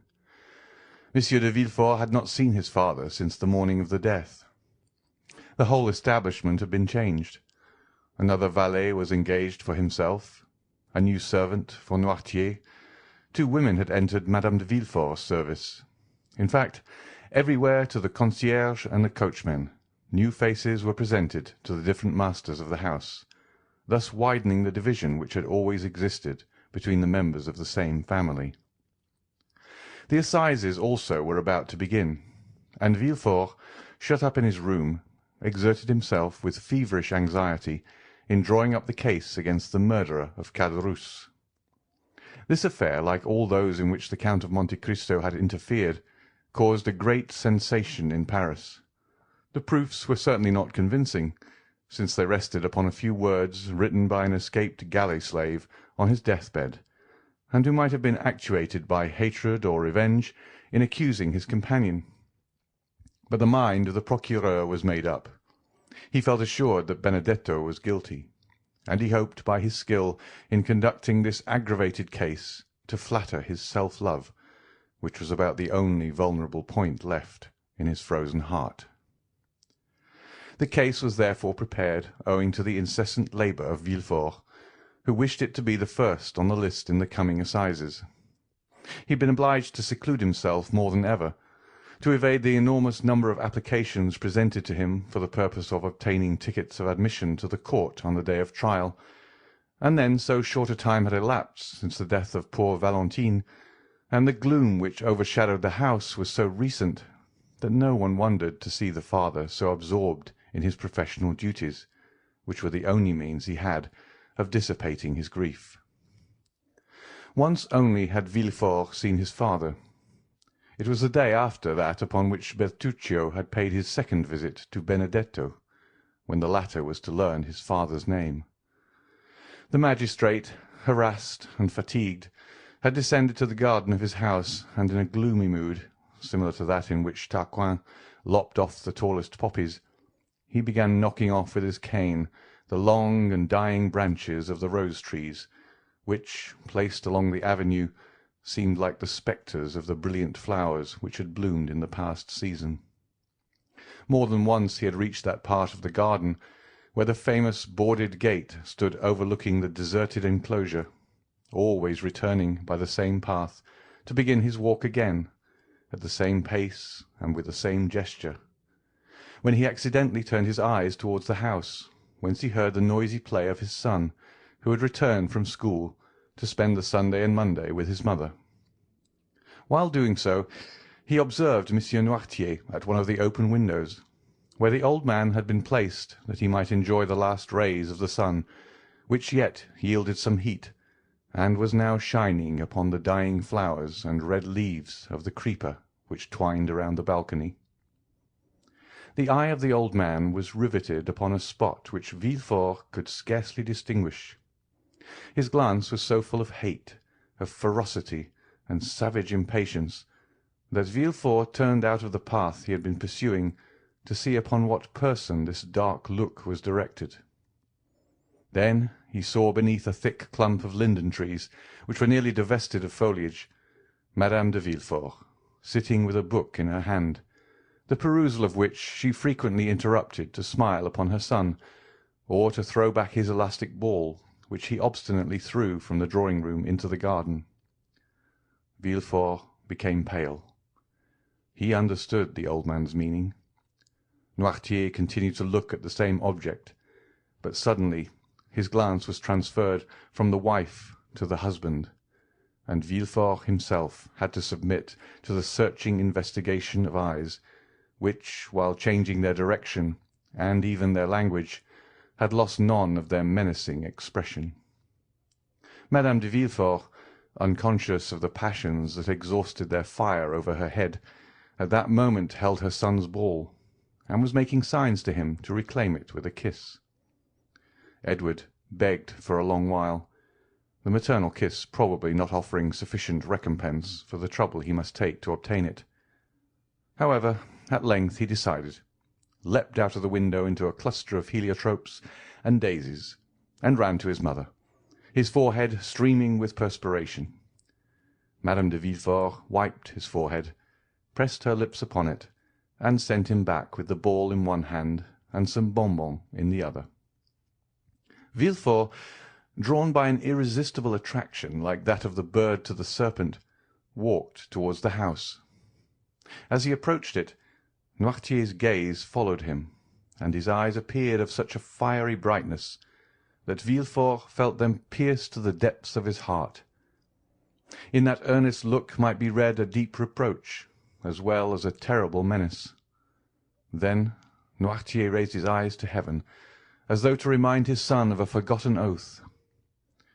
"It is well, sir," replied Villefort from below. "It is well. Have patience but one day longer. What I have said I will do." Noirtier seemed to be calmed by these words, and turned his eyes with indifference to the other side.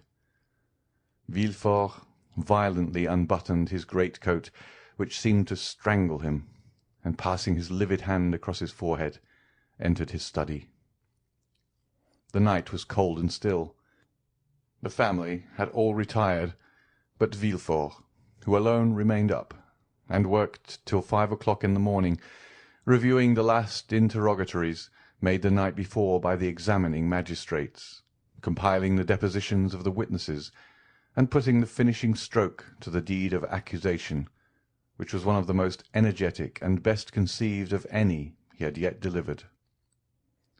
The next day, Monday, was the first sitting of the assizes. The morning dawned dull and gloomy, and Villefort saw the dim grey light shine upon the lines he had traced in red ink. The magistrate had slept for a short time while the lamp sent forth its final struggles. Its flickerings awoke him, and he found his fingers as damp and purple as though they had been dipped in blood. He opened the window. A bright yellow streak crossed the sky, and seemed to divide in half the poplars which stood out in black relief on the horizon.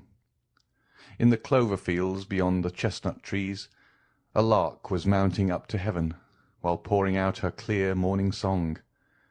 The damps of the dew bathed the head of Villefort, and refreshed his memory. "To-day," he said with an effort, "to-day the man who holds the blade of justice must strike wherever there is guilt." Involuntarily his eyes wandered towards the window of Noirtier's room, where he had seen him the preceding night. The curtain was drawn, and yet the image of his father was so vivid to his mind that he addressed the closed window as though it had been open, and as if through the opening he had beheld the menacing old man. "Yes," he murmured, "yes, be satisfied." His head dropped upon his chest, and in this position he paced his study. Then he threw himself, dressed as he was, upon a sofa, less to sleep than to rest his limbs, cramped with cold and study. By degrees everyone awoke. Villefort, from his study, heard the successive noises which accompany the life of a house, the opening and shutting of doors, the ringing of Madame de Villefort's bell to summon the waiting-maid, mingled with the first shouts of the child, who rose full of the enjoyment of his age. Villefort also rang. His new valet brought him the papers, and with them a cup of chocolate. "What are you bringing me?" said he. "A cup of chocolate." "I did not ask for it. Who has paid me this attention?" "My mistress, sir. She said you would have to speak a great deal in the murder case, and that you should take something to keep up your strength." And the valet placed the cup on the table nearest to the sofa, which was, like all the rest, covered with papers. The valet then left the room. Villefort looked for an instant with a gloomy expression. Then, suddenly, taking it up with a nervous motion, he swallowed its contents at one draught. It might have been thought that he hoped the beverage would be mortal, and that he sought for death to deliver him from a duty which he would rather die than fulfil. He then rose and paced his room with a smile it would have been terrible to witness. The chocolate was inoffensive, for Monsieur de Villefort felt no effects. The breakfast hour arrived, but Monsieur de Villefort was not at table. The valet re-entered. "Madame de Villefort wishes to remind you, sir," he said, "that 11 o'clock has just struck, and that the trial commences at 12. "Well," said Villefort, "what then?" "Madame de Villefort is dressed. She is quite ready, and wishes to know if she is to accompany you, sir." "Where to?" "To the Palais." "What to do?" "My mistress wishes much to be present at the trial." "Ah," said Villefort, with a startling accent, "does she wish that?" The man drew back and said, "If you wish to go alone, sir, I will go and tell my mistress." Villefort remained silent for a moment and dented his pale cheeks with his nails. "Tell your mistress," he at length answered, "that I wish to speak to her, and I beg she will wait for me in her own room." "Yes, sir." "Then come to dress and shave me." "Directly, sir." The valet reappeared almost instantly, and, having shaved his master, assisted him to dress entirely in black. When he had finished, he said, "My mistress said she should expect you, sir, as soon as you had finished dressing." "I am going to her." And Villefort, with his papers under his arm and hat in hand, directed his steps toward the apartment of his wife. At the door he paused for a moment to wipe his damp, pale brow. He then entered the room. Madame de Villefort was sitting on an ottoman, and impatiently turning over the leaves of some newspapers and pamphlets which young Edward, by way of amusing himself, was tearing to pieces before his mother could finish reading them. She was dressed to go out. Her bonnet was placed beside her on a chair, and her gloves were on her hands. "Ah, here you are, monsieur," she said in her naturally calm voice. "But how pale you are! Have you been working all night? Why did you not come down to breakfast? Well, will you take me, or shall I take Edward?" Madame de Villefort had multiplied her questions in order to gain one answer, but to all her inquiries Monsieur de Villefort remained mute and cold as a statue. "Edward," said Villefort, fixing an imperious glance on the child, "go and play in the drawing-room, my dear. I wish to speak to your mamma." Madame de Villefort shuddered at the sight of that cold countenance, that resolute tone, and the awfully strange preliminaries. Edward raised his head, looked at his mother, and then, finding that she did not confirm the order, began cutting off the heads of his leaden soldiers. "Edward!" cried Monsieur de Villefort, so harshly that the child started up from the floor. "Do you hear me? Go!" The child, unaccustomed to such treatment, arose pale and trembling. It would be difficult to say whether his emotion were caused by fear or passion. His father went up to him, took him in his arms, and kissed his forehead. "Go," he said. "Go, my child." Edward ran out. Monsieur de Villefort went to the door, which he closed behind the child, and bolted. "Dear me," said the young woman, endeavouring to read her husband's inmost thoughts, while a smile passed over her countenance, which froze the impassibility of Villefort. "What is the matter?" "Madame, where do you keep the poison you generally use?" said the magistrate, without any introduction, placing himself between his wife and the door. Madame de Villefort must have experienced something of the sensation of a bird which, looking up, sees the murderous trap closing over its head. A hoarse, broken tone, which was neither a cry nor a sigh, escaped from her while she became deadly pale. "Monsieur," she said, I do not understand you." And in her first paroxysm of terror she had raised herself from the sofa. In the next, stronger, very likely than the other, she fell down again on the cushions. "I asked you," continued Villefort in a perfectly calm tone, "where you conceal the poison by the aid of which you have killed my father-in-law, Monsieur de Saint-Méran, my mother-in-law, Madame de Saint-Méran, Barrois, and my daughter Valentine." "Ah, sir," exclaimed Madame de Villefort, clasping her hands, "what do you say?" "It is not for you to interrogate, but to answer." "Is it to the judge or to the husband?" stammered Madame de Villefort. "To the judge. To the judge, madame." It was terrible to behold the frightful pallor of that woman, the anguish of her look, the trembling of her whole frame. "Ah, sir," she muttered. "Ah, sir." And this was all. "You do not answer, madame," exclaimed the terrible interrogator. Then he added, with a smile yet more terrible than his anger, "It is true, then. You do not deny it." She moved forward. "And you cannot deny it," added Villefort, extending his hand towards her as though to seize her in the name of justice. "You have accomplished these different crimes with impudent address, but which could only deceive those whose affections for you blinded them. Since the death of Madame de Saint-Méran, I have known that a poisoner lived in my house. Monsieur d'Avrigny warned me of it. After the death of Barrois, my suspicions were directed towards an angel. Those suspicions which, even when there is no crime, are always alive in my heart. But after the death of Valentine, there has been no doubt in my mind, madame. And not only in mine, but in those of others. Thus your crime, known by two persons, suspected by many, will soon become public. And as I told you just now, you no longer speak to the husband, but to the judge." The young woman hid her face in her hands. "Oh, sir," she stammered, "I beseech you, do not believe appearances." "Are you then a coward?" cried Villefort in a contemptuous voice. "But I have always observed that poisoners were cowards. Can you be a coward, you who have the courage to witness the death of two old men and a young girl murdered by you?" "Sir, sir!" "Can you be a coward?" continued Villefort with increasing excitement.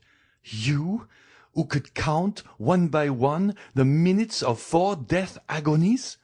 You, who have arranged your infernal plans and removed the beverages with a talent and precision almost miraculous? Have you, then, who have calculated everything with such nicety, have you forgotten to calculate one thing? I mean, where the revelation of your crimes will lead you to? Oh, it is impossible! You must have saved some surer, more subtle and deadly poison than any other, that you might escape the punishment that you deserve. You have done this, I hope so at least." Madame de Villefort stretched out her hands and fell on her knees. "I understand," he said. "You confess, but a confession made to the judges. A confession made at the last moment, extorted when the crime cannot be denied. diminishes not the punishment inflicted on the guilty." "The punishment?" exclaimed Madame de Villefort. "The punishment, monsieur? Twice you have pronounced that word." "Certainly. Did you hope to escape it because you were 4 times guilty? Did you think the punishment would be withheld because you are the wife of him who pronounced it? No, madame, no. The scaffold awaits the poisoner, whoever she may be, unless, as I just said, the poisoner has taken the precaution of keeping for herself a few drops of her deadliest potion." Madame de Villefort uttered a wild cry, and a hideous and uncontrollable terror spread over her distorted features. "Oh, do not fear the scaffold, madame," said the magistrate. "I will not dishonour you, since that would be dishonour to myself. No, if you have heard me distinctly, you will understand that you are not to die on the scaffold." "No, I do not understand. What do you mean?" stammered the unhappy woman, completely overwhelmed. "I mean that the wife of the first magistrate in the capital shall not, by her infamy, soil an unblemished name, that she shall not, with one blow, dishonour her husband and her child." "No, no! Oh, no!" "Well, madame, it will be a laudable action on your part, and I will thank you for it." "You will thank me for what?" "For what you have just said." "What did I say? Oh, my brain whirls. I no longer understand anything. Oh, my God, my God!" And she rose with her hair dishevelled and her lips foaming. "Have you answered the question I put to you on entering the room? Where do you keep the poison you generally use, madame?" Madame de Villefort raised her arms to heaven, and convulsively struck one hand against the other. "No, no!" she vociferated. "No, you cannot wish that." "What I do not wish, madame, is that you should perish on the scaffold. Do you understand?" asked Villefort. "Oh, mercy, mercy, monsieur!" "What I require is that justice be done. I am on the earth to punish, madame," he added with a flaming glance. "Any other woman, were it the queen herself, I would send to the executioner. But to you I shall be merciful. To you I will say, have you not, madame, put aside some of the surest, deadliest, most speedy poison?" "Oh, pardon me, sir. Let me live." "She is cowardly," said Villefort. "Reflect that I am your wife." "You are a poisoner." "In the name of heaven." "No." "In the name of the love you once bore me." "No, no." "In the name of our child. Oh, for the sake of our child, let me live." "No, no. I tell you, one day, if I allow you to live, you will perhaps kill him, as you have the others." "I kill my boy?" cried the distracted mother, rushing toward Villefort. "I kill my son? Ha, ha, ha, ha, ha!" And a frightful demonic laugh finished the sentence, which was lost in a hoarse rattle. Madame de Villefort fell at her husband's feet. He approached her. "Think of it, madame," he said. "If, on my return, justice has not been satisfied, I will denounce you with my own mouth and arrest you with my own hands." She listened, panting, overwhelmed, crushed. Her eye alone lived and glared horribly. "Do you understand me?" he said. "I am going down there to pronounce the sentence of death against a murderer.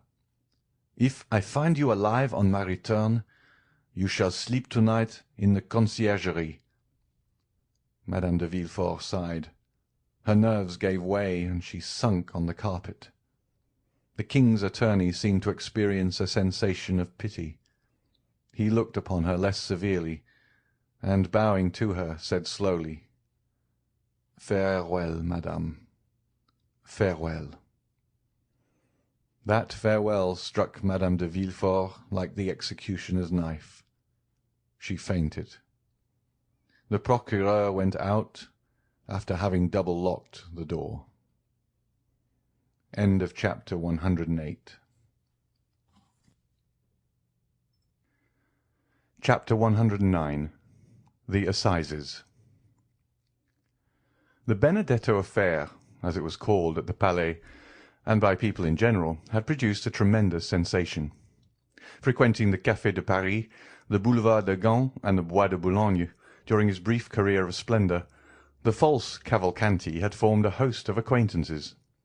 The papers had related his various adventures, both as a man of fashion and the galley slave, and as every one who had been personally acquainted with Prince Andrea Cavalcanti experienced a lively curiosity in his fate, they all determined to spare no trouble in endeavouring to witness the trial of Monsieur Benedetto for the murder of his comrade in chains. In the eyes of many, Benedetto appeared, if not a victim to, at least an instance of, the fallibility of the law. Monsieur Cavalcanti, his father, had been seen in Paris, and it was expected that he would reappear to claim the illustrious outcast. Many, also, who were not aware of the circumstances attending his withdrawal from Paris, were struck with the worthy appearance, the gentlemanly bearing, and the knowledge of the world displayed by the old patrician, who certainly played the nobleman very well, so long as he said nothing, and made no arithmetical calculations. As for the accused himself, many remembered him as being so amiable, so handsome, and so liberal, that they chose to think him the victim of some conspiracy, since in this world large fortunes frequently excite the malevolence and jealousy of some unknown enemy. Every one, therefore, ran to the court, some to witness the sight, others to comment upon it. From 7 o'clock in the morning a crowd was stationed at the iron gates, and an hour before the trial commenced the hall was full of the privileged.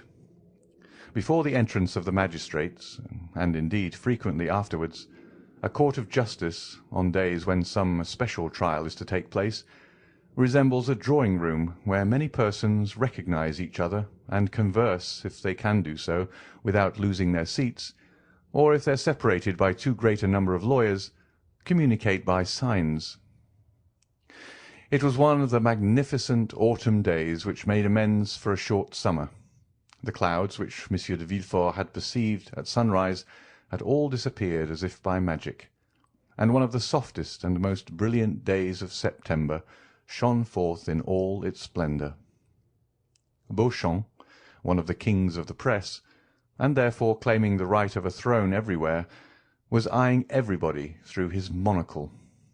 He perceived Château Renaud and Debray, who had just gained the good graces of a sergeant-at-arms, and who had persuaded the latter to let them stand before, instead of behind him, as they ought to have done. The worthy sergeant had recognized the minister's secretary and the millionaire, and by the way of paying extra attention to his noble neighbours, promised to keep their places while they paid a visit to Beauchamp. "Well," said Beauchamp, "we shall see our friend." "Yes, indeed," replied Debray. "That worthy prince. Deuce take those Italian princes!" "A man, too, who could boast of Dante for a genealogist, and could reckon back to the Divine Comedy." "A nobility of the rope," said Château Renaud phlegmatically. "He will be condemned, will he not?" asked Debray of Beauchamp. "My dear fellow, I think we should ask you that question. You know such news much better than we do. Did you see the President at the minister's last night?" "Yes." "What did he say?" "Something which will surprise you." "Oh, make haste and tell me, and it is a long time since that has happened." "Well, he told me that Benedetto, who is considered a serpent of subtlety and a giant of cunning, is really but a very commonplace, silly rascal, and altogether unworthy of the experiments that will be made on his phrenological organs after his death." "Bah!" said Beauchamp, "he played the prince very well." "Yes, for you who detest those unhappy princes, Beauchamp, and are always delighted to find fault with them, but not for me, who discover a gentleman by instinct, and who scent out an aristocratic family like a very bloodhound of heraldry." "Then you have never believed in the principality?" "Yes, in the principality, but not in the prince." "Not so bad," said Beauchamp. "Still, I assure you he passed very well with many people. I saw him at the minister's house." "Ah, yes," said Château Renaud. "The idea of thinking ministers understand anything about princes!" "There is something in what you have just said," said Beauchamp, laughing. "But," said Debray to Beauchamp, "if I spoke to the president, you must have been with the procureur." "It was an impossibility. For the last week Monsieur de Villfort has secluded himself. It is natural enough. This strange chain of domestic afflictions, followed by the no less strange death of his daughter." "Strange? What do you mean, Beauchamp?" "Oh, yes. Do you pretend that all this has been unobserved at the minister's?" said Beauchamp, placing his eyeglass in his eye, where he tried to make it remain. "My dear sir," said Château Renaud, "allow me to tell you that you do not understand that manoeuvre with the eyeglass half so well as Debray. Give him a lesson, Debray." "Stay," said Beauchamp. "Surely I am not deceived." "What is it?" "It is she." "Whom do you mean?" "They said she had left." "Mademoiselle Eugénie?" said Château Renaud. "Has she returned?" "No." "But her mother?" "Madame Danglars?" "Nonsense! Impossible!" said Château Renaud. "Only 10 days after the flight of her daughter, and 3 days from the bankruptcy of her husband." Debray coloured slightly, and followed with his eyes the direction of Beauchamp's glance. "Come," he said, "it is only a veiled lady, some foreign princess, perhaps the mother of Cavalcanti. But you were just speaking on a very interesting topic, Beauchamp." "I?" "Yes, you were telling us about the extraordinary death of Valentine." "Ah, yes, so I was. But how is it that Madame de Villefort is not here?" "Poor dear woman," said Debray. "She is no doubt occupied in distilling balm for the hospitals or in making cosmetics for herself or friends. Do you know she spends 2,000 or 3,000 crowns a year in this amusement? But I wonder she is not here. I should have been pleased to see her, for I like her very much." "And I hate her," said Château Renaud. "Why?" "I do not know. Why do we love? Why do we hate? I detest her from antipathy." "Or rather by instinct." "Perhaps so. But to return to what you were saying, Beauchamp." "Well, do you know why they die so multitudinously at Monsieur de Villefort's?" "Multitudinously is good," said Château Renaud. "My good fellow, you'll find the word in Saint-Simon." "But the thing itself is at Monsieur de Villefort's. But let's get back to the subject." "Talking of that," said Debray, "Madame was making inquiries about that house which for the last 3 months has been hung with black." "Who is Madame?" asked Château Renaud. "The minister's wife, pardieu." "Oh, your pardon. I never visit ministers. I leave that to the princes." "Really, you were only before sparkling, but now you are brilliant. Take compassion on us, or, like Jupiter, you will wither us up." "I will not speak again," said Château Renaud. "Pray have compassion upon me, and do not take up every word I say. Come, let us endeavour to get to the end of our story, Beauchamp. I told you that yesterday Madame made inquiries of me upon the subject. Enlighten me, and I will then communicate my information to her."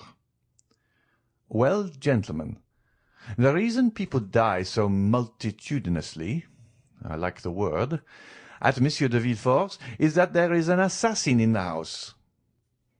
The two young men shuddered, for the same idea had more than once occurred to them. "And who is the assassin?" they asked together. "Young Edward." A burst of laughter from the auditors did not in the least disconcert the speaker, who continued, "Yes, gentlemen, Edward the infant phenomenon, who is quite an adept in the art of killing." "You are jesting." "Not at all. I yesterday engaged a servant who had just left Monsieur de Villefort. I intend sending him away to-morrow, for he eats so enormously to make up for the fast imposed upon him by his terror in that house. Well, now listen." "We are listening." "It appears the dear child has obtained possession of a bottle containing some drug, which he every now and then uses against those who have displeased him. First, Monsieur and Madame de Saint-Méran incurred his displeasure, so he poured out 3 drops of this elixir. 3 drops were sufficient. Then followed Barrois, the old servant of Monsieur Noirtier, who sometimes rebuffed this little wretch. He therefore received the same quantity of the elixir. The same happened to Valentine, of whom he was jealous. He gave her the same dose as the others, and all was over for her as well as the rest." "Why, what nonsense are you telling us?" said Château Renaud. "Yes, it is an extraordinary story," said Beauchamp. "Is it not?" "It is absurd," said Debray. "Ah," said Beauchamp, "you doubt me. Well, you can ask my servant, or rather him who will no longer be my servant to-morrow. It was the talk of the house." "And this elixir, where is it? What is it?" "The child conceals it." "But where did he find it?" "In his mother's laboratory." "Does his mother, then, keep poisons in her laboratory?" "How can I tell? You are questioning me like a king's attorney. I only repeat what I have been told.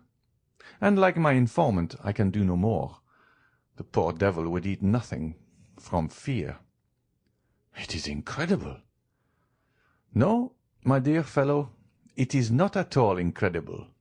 You saw the child pass through the Rue Richelieu last year, who amused himself with killing his brothers and sisters by sticking pins in their ears while they slept. The generation who follow us are very precocious." "Come, Beauchamp," said Château Renaud, "I will bet anything you do not believe a word of all you have been telling us." "I do not see the Count of Monte Cristo here." "He is worn out," said Debray. "Besides, he could not well appear in public, since he has been the dupe of the Cavalcanti, who, it appears, presented themselves to him with false letters of credit, and cheated him out of 100,000 francs upon the hypothesis of this principality." "By the way, Monsieur de Château Renaud," asked Beauchamp, "how is Morrel?" "Ma foi, I've called him 3 times without once seeing him. Still, his sister did not seem uneasy, and told me that though she had not seen him for 2 or 3 days, she was sure he was well." "Ah, now I think of it, the Count of Monte Cristo cannot appear in the hall," said Beauchamp. "Why not?" "Because he is an actor in the drama." "Has he assassinated anyone, then?" "No, on the contrary. They wish to assassinate him. You know that it was in leaving his house that Monsieur de Caderousse was murdered by his friend Benedetto. You know that the famous waistcoat was found in his house, containing the letter which stopped the signature of the marriage contract. Do you see the waistcoat? There it is, all blood-stained on the desk as a testimony of the crime." "Ah, very good." "Hush, gentlemen, here is the court. Let us go back to our places." A noise was heard in the hall. The sergeant called his 2 patrons with an energetic "Hem!" and the doorkeeper appearing, called out with that shrill voice peculiar to his order ever since the days of Beaumarchais, "The court! Gentlemen!" Chapter 109. Chapter 110. The Indictment. The judges took their places in the midst of the most profound silence. The jury took their seats. Monsieur de Villefort, the object of unusual attention, and we had almost said of general admiration, sat in the armchair and cast a tranquil glance around him. Everyone looked with astonishment on that grave and severe face, whose calm expression personal griefs had been unable to disturb, and the aspect of a man who was a stranger to all human emotions excited something very like terror. "Gendarme," said the President, "lead in the accused." At these words the public attention became more intense, and all eyes were turned towards the door through which Benedetto was to enter. The door soon opened, and the accused appeared. The same impression was experienced by all present, and no one was deceived by the expression of his countenance. His features bore no sign of that deep emotion which stops the beating of the heart and blanches the cheek. His hands, gracefully placed one upon his hat, the other in the opening of his white waistcoat, were not at all tremulous. His eye was calm and even brilliant. Scarcely had he entered the hall when he glanced at the whole body of magistrates and assistants. His eye rested longer on the president, and still more so on the king's attorney. By the side of Andrea was stationed the lawyer who was to conduct his defence, and who had been appointed by the court, for Andrea disdained to pay any attention to those details, to which he appeared to attach no importance. The lawyer was a young man with light hair, whose face expressed 100 times more emotion than that which characterized the prisoner. The president called for the indictment, revised, as we know, by the clever and implacable pen of Villefort. During the reading of this, which was long, the public attention was continually drawn towards Andrea, who bore the inspection with Spartan unconcern. Villefort had never been so concise and eloquent. The crime was depicted in the most vivid colours. The former life of the prisoner, his transformation, a review of his life from the earliest period, was set forth with all the talent that a knowledge of human life could furnish to a mind like that of the procureur. Benedetto was thus forever condemned in public opinion, before the sentence of the law could be pronounced. Andrea paid no attention to the successive charges which were brought against him. Monsieur de Villefort, who examined him attentively, and who no doubt practised upon him all the psychological studies he was accustomed to use, in vain endeavoured to make him lower his eyes, notwithstanding the depth and profundity of his gaze. At length the reading of the indictment was ended. "Accused," said the president, "your name and surname." Andrea arose. "Excuse me, Mr. President," he said in a clear voice, "but I see you are going to adopt a course of questions through which I cannot follow you. I have an idea, which I will explain by and by, of making an exception to the usual form of accusation. Allow me then, if you please, to answer in different order, or I will not do so at all." The astonished president looked at the jury, who in turn looked at Villefort. The whole assembly manifested great surprise, but Andrea appeared quite unmoved. "Your age?" said the president. "You will answer that question?" "I will answer that question, as well as the rest, Mr. President, but in its turn." "Your age?" repeated the president. "I am 21 years old, or rather I shall be in a few days, as I was born the night of the 27th of September, 1817. Monsieur de Villefort, who was busy taking down some notes, raised his head at the mention of this date. "Where were you born?" continued the president. "At Auteuil, near Paris." Monsieur de Villefort a second time raised his head, looked at Benedetto as if he had been gazing at the head of Medusa, and became livid. As for Benedetto, he gracefully wiped his lips with a fine cambric pocket-handkerchief. "Your profession?" "First I was a forger," answered Andrea as calmly as possible. "Then I became a thief, and lately have become an assassin." A murmur, or rather storm, of indignation burst from all parts of the assembly.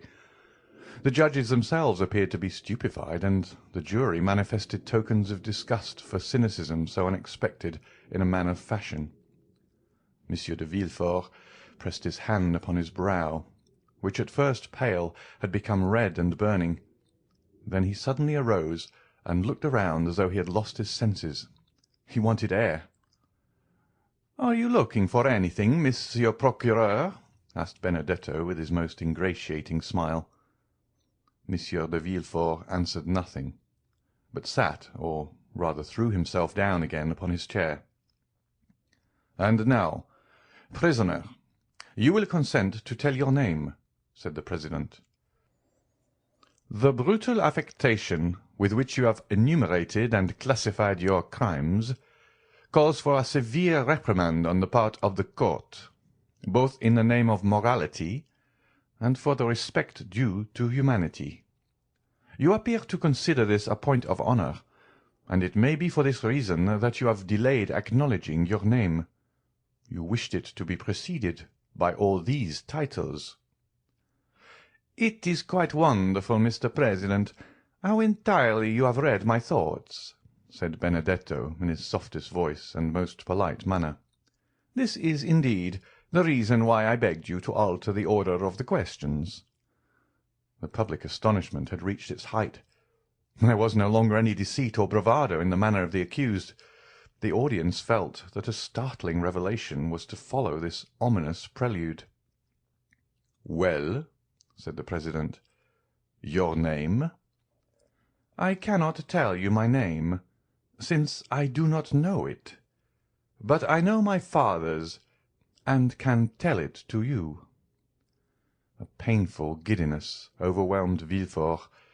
Great drops of acrid sweat fell from his face upon the papers which he held in his convulsed hand. "Repeat your father's name," said the president. Not a whisper, not a breath was heard in that vast assembly. Everyone waited anxiously. "My father is King's attorney," replied Andrea calmly. "King's attorney?" said the president, stupefied, and without noticing the agitation which spread over the face of Monsieur de Villefort. "King's attorney?" "Yes, and if you wish to know his name, I will tell you it. He is named Villefort." The explosion, which had been so long restrained from a feeling of respect to the court of justice, now burst forth like thunder from the breasts of all present. The court itself did not seek to restrain the feelings of the audience. The exclamations, the insults addressed to Benedetto, who remained perfectly unconcerned, the energetic gestures, the movement of the gendarme, the sneers of the scum of the crowd, always sure to rise to the surface in case of any disturbance, all this lasted 5 minutes, before the doorkeepers and magistrates were able to restore silence. In the midst of this tumult, the voice of the president was heard to exclaim, "Are you playing with justice, accused? And do you dare set your fellow citizens an example of disorder, which even these times has never been equalled?" Several persons hurried up to Monsieur de Villefort, who sat half bowed over in his chair, offering him consolation, encouragement, and protestations of zeal and sympathy. Order was re-established in the hall, except that a few people still moved about and whispered to one another.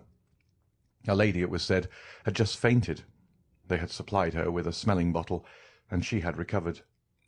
During the scene of tumult, Andrea had turned his smiling face towards the assembly.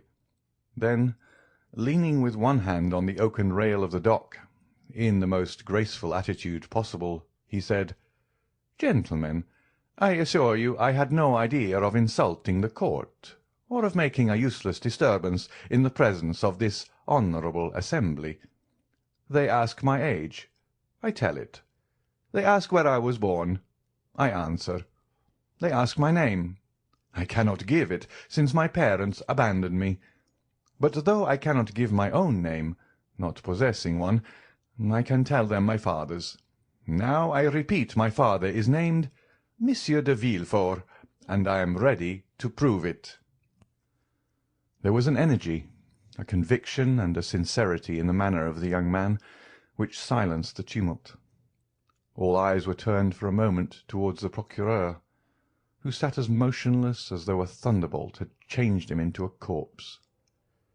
"Gentlemen," said Andrea, commanding silence by his voice and manner, "I owe you the proofs and explanations of what I have said." "But," said the irritated president, "you called yourself Benedetto, declared yourself an orphan, and claimed Corsica as your country." "I said anything I pleased, in order that the solemn declaration I have just made should not be withheld, which otherwise would certainly have been the case. I now repeat that I was born at Auteuil on the night of the 27th of September, 1817, and that I am the son of the procureur, Monsieur de Villfort. Do you wish for any further details? I will give them. I was born in number 28, Rue de la Fontaine, in a room hung with red damask. My father took me in his arms, telling my mother I was dead, wrapped me in a napkin marked with an H and an N, and carried me into a garden, where he buried me alive." A shudder ran through the assembly when they saw that the confidence of the prisoner increased in proportion to the terror of Monsieur de Villefort. "But how have you become acquainted with all these details?" asked the president. "I will tell you, Mr. President. A man who had sworn vengeance against my father, and had long watched his opportunity to kill him, had introduced himself that night into the garden in which my father buried me. He was concealed in a thicket. He saw my father bury something in the ground, and stabbed him. Then, thinking the deposit might contain some treasure, he turned up the ground, and found me still living. The man carried me to the Foundling Asylum, where I was registered under the number 37. 3 months afterwards, a woman travelling from Rogliano to Paris to fetch me, and having claimed me as her son, carried me away. Thus, you see, though born in Paris, I was brought up in Corsica." There was a moment's silence, during which one could have fancied the hall empty, so profound was the stillness. "Proceed," said the president. "Certainly I might have lived happily amongst those good people who adored me, but my perverse disposition prevailed over the virtues which my adopted mother endeavoured to instil into my heart. I increased in wickedness till I committed crime. One day, when I cursed Providence for making me so wicked and ordaining me to such a fate, my adopted father said to me, 'Do not blaspheme, unhappy child. The crime is that of your father, not yours. Of your father, who consigned you to hell if you died, and to misery if a miracle preserved you alive.' After that I ceased to blaspheme, but I cursed my father. That is why I have uttered the words for which you blame me. That is why I have filled this whole assembly with horror. I have committed an additional crime. Punish me. But if you will allow that ever since the day of my birth my fate has been sad, bitter, and lamentable, then pity me." "But your mother?" asked the president. "My mother thought me dead. She is not guilty. I did not even wish to know her name, nor do I know it." Just then a piercing cry, ending in a sob, burst from the centre of the crowd, who encircled the lady who had before fainted, and who now fell into a violent fit of hysterics. She was carried out of the hall, the thick veil which concealed her face dropped off, and Madame Danglars was recognized. Notwithstanding his shattered nerves, the ringing sensation in his ears, and the madness which turned his brain, Villefort rose as he perceived her. "The proofs! The proofs!" said the president. "Remember, this tissue of horrors must be supported by the clearest proofs." "The proofs!" said Benedetto, laughing. "Do you want the proofs?" "Yes." "Well, then, look at Monsieur de Villefort, and then ask me for proofs." Everyone turned towards the procureur, who, unable to bear the universal gaze now riveted on him alone, advanced staggering into the midst of the tribunal, with his hair dishevelled and his face indented with the mark of his nails. The whole assembly uttered a long murmur of astonishment. "Father," said Benedetto, "I am asked for proofs. Do you wish me to give them?"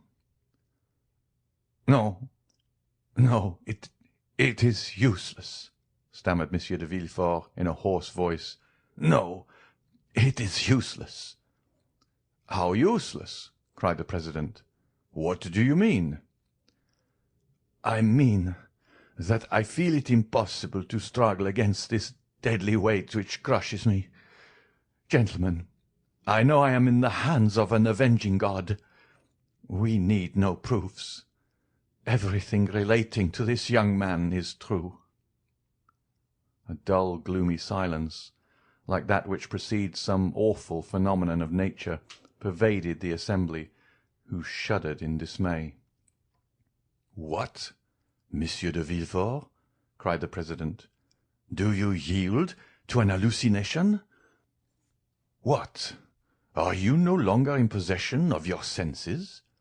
This strange, unexpected, terrible accusation has disordered your reason. Come, recover." The procureur dropped his head.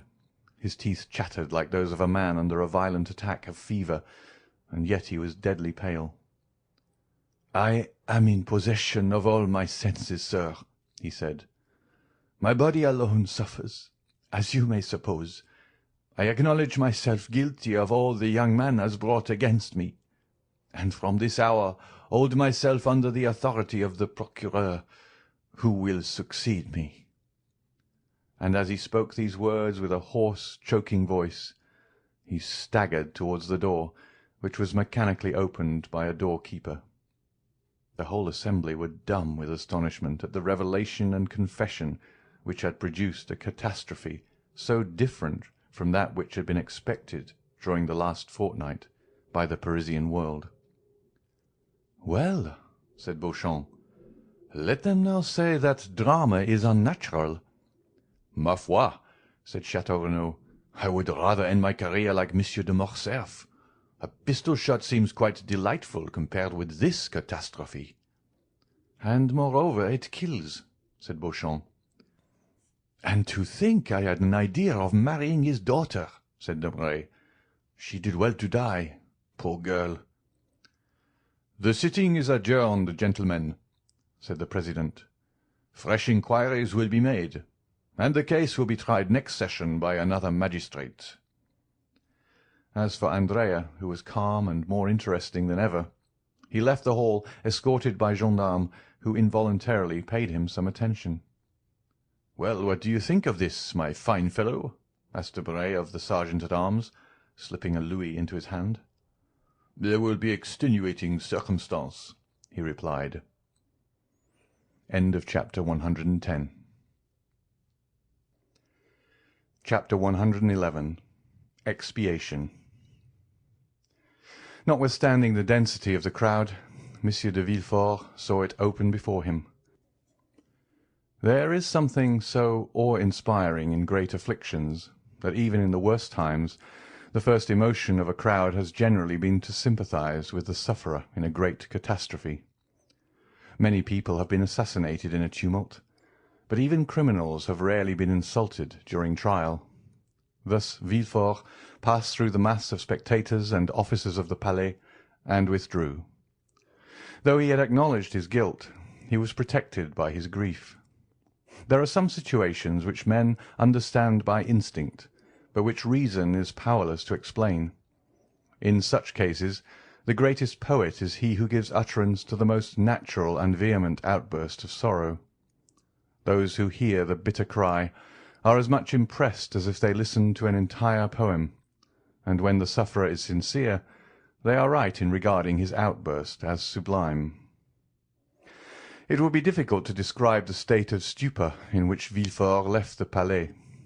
Every pulse beat with feverish excitement, Every nerve was strained, every vein swollen, and every part of his body seemed to suffer distinctly from the rest, thus multiplying his agony 1,000-fold. He made his way along the corridors through force of habit. He threw aside his magisterial robe, not out of deference to etiquette, but because it was an unbearable burden, a veritable garb of Nessus, insatiate in torture. Having staggered as far as the Rue Dauphine, he perceived his carriage, awoke his sleeping coachman by opening the door himself, threw himself on the cushions and pointed towards the Faubourg Saint-Honoré. The carriage drove on. The weight of his fallen fortunes seemed suddenly to crush him. He could not foresee the consequences.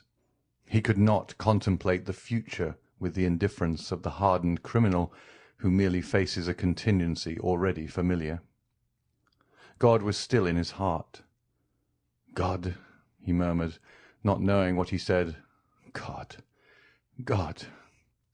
Behind the event that had overwhelmed him he saw the hand of God. The carriage rolled rapidly onward. Villefort, while turning restlessly on the cushions, felt something press against him. He put out his hand to remove the object. It was a fan which Madame de Villefort had left in the carriage. This fan awakened a recollection which darted through his mind like lightning. He thought of his wife. "Oh!" he exclaimed, as though a red-hot iron were piercing his heart. During the last hour his own crime had alone been presented to his mind. Now another object, not less terrible, suddenly presented itself. His wife! He had just acted the inexorable judge with her. He had condemned her to death, and she, crushed by remorse, struck with terror, covered with the shame inspired by the eloquence of his irreproachable virtue. She, a poor, weak woman, without help or the power of defending herself against his absolute and supreme will. She might at that very moment, perhaps, be preparing to die. An hour had elapsed since her condemnation. At that moment, doubtless, she was recalling all her crimes to her memory. She was asking pardon for her sins. Perhaps she was even writing a letter, imploring forgiveness from her virtuous husband, a forgiveness she was purchasing with her death. Villefort again groaned with anguish and despair. "Oh!" he exclaimed, "that woman became criminal only from associating with me. I carried the infection of crime with me, and she has caught it as she would the typhus fever, the cholera, the plague. And yet I have punished her. I have dared to tell her, I have, repent and die. But no, she must not die. She shall live, and with me.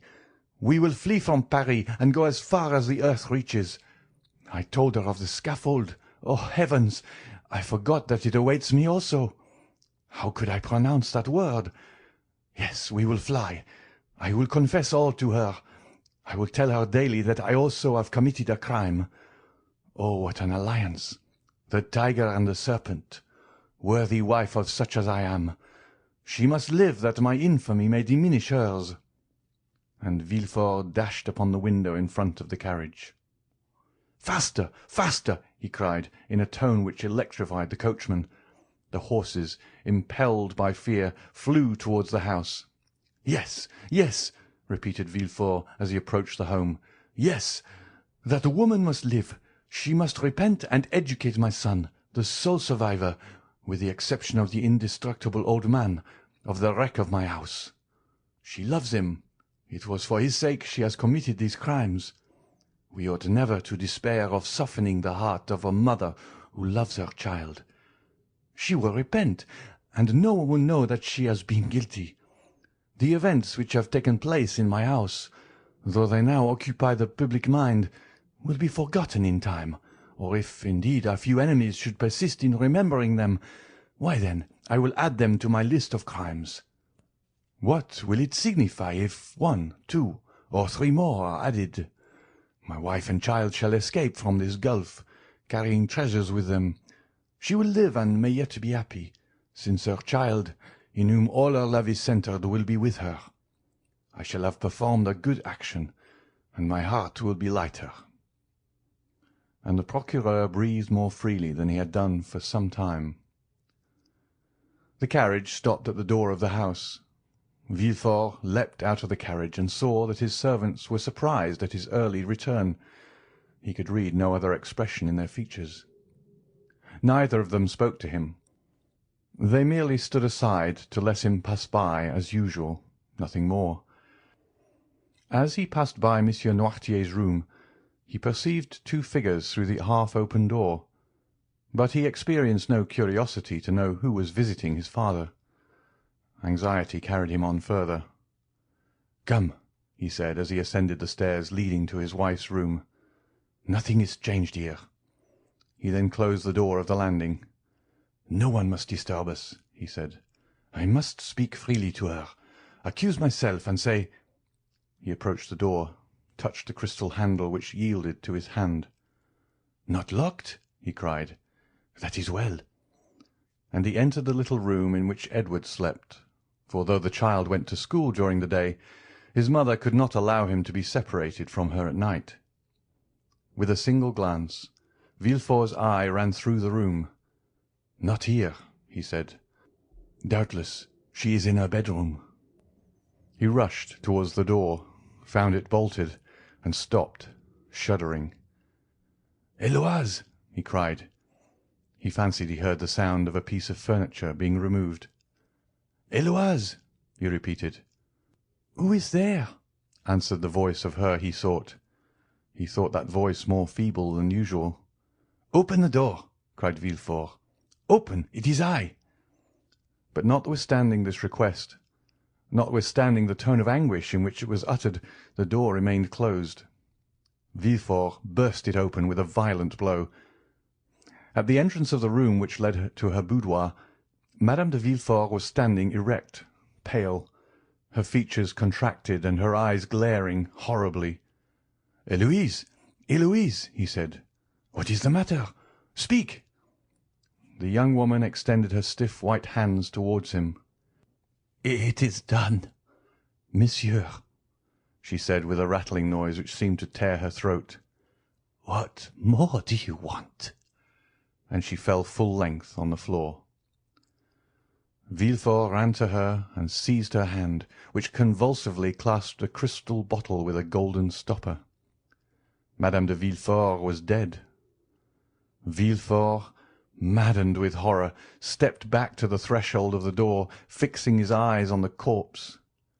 "My son!" he exclaimed suddenly. "Where is my son? Edward! Edward!" And he rushed out of the room, still crying, "Edward! Edward!" The name was pronounced in such a tone of anguish that the servants ran up. "Where is my son?" asked Villefort. "Let him be removed from the house, that he may not see—" "Master Edward is not downstairs, sir," replied the valet. "Then he must be playing in the garden. Go and see." "No, sir. Madame de Villefort sent for him half an hour ago. He went into her room and has not been downstairs since." A cold perspiration burst out on Villefort's brow. His legs trembled, and his thoughts flew about madly in his brain like the wheels of a disordered watch. "In Madame de Villefort's room?" he murmured, and slowly returned, with one hand wiping his forehead, and with the other supporting himself against the wall. To enter the room he must again see the body of his unfortunate wife. To call Edward, he must reawaken the echo of that room which now appeared like a sepulchre. To speak seemed like violating the silence of the tomb. His tongue was paralyzed in his mouth. Edward," he stammered. "Edward!" The child did not answer. Where then could he be? If he had entered his mother's room and not since returned? He stepped forward. The corpse of Madame de Villefort was stretched across the doorway leading to the room in which Edward must be. Those glaring eyes seemed to watch over the threshold, and the lips bore the stamp of a terrible and mysterious irony. Through the open door was visible a portion of the boudoir, containing an upright piano and a blue satin couch.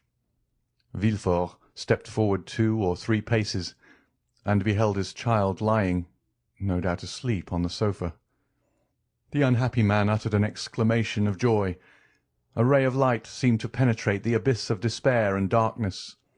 He had only to step over the corpse, enter the boudoir, take the child in his arms, and flee far, far away. Villefort was no longer the civilized man. He was a tiger hurt unto death, gnashing his teeth in his wound. He no longer feared realities but phantoms. He leapt over the corpse as if it had been burning brazier. He took the child in his arms, embraced him, shook him, called him. But the child made no response. He pressed his burning lips to the cheeks, but they were icy cold and pale. He felt the stiffened limbs.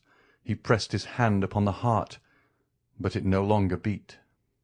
The child was dead. A folded paper fell from Edward's breast. Villefort, thunderstruck, fell upon his knees. The child dropped from his arms and rolled on the floor by the side of its mother. He picked up the paper and, recognizing his wife's writing, ran his eyes rapidly over its contents. It ran as follows: "You know that I was a good mother. Since it was for my son's sake I became a criminal. A good mother cannot depart without her son." Villefort could not believe his eyes. He could not believe his reason. He dragged himself towards the child's body and examined it as a lioness contemplates its dead cub. Then a piercing cry escaped from his breast, and he cried, "Still the hand of God!" The presence of the two victims alarmed him.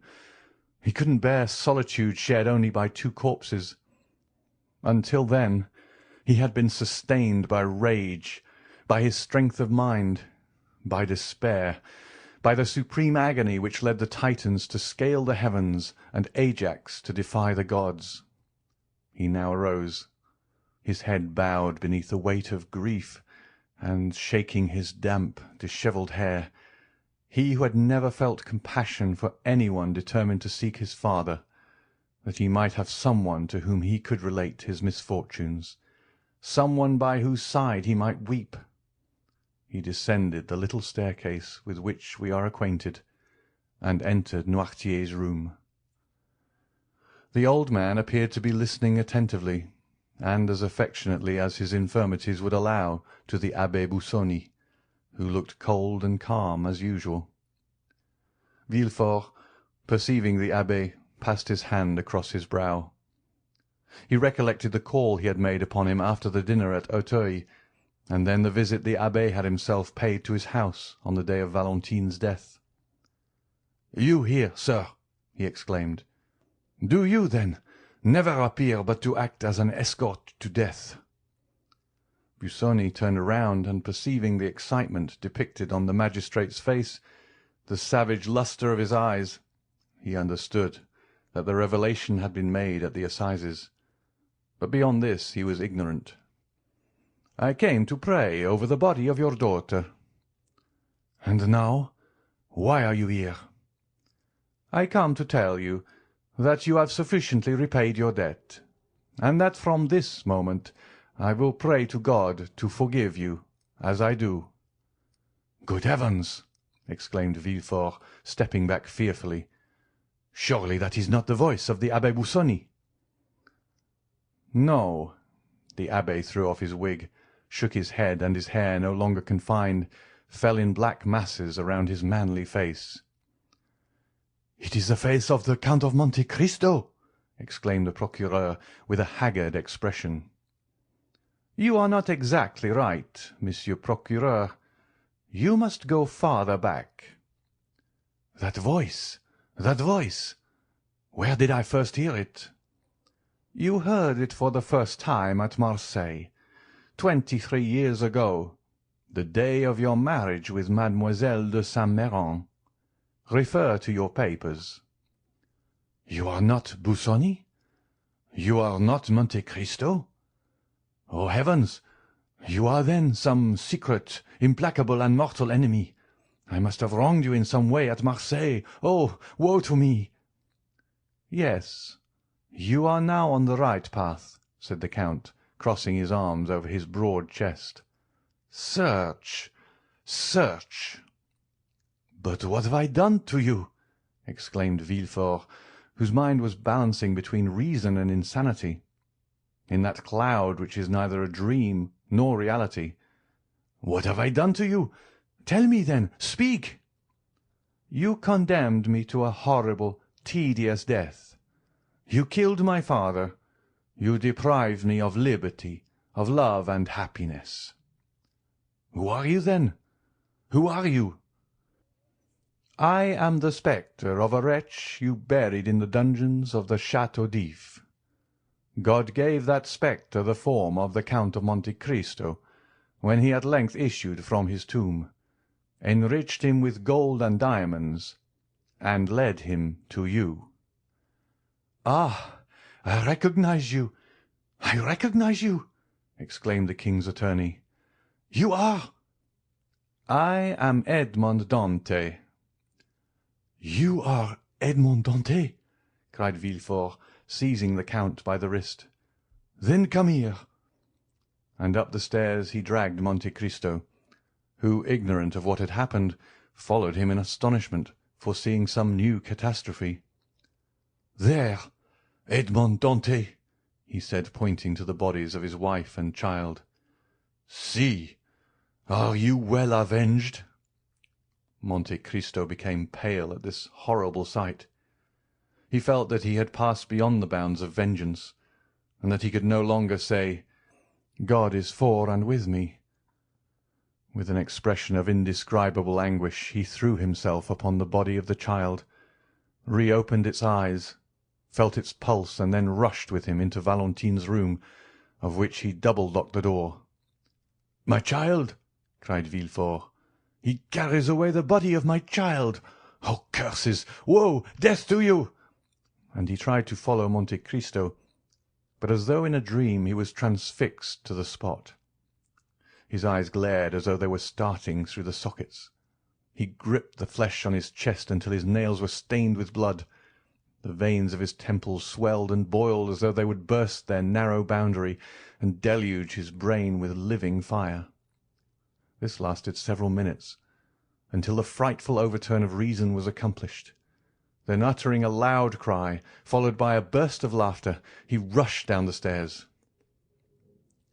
A quarter of an hour afterwards, the door of Valentine's room opened, and Monte Cristo reappeared.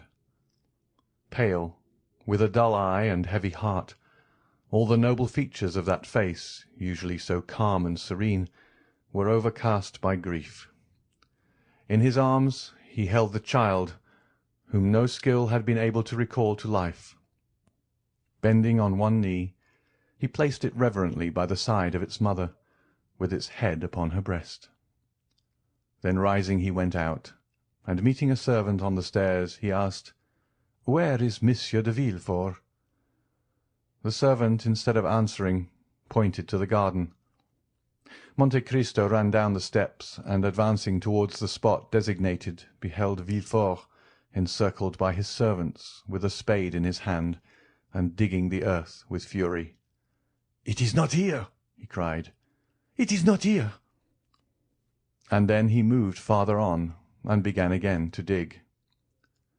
Monte Cristo approached him, and said in a low voice, with an expression almost humble, "Sir, you have indeed lost a son, but—" Villefort interrupted him. He had neither listened nor heard. "Oh, I will find it!" he cried. "He may pretend he is not here, but I will find him, though I dig forever." Monte Cristo drew back in horror. "Oh," he said, "he is mad." And as though he feared that the walls of the accursed house would crumble around him, he rushed into the street, for the first time doubting whether he had the right to do as he had done.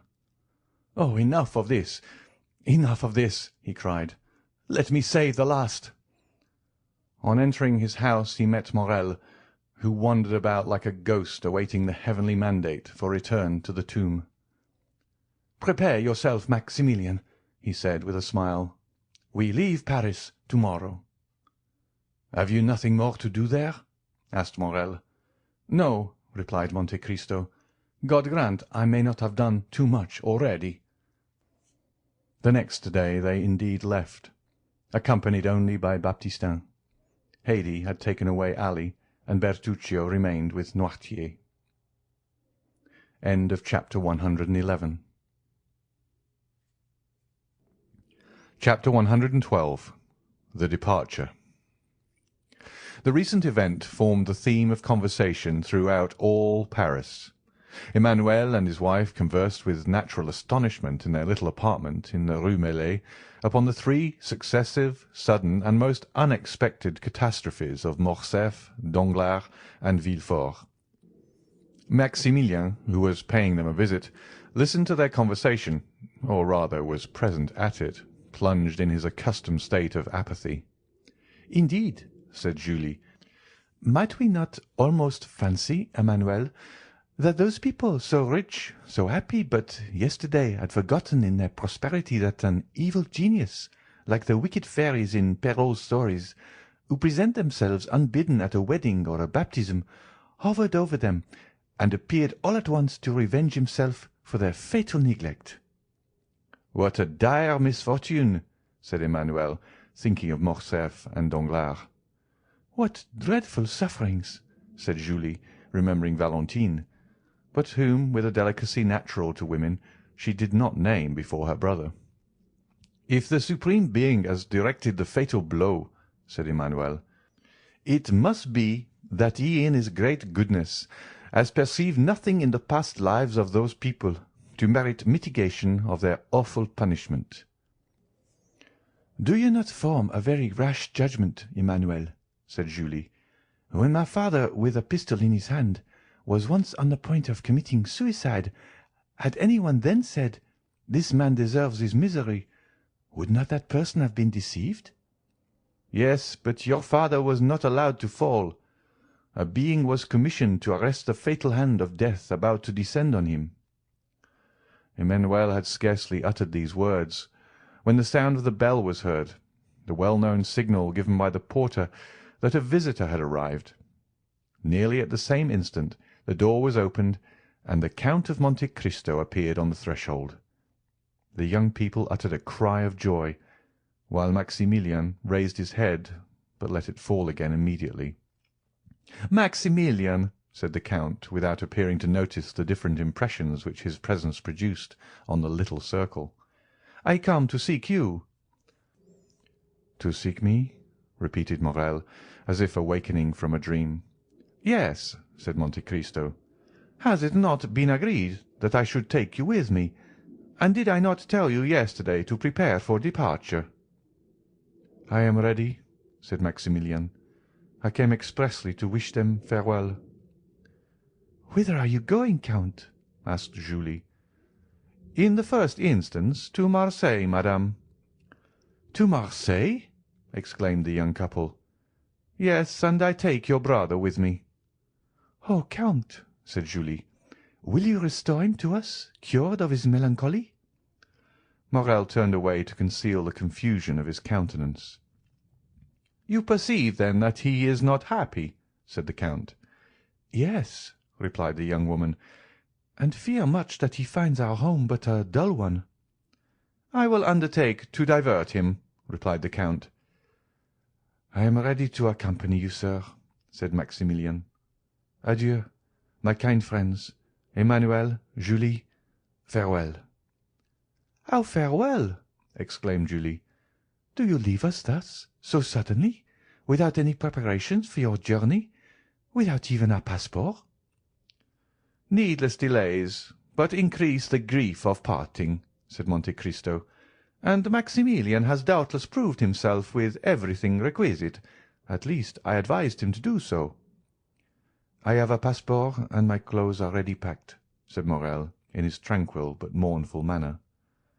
"Good," said Monte Cristo, smiling.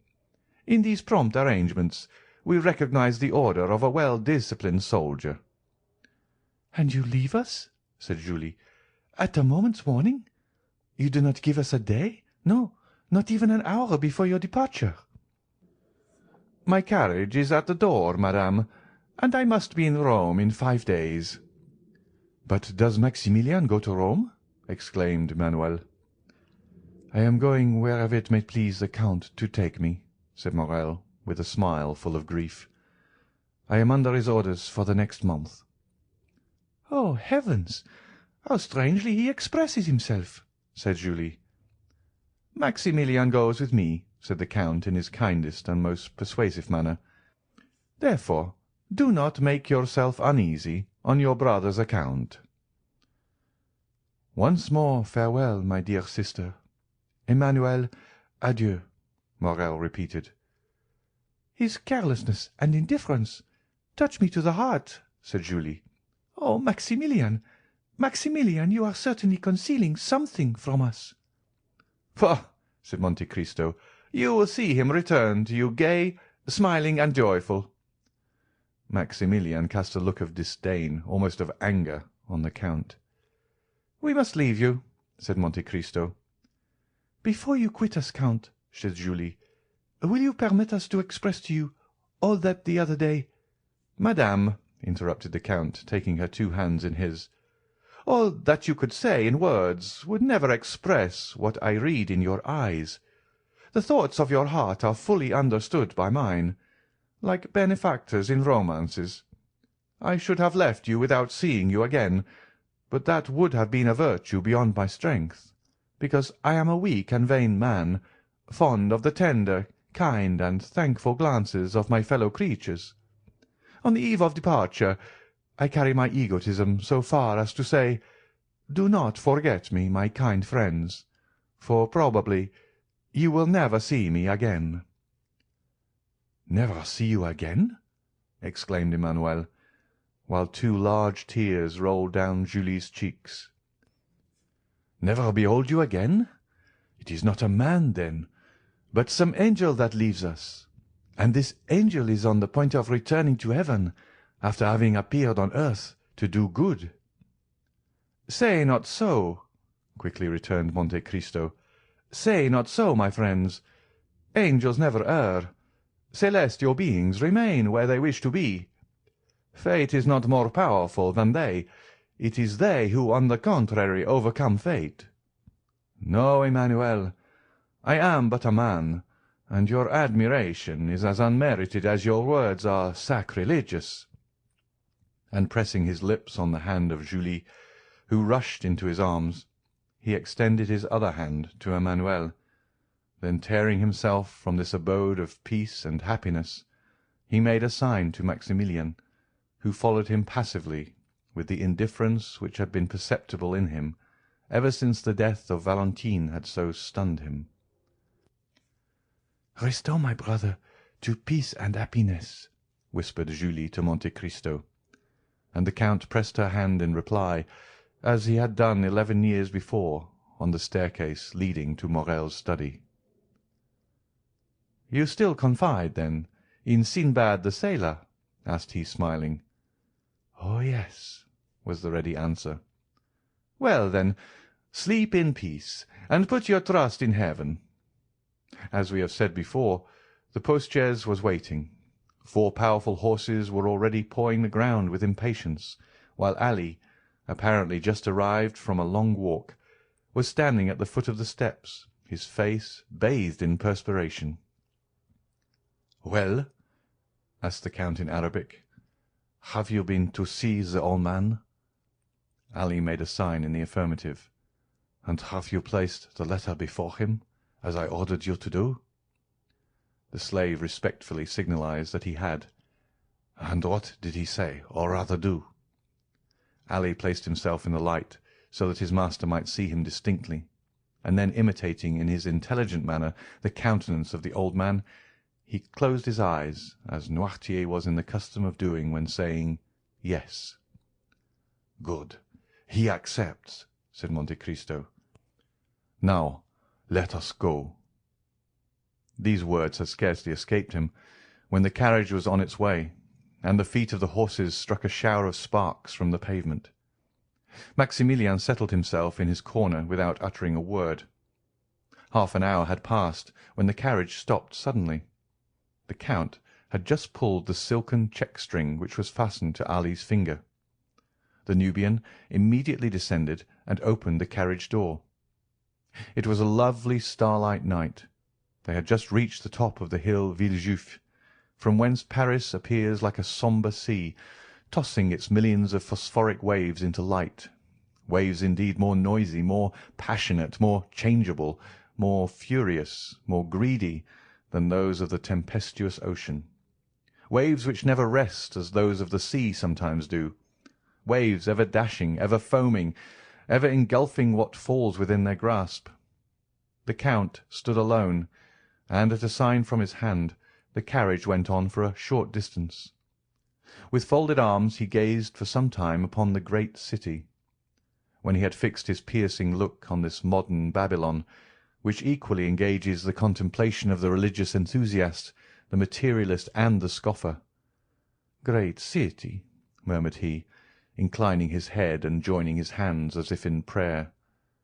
"Less than 6 months have elapsed since first I entered the gates. I believe that the Spirit of God led my steps to thee, and that he also enables me to quit thee in triumph. The secret cause of my presence within thy walls I have confided alone to him who only has had the power to read my heart. God only knows that I retire from thee without pride or hatred, but not without many regrets. He only knows that the power confided to me has never been made subservient to my personal good or to any useless cause. O great city, it is in thy palpitating bosom that I have found that which I sought. Like a patient miner, I have dug deep into thy very entrails to root out evil thence. Now my work is accomplished. My mission is terminated. Now thou canst neither afford me pain nor pleasure. Adieu, Paris. Adieu." His look wandered over the vast plain like that of some genius of the night. He passed his hand over his brow, got into the carriage, the door was closed on him, and the vehicle quickly disappeared down the other side of the hill in a whirlwind of noise and dust. 10 leagues were passed, and not a single word was uttered. Morrel was dreaming, and Monte Cristo was looking at the dreamer. "Morrel," said the Count to him at length, "do you repent having followed me?" "No, Count, but to leave Paris." "If I thought happiness might await you in Paris, Morrel, I would have left you there." "Valentine reposes within the walls of Paris, and to leave Paris is like losing her a second time." "Maximilian," said the Count, "the friends that we have lost do not repose in the bosom of the earth, but are buried deep in our hearts, and it has been thus ordained that we may always be accompanied by them. I have 2 friends, who in this way never depart from me, the one who gave me being, and the one who conferred knowledge and intelligence on me. Their spirits live in me.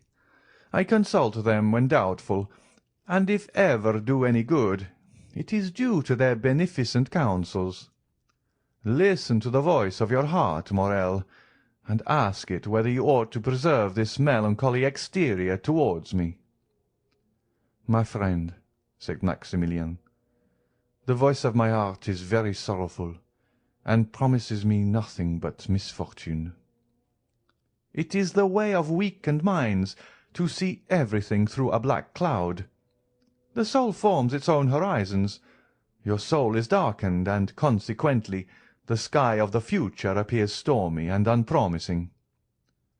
"That may possibly be true," said Maximilian, and he again subsided into his thoughtful mood.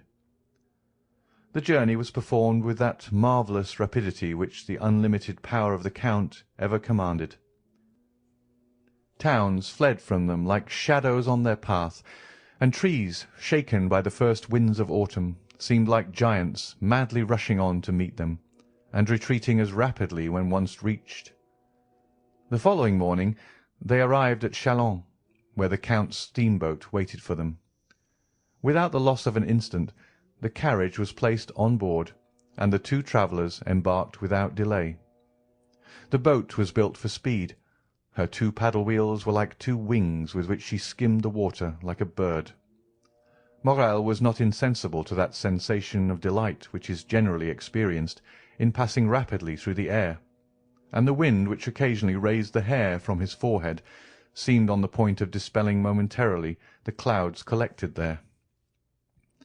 As the distance increased between the travellers and Paris, almost superhuman serenity appeared to surround the Count.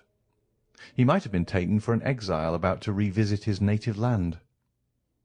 Ere long Marseille presented herself to view. Marseille, white, fervid, full of life and energy. Marseille, the younger sister of Tyre and Carthage, the successor of them in the empire of the Mediterranean. Marseille, old yet always young. Powerful memories were stirred within them by the sight of the Round Tower, Fort Saint-Nicolas, the city hall designed by Puget, the port with its brick quays, where they had both played in childhood, and it was with one accord that they stopped on the Canebière. A vessel was setting sail for Algiers, on board of which the bustle usually attending departure prevailed. The passengers and their relations crowded on the deck, friends taking a tender but sorrowful leave of each other, some weeping, others noisy in their grief, the whole forming a spectacle that might be exciting even to those who witnessed similar sights daily, but which had no power to disturb the current of thought that had taken possession of the mind of Maximilian from the moment he had set foot on the broad pavement of the quay. "Here," said he, leaning heavily on the arm of Monte Cristo, "here is the spot where my father stopped, when the Pharaon entered the port. It was here that the good old man, whom you saved from death and dishonour, threw himself into my arms. I yet feel his warm tears on my face, and his were not the only tears shed, for many who witnessed our meeting wept also." Monte Cristo gently smiled and said, "I was there," at the same time pointing to the corner of a street.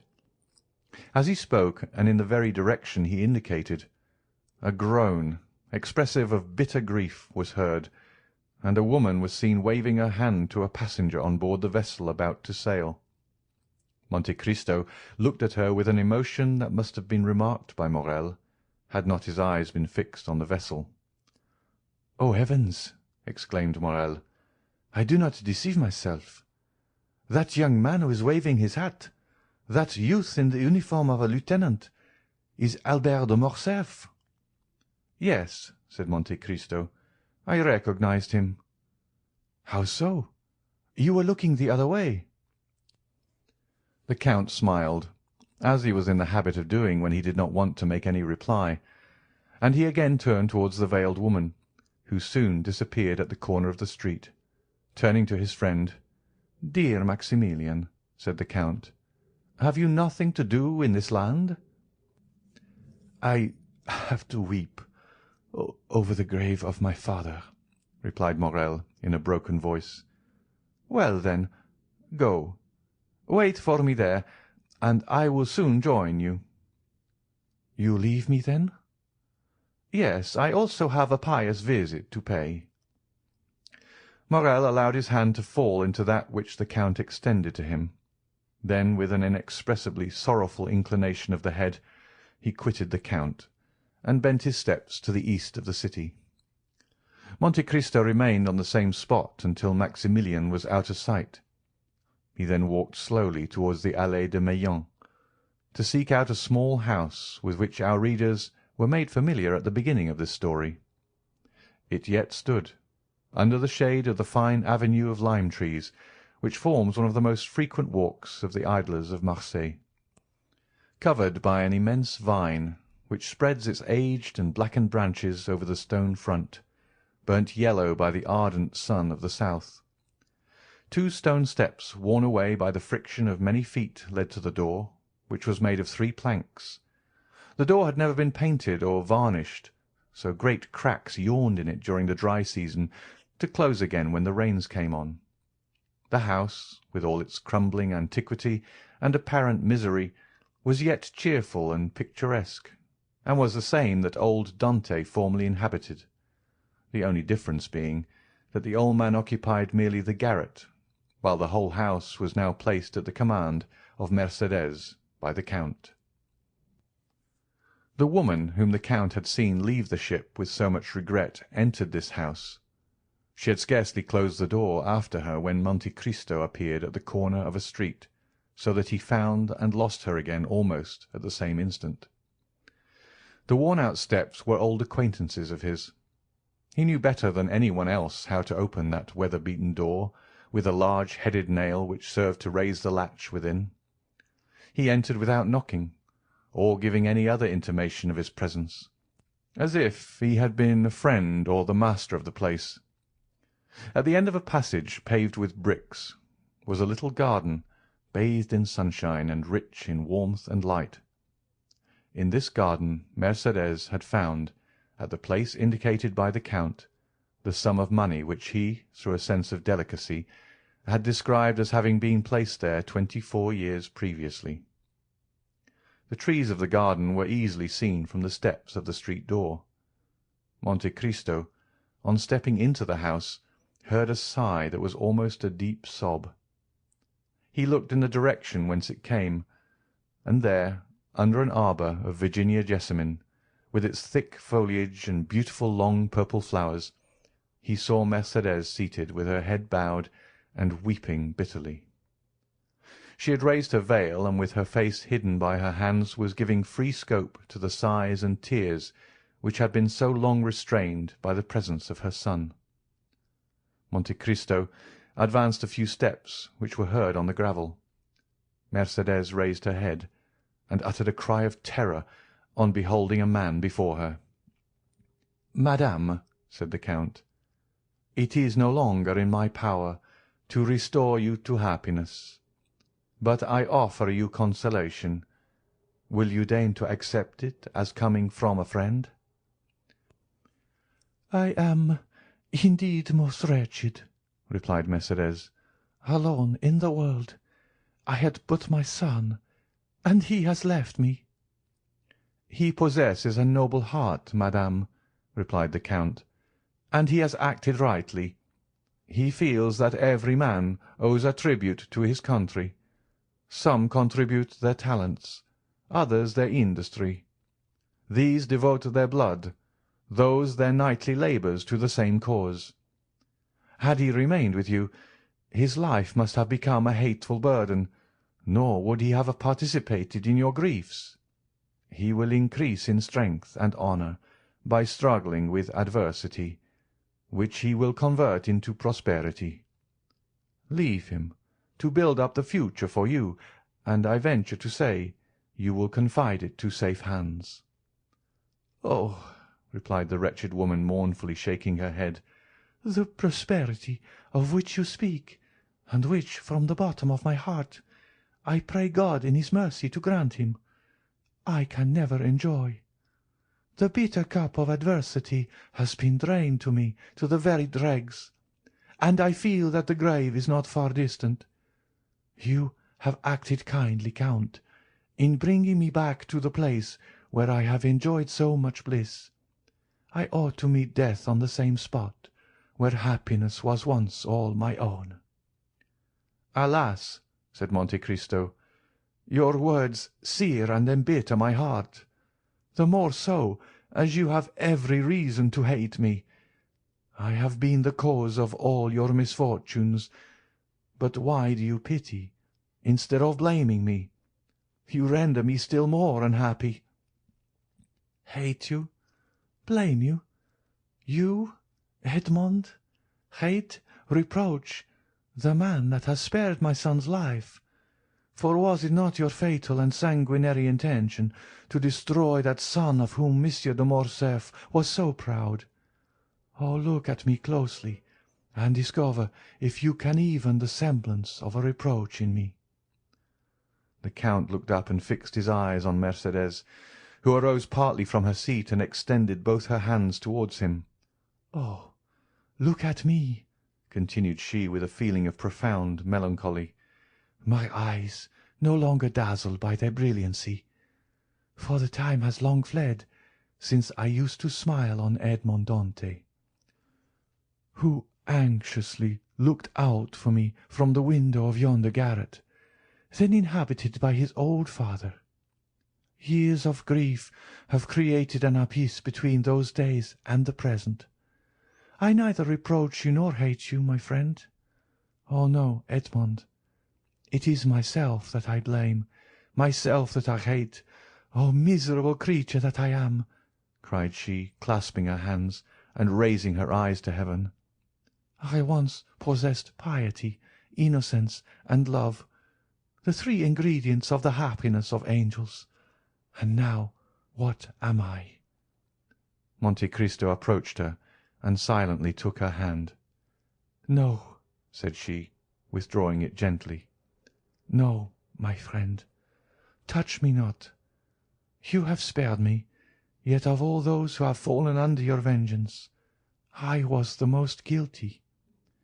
They were influenced by hatred, by avarice, and by self-love, but I was base, and for want of courage acted against my judgment.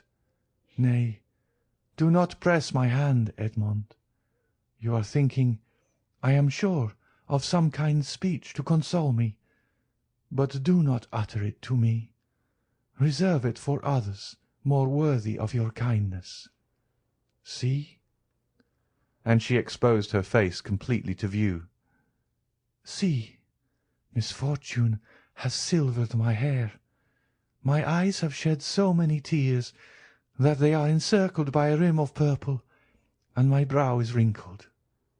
You, Edmond, on the contrary, you are still young, handsome, dignified. It is because you have had faith, because you have had strength, because you have had trust in God, and God has sustained you. But as for me, I have been a coward. I have denied God, and he has abandoned me." Mercédès burst into tears. Her woman's heart was breaking under its load of memories. Monte Cristo took her hand and imprinted a kiss on it, but she herself felt that it was a kiss of no greater warmth than he would have bestowed on the hand of some marble statue of a saint. "It often happens," continued she, "that a first fault destroys the prospects of a whole life. I believed you dead. Why did I survive you? What good has it done for me to mourn for you eternally in the secret recesses of my heart, only to make a woman of 39 look like a woman of 50? Why, having recognized you, and I the only one to do so, why was I able to save my son alone? Ought I not also to have rescued the man that I had accepted for a husband, guilty though he were? Yet I let him die. What do I say? O merciful heavens! Was I not accessory to his death by my supine insensibility, by my contempt for him, not remembering or not willing to remember that it was for my sake he had become a traitor and a perjurer? In what am I benefited by accompanying my son so far, since I now abandon him and allow him to depart alone to the baneful climate of Africa? Oh, I have been base, cowardly, I tell you. I have abjured my affections, and like all renegades I am of evil omen to those who surround me." "No, Mercédès," said Monte Cristo, "no, you judge yourself with too much severity. You are a noble-minded woman, and it was your grief that disarmed me. Still I was but an agent, led on by an invisible and offended deity, who chose not to withhold the fatal blow that I was destined to hurl. I take that God to witness, at whose feet I have prostrated myself daily for the last 10 years, that I would have sacrificed my life to you, and with my life the projects that were indissolubly linked with it, But, and I say it with some pride, Mercédès, God needed me, and I lived. Examine the past and the present, and endeavour to dive into futurity, and then say whether I am not a divine instrument. The most dreadful misfortunes, the most frightful sufferings, the abandonment of all those who loved me, the persecution of those who did not know me, formed the trials of my youth, when suddenly from captivity, solitude, misery, I was restored to light and liberty, and became the possessor of a fortune so brilliant, so unbounded, so unheard of, that I must have been blind not to be conscious that God had endowed me with it to work out his own great designs. From that time I looked upon this fortune as something confided to me for an especial purpose. Not a thought was given to a life which you once, Mercédès, had the power to render blissful. Not 1 hour of a peaceful calm was mine, but I felt myself driven on like an exterminating angel. Like adventurous captains about to embark on some enterprise full of danger, I laid in my provisions, I loaded my weapons, I collected every means of attack and defence. I inured my body to the most violent exercises, my soul to the bitterest trials. I taught my arm to slay, my eyes to behold excruciating sufferings, and my mouth to smile at the most horrid spectacles. Good-natured, confiding and forgiving as I had been, I became revengeful, cunning and wicked, or rather immovable as fate. Then I launched out into the path that was open to me. I overcame every obstacle and reached the goal, but woe to those who stood in my pathway. "Enough," said Mercédès, "enough, Edmond. Believe me that she who alone recognized you has been the only one to comprehend you. And had she crossed your path, and you had crushed her like glass, still, Edmond, still she must have admired you. Like the gulf between me and the past, there is an abyss between you, Edmond, and the rest of mankind. And I tell you freely that the comparison I draw between you and other men will ever be one of my greatest tortures. No, there is nothing in the world to resemble you in worth and goodness. But we must say farewell, Edmond, and let us part." "Before I leave you, Mercédès, have you no request to make?" said the Count. "I desire but one thing in this world, Edmond, the happiness of my son." "Pray to the Almighty to spare his life, and I will take upon myself to promote his happiness." "Thank you, Edmond." "But have you no request to make for yourself, Mercédès?" "For myself I want nothing. I live, as it were, between two graves. One is that of Edmond Dantès, lost to me long since. He had my love. That word ill becomes my faded lip now, but it is a memory dear to my heart, and one that I would not lose for all that the world contains. The other grave is that of the man who met his death from the hand of Edmond Dantès. I approve of the deed, but I must pray for the dead." "Your son shall be happy, Mercédès," repeated the Count. "Then I shall enjoy as much happiness as this world can possibly confer." "But what are your intentions?" "To say that I shall live here, like the Mercédès of other times, gaining my bread by labour, would not be true, nor would you believe me. I have no longer the strength to do anything but to spend my days in prayer.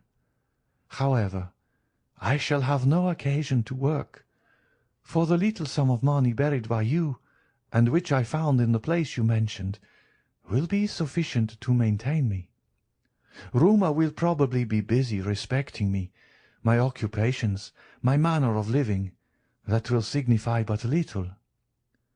"Mercédès," said the Count, "I do not say it to blame you, but you made an unnecessary sacrifice in relinquishing the whole of the fortune amassed by Monsieur de Morcerf. Half of it at least by right belonged to you, in virtue of your vigilance and economy." "I perceive what you are intending to propose to me, but I cannot accept it, Edmond. My son would not permit it." "Nothing shall be done without the full approbation of Albert de Morcerf. I will make myself acquainted with his intentions, and will submit to them. But if he be willing to accept my offers, will you oppose them?" "You well know, Edmond, that I am no longer a reasoning creature. I have no will, unless it be the will never to decide. I have been so overwhelmed by the many storms that have broken over my head, that I am become passive in the hands of the Almighty, like a sparrow in the talons of an eagle. I live because it is not ordained for me to die. If succour be sent to me, I will accept it." "Ah, madame," said Monte Cristo, "you should not talk thus. It is not so we should evince our resignation to the will of Heaven. On the contrary, we are all free agents." "Alas!" exclaimed Mercédès, "if it were so, if I possessed free will, but without the power to render that will efficacious, it would drive me to despair." Monte Cristo dropped his head, and shrank from the vehemence of her grief. "Will you not even say, 'You will see me again'?" he asked. "On the contrary, we shall meet again," said Mercédès, pointing to heaven with solemnity. "I tell you so, to prove to you that I still hope." And after pressing her own trembling hand upon that of the Count, Mercédès rushed up the stairs and disappeared. Monte Cristo slowly left the house and turned towards the quay. But Mercédès did not witness his departure, although she was seated at the little window of the room which had been occupied by old Dante. Her eyes were straining to see the ship which was carrying her son over the vast sea, but still her voice involuntarily murmured softly, "Edmond, Edmond, Edmond." End of chapter 112. Chapter 113. The Past. The Count departed with a sad heart from the house in which he had left Mercédès, probably never to behold her again. Since the death of little Edward, a great change had taken place in Monte Cristo. Having reached the summit of his vengeance by a long and tortuous path, he saw an abyss of doubt yawning before him. More than this, the conversation which had just taken place between Mercédès and himself had awakened so many recollections in his heart that he felt it necessary to combat with them. A man of the Count's temperament could not long indulge in that melancholy which can exist in common minds, but which destroys superior ones. He thought he must have made an error in his calculations if he now found cause to blame himself. "I cannot have deceived myself," he said. "I must look upon the past in a false light. What?" he continued. "Can I have been following a false path? Can the end which I proposed be a mistaken end? Can 1 hour have sufficed to prove to an architect that the work upon which he founded all his hopes was an impossible if not a sacrilegious undertaking? I cannot reconcile myself to this idea. It would madden me. The reason why I am now dissatisfied is that I have not a clear appreciation of the past. The past, like the country through which we walk, becomes indistinct as we advance.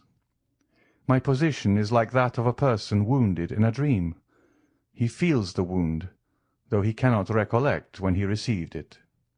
Come, then, thou regenerate man, thou extravagant prodigal, thou awakened sleeper, thou all-powerful visionary, thou invincible millionaire, once again review thy past life of starvation and wretchedness.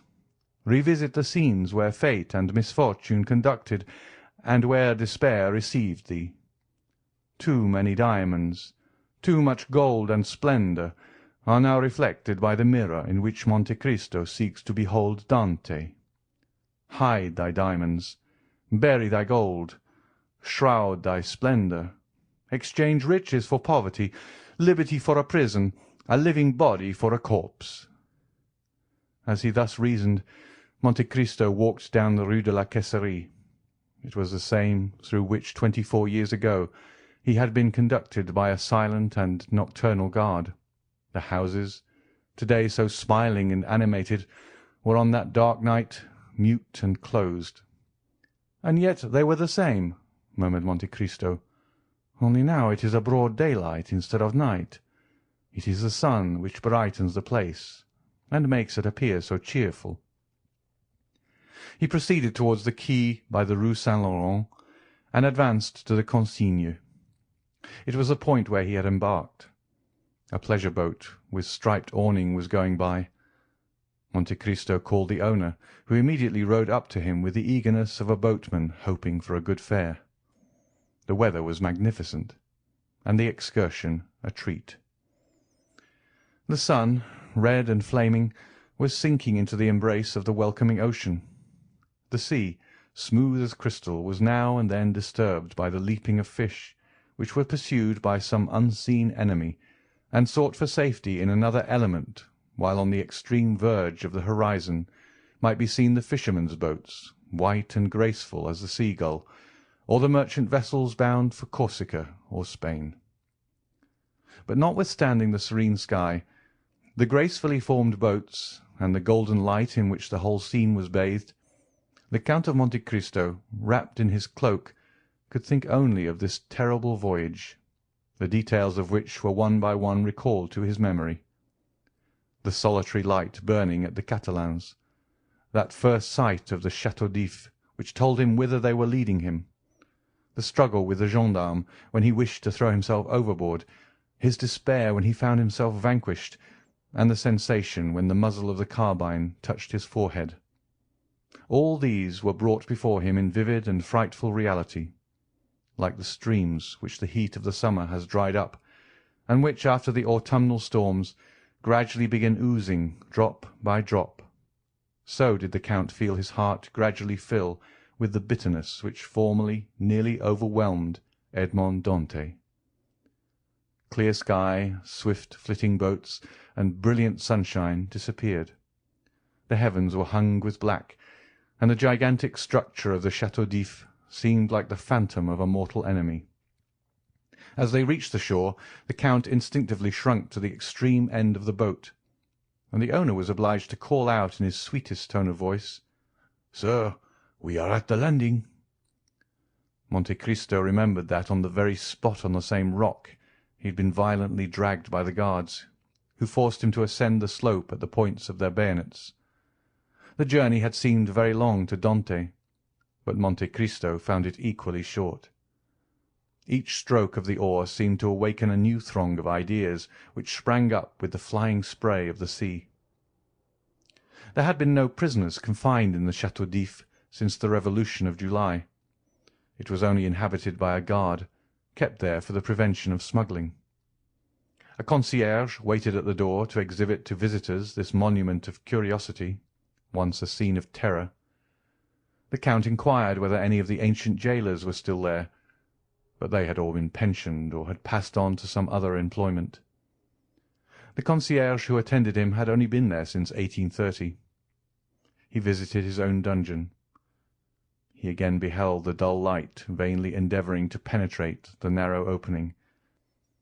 His eyes rested upon the spot where had stood his bed, since then removed, and behind the bed the new stones indicated where the breach made by the Abbé Faria had been. Monte Cristo felt his limbs tremble. He seated himself upon a log of wood.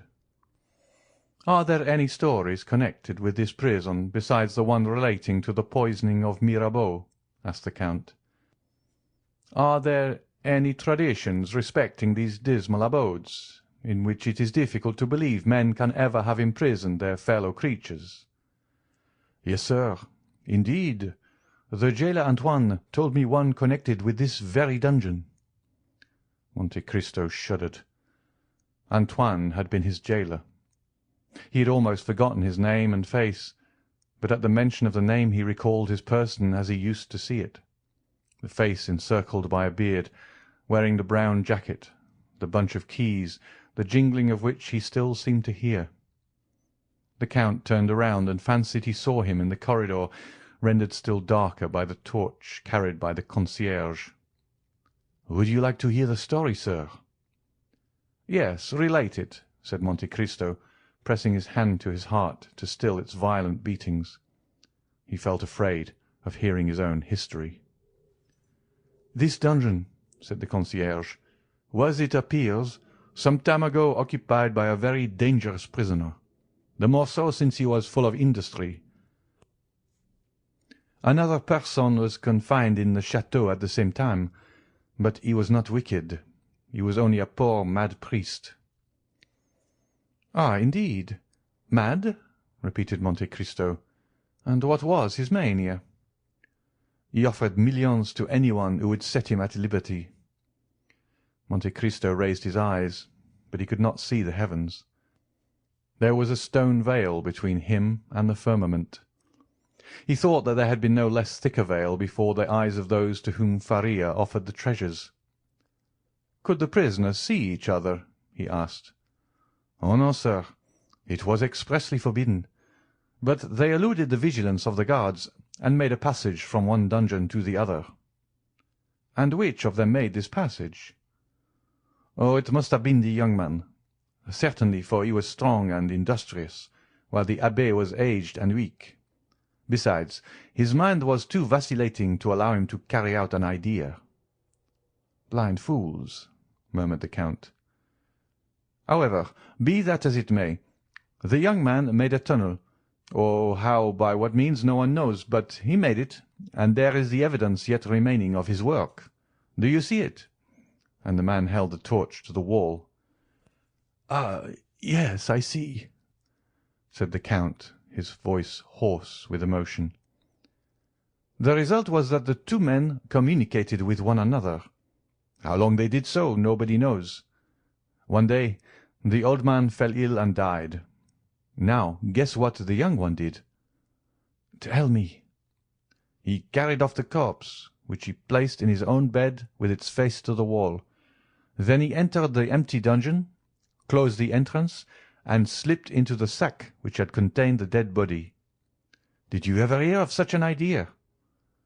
Monte Cristo closed his eyes, and seemed again to experience all the sensations he had felt when the coarse canvas, yet moist with the cold dews of death, had touched his face. The jailer continued.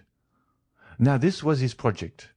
He fancied that they buried the dead at the Château d'If, and imagining they would not expend much labour on the grave of a prisoner, he calculated on raising the earth with his shoulders. But unfortunately their arrangements at the château frustrated his projects. They never buried the dead. They merely attached a heavy cannonball to the feet, and then threw them into the sea. This is what was done. The young man was thrown from the top of the rock. The corpse was found on the bed next day, and the whole truth was guessed. For the men who performed the office then mentioned, what they had not dared to speak of before, that at the moment the corpse was thrown into the deep, they heard a shriek, which was almost immediately stifled by the water in which it disappeared. The Count breathed with difficulty. The cold drops ran down his forehead, and his heart was full of anguish. "No," he muttered, "the doubt I felt was but the commencement of forgetfulness. But here the wound reopens, and the heart again thirsts for vengeance. And the prisoner?" he continued aloud. "Was he ever heard of afterwards?" "Oh, no, of course not. You can understand that one of two things must have happened. He must either have fallen flat, in which case the blow from a height of 90 feet must have killed him instantly. Or he must have fallen upright, and then the weight would have dragged him to the bottom, where he remained. Poor fellow." "Then you pity him?" said the Count. "Ma foi, yes, though he was in his own element." "What do you mean?" "The report was that he had been a naval officer who had been confined for plotting with the Bonapartists." "Great is the truth," muttered the Count. "Fire cannot burn, nor water drown it. Thus the poor sailor lives in the recollection of those who narrate his history. His terrible story is recited in the chimney corner, and a shudder is felt at the description of his transit through the air to be swallowed by the deep." Then the Count added aloud, "Was his name ever known?" "Oh, yes, but only as number 34. "Oh, Villefort, Villefort," murmured the Count, "this scene must often have haunted thy sleepless hours." "Do you wish to see anything more, sir?" said the concierge. "Yes, especially if you would show me the poor abbé's room." "Ah, numero 27. "Yes, number 27, repeated the Count, who seemed to hear the voice of the abbé answering him in those very words through the wall when asked his name. "Come, sir." "Wait," said Monte Cristo. "I wish to take one final glance around this room." "This is fortunate," said the guide. "I have forgotten the other key." "Go and fetch it." "I will leave you the torch, sir." "No, take it away. I can see in the dark." "Why, you are like numero 34. They said he was so accustomed to darkness that he could see a pin in the darkest corner of his dungeon." "He spent 14 years to arrive at that," muttered the Count. The guide carried away the torch. The Count had spoken correctly. Scarcely had a few seconds elapsed ere he saw everything as distinctly as by daylight. Then he looked around him and really recognized his dungeon. "Yes," he said, "there is the stone upon which I used to sit. There is the impression made by my shoulders on the wall. There is the mark of my blood made when one day I dashed my head against the wall. Oh, those figures! How well I remember them! I made them one day to calculate the age of my father, that I might know whether I should find him still living, and that of Mercédès, to know if I should find her still free.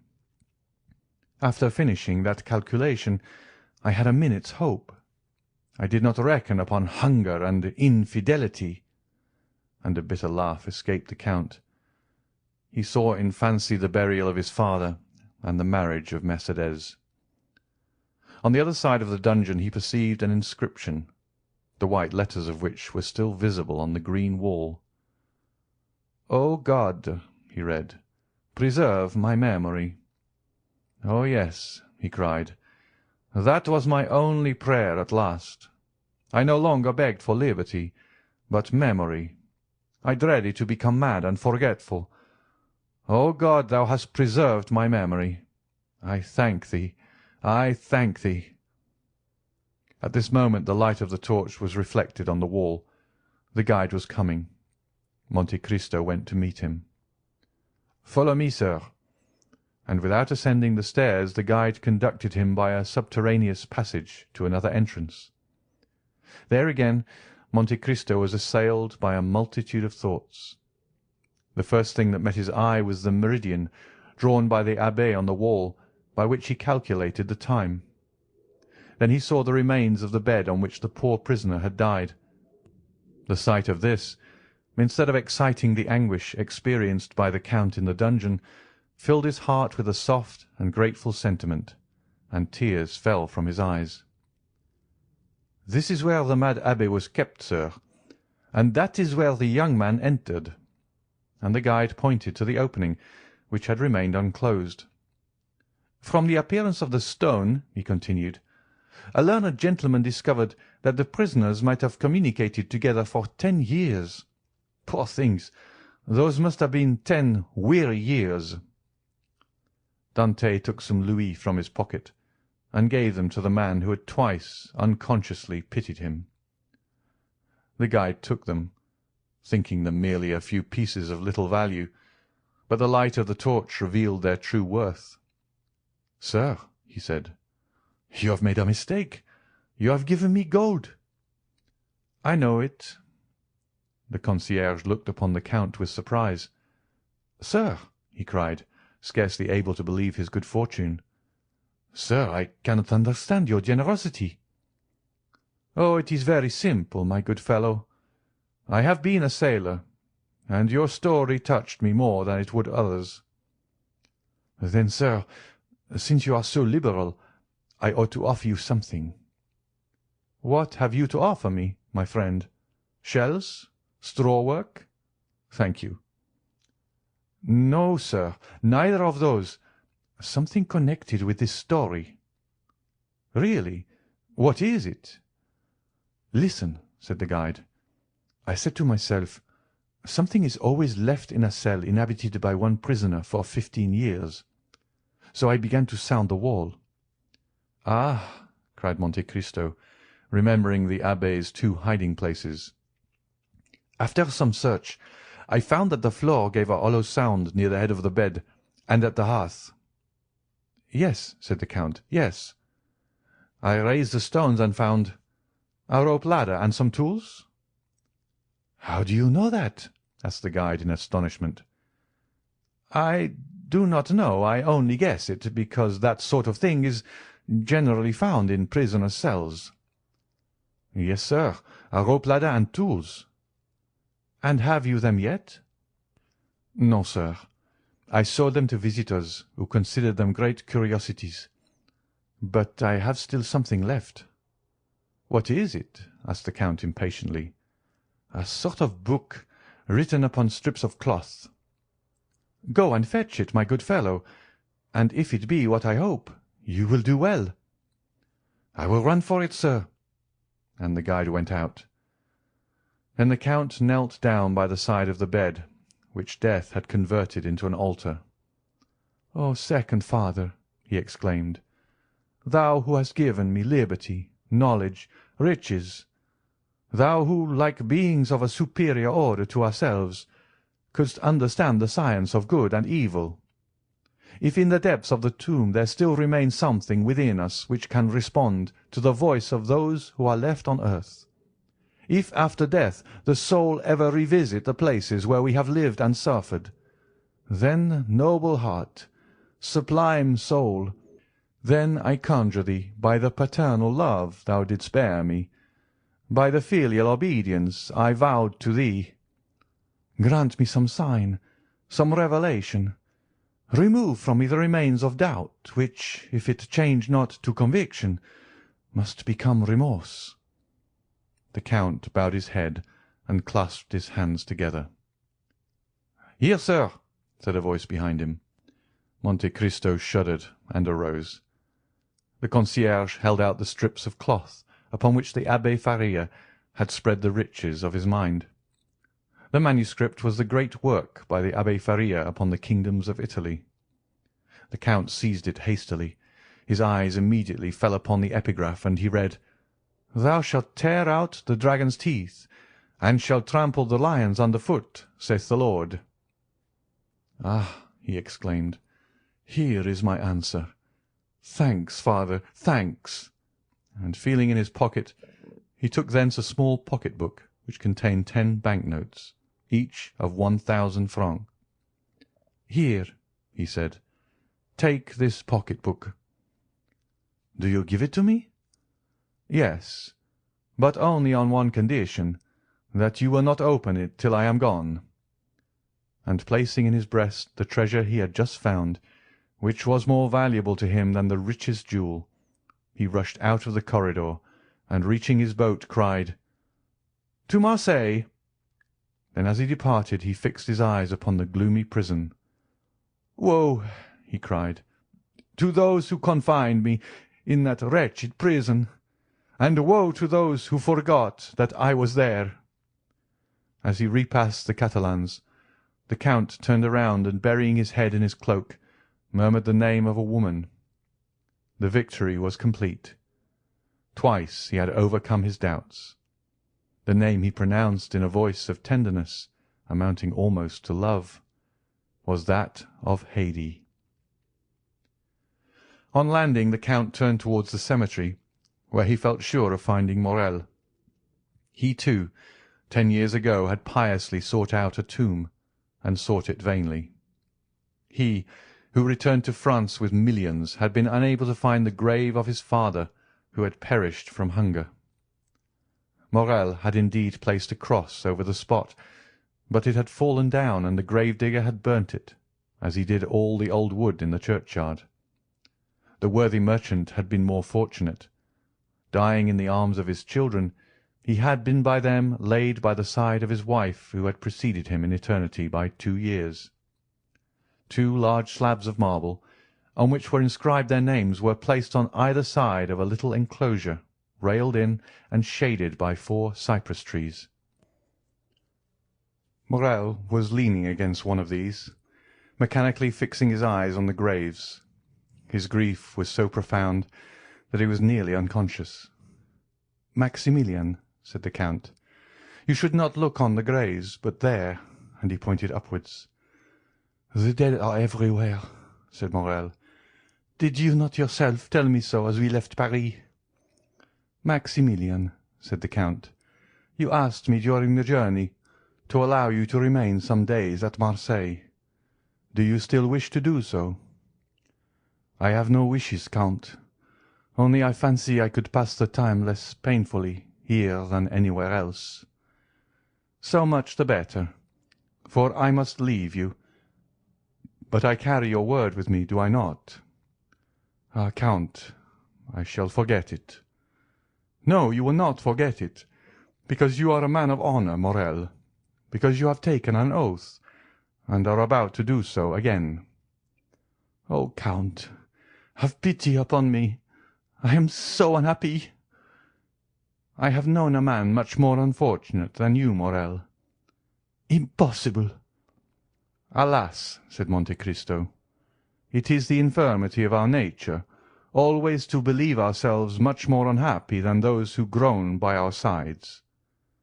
"What can be more wretched than the man who has lost all he loved and desired in the world?" "Listen, Morrel, and pay attention to what I am about to tell you. I knew a man who, like you, had fixed all his hopes of happiness upon a woman. He was young. He had an old father whom he loved, a betrothed bride whom he adored.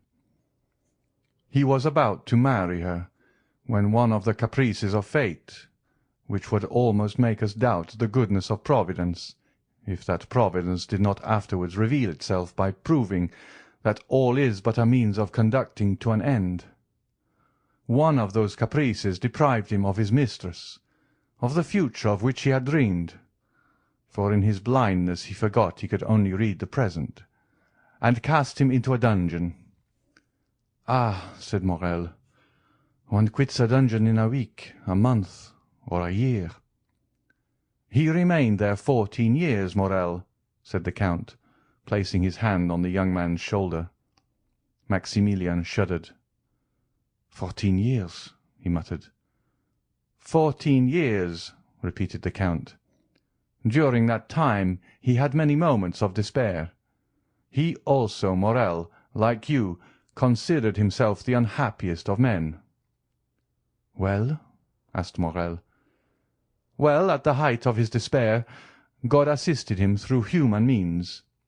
At first, perhaps, he did not recognize the infinite mercy of the Lord, but at last he took patience and waited. One day he miraculously left the prison, transformed, rich, powerful. His first cry was for his father, but that father was dead." "My father, too, is dead," said Morrel. "Yes, but your father died in your arms, happy, respected, rich, and full of years. His father died poor, despairing, almost doubtful of Providence, and when his son sought his grave 10 years afterwards, his tomb had disappeared, and no one could say, There sleeps the father you loved so well." "Oh!" exclaimed Morrel. "He was, then, a more unhappy son than you, Morrel, for he could not even find his father's grave." "But then he had the woman he loved still remaining." "You are deceived, Morrel. That woman—" "She was dead?" "Worse than that. She was faithless, and had married one of the persecutors of her betrothed. You see, then, Morrel, that he was a more unhappy lover than you." "And has he found consolation?" "He has at last found peace." "And does he ever expect to be happy?" "He hopes so, Maximilian." The young man's head fell on his breast. "You have my promise," he said, after a minute's pause, extending his hand to Monte Cristo. "Only remember—" "On the 5th of October, Morrel, I shall expect you at the island of Monte Cristo. On the 4th a yacht will wait for you in the port of Bastia. It will be called the Eurus. You will give your name to the captain, who will bring you to me. It is understood, is it not?" "But, Count, do you remember that the 5th of October—" "Child," replied the Count, "not to know the value of a man's word. I have told you 20 times that if you wish to die on that day I will assist you. Morrel, farewell." "Do you leave me?" "Yes. I have business in Italy. I leave you alone with your misfortunes, and with hope, Maximilian." "When do you leave?" "Immediately. The steamer waits, and in an hour I shall be far from you. Will you accompany me to the harbour, Maximilian?" "I am entirely yours, Count." Morrel accompanied the Count to the harbour. The white steam was ascending like a plume of feathers from the black chimney. The steamer soon disappeared, and in an hour afterwards, as the Count had said, was scarcely distinguishable in the horizon amidst the fogs of the night. Chapter 113. Chapter 114. Peppino. At the same time that the steamer disappeared behind Cape Morgion, a man travelling post on the road from Florence to Rome had just passed the little town of Acquapendente. He was travelling fast enough to cover a great deal of ground without exciting suspicion. This man was dressed in a greatcoat, or rather a surtout, a little worse for the journey, but which exhibited the ribbon of the Legion of Honour still fresh and brilliant, a decoration which also ornamented the undercoat. He might be recognized not only by these signs, but also from the accent with which he spoke to the postilion as a Frenchman. Another proof that he was a native of the universal country was apparent in the fact of his knowing no other Italian words than the terms used in music, and which, like the Goddam of Figaro, served all possible linguistic requirements. "Allegro," he called out to the postilions at every ascent. "Moderato," he cried as they descended, and heaven knows there are hills enough between Rome and Florence by the way of Acquapendente. These two words greatly amused the men to whom they were addressed. On reaching La Storta, the point from whence Rome is first visible, the traveller evinced none of the enthusiastic curiosity which usually leads strangers to stand up and endeavour to catch sight of the dome of St. Peter's, which may be seen long before any other object is distinguishable. No, he merely drew a pocket-book from his pocket, and took from it a paper folded in 4, and after having examined it in a manner almost reverential, he said, "Good, I have it still." The carriage entered by the Porto del Popolo, turned to the left, and stopped at the Hôtel d'Espagne. Old Pastrini, our former acquaintance, received the traveller at the door, hat in hand. The traveller alighted, ordered a good dinner, and inquired the address of the house of Thomson and French, which was immediately given to him, as it was one of the most celebrated in Rome. It was situated in the Via dei Banchi, near St. Peter's in Rome. As everywhere else, the arrival of a post-chaise is an event. 10 young descendants of Marius and the Gracchi, barefooted and out at elbows, with one hand resting on the hip and the other gracefully curved above the head, stared at the traveller, the post-chaise, and the horses. To these were added about 50 little vagabonds from the Papal States, who earned a pittance by diving into the Tiber at high water from the bridge of St. Angelo. Now, as these street Arabs of Rome, more fortunate than those of Paris, understand every language, more especially the French, they heard the traveller order an apartment, a dinner, and finally inquire the way to the house of Thomson and French. The result was that when the newcomer left the hotel with the cicerone, a man detached himself from the rest of the idlers, and without having been seen by the traveller, and appearing to excite no attention from the guide, followed the stranger with as much skill as a Parisian police agent would have used. The Frenchman had been so impatient to reach the house of Thomson and French that he would not wait for the horses to be harnessed, but left word for the carriage to overtake him on the road, or to wait for him at the banker's door. He reached it before the carriage arrived. The Frenchman entered, leaving in the ante-room his guide, who immediately entered into conversation with 2 or 3 of the industrious idlers, who are always to be found in Rome at the doors of banking-houses, churches, museums, or theatres. With the Frenchman, the man who had followed him entered too. The Frenchman knocked at the inner door, and entered the first room. His shadow did the same. "Messrs. Thomson and French?" inquired the stranger. An attendant arose at a sign from a confidential clerk at the first desk. "Whom shall I announce?" said the attendant. "Baron Danglars." "Follow me," said the man. A door opened, through which the attendant and the Baron disappeared. The man who had followed Danglars sat down on a bench. The clerk continued to write for the next 5 minutes. The man preserved profound silence and remained perfectly motionless. Then the pen of the clerk ceased to move over the paper.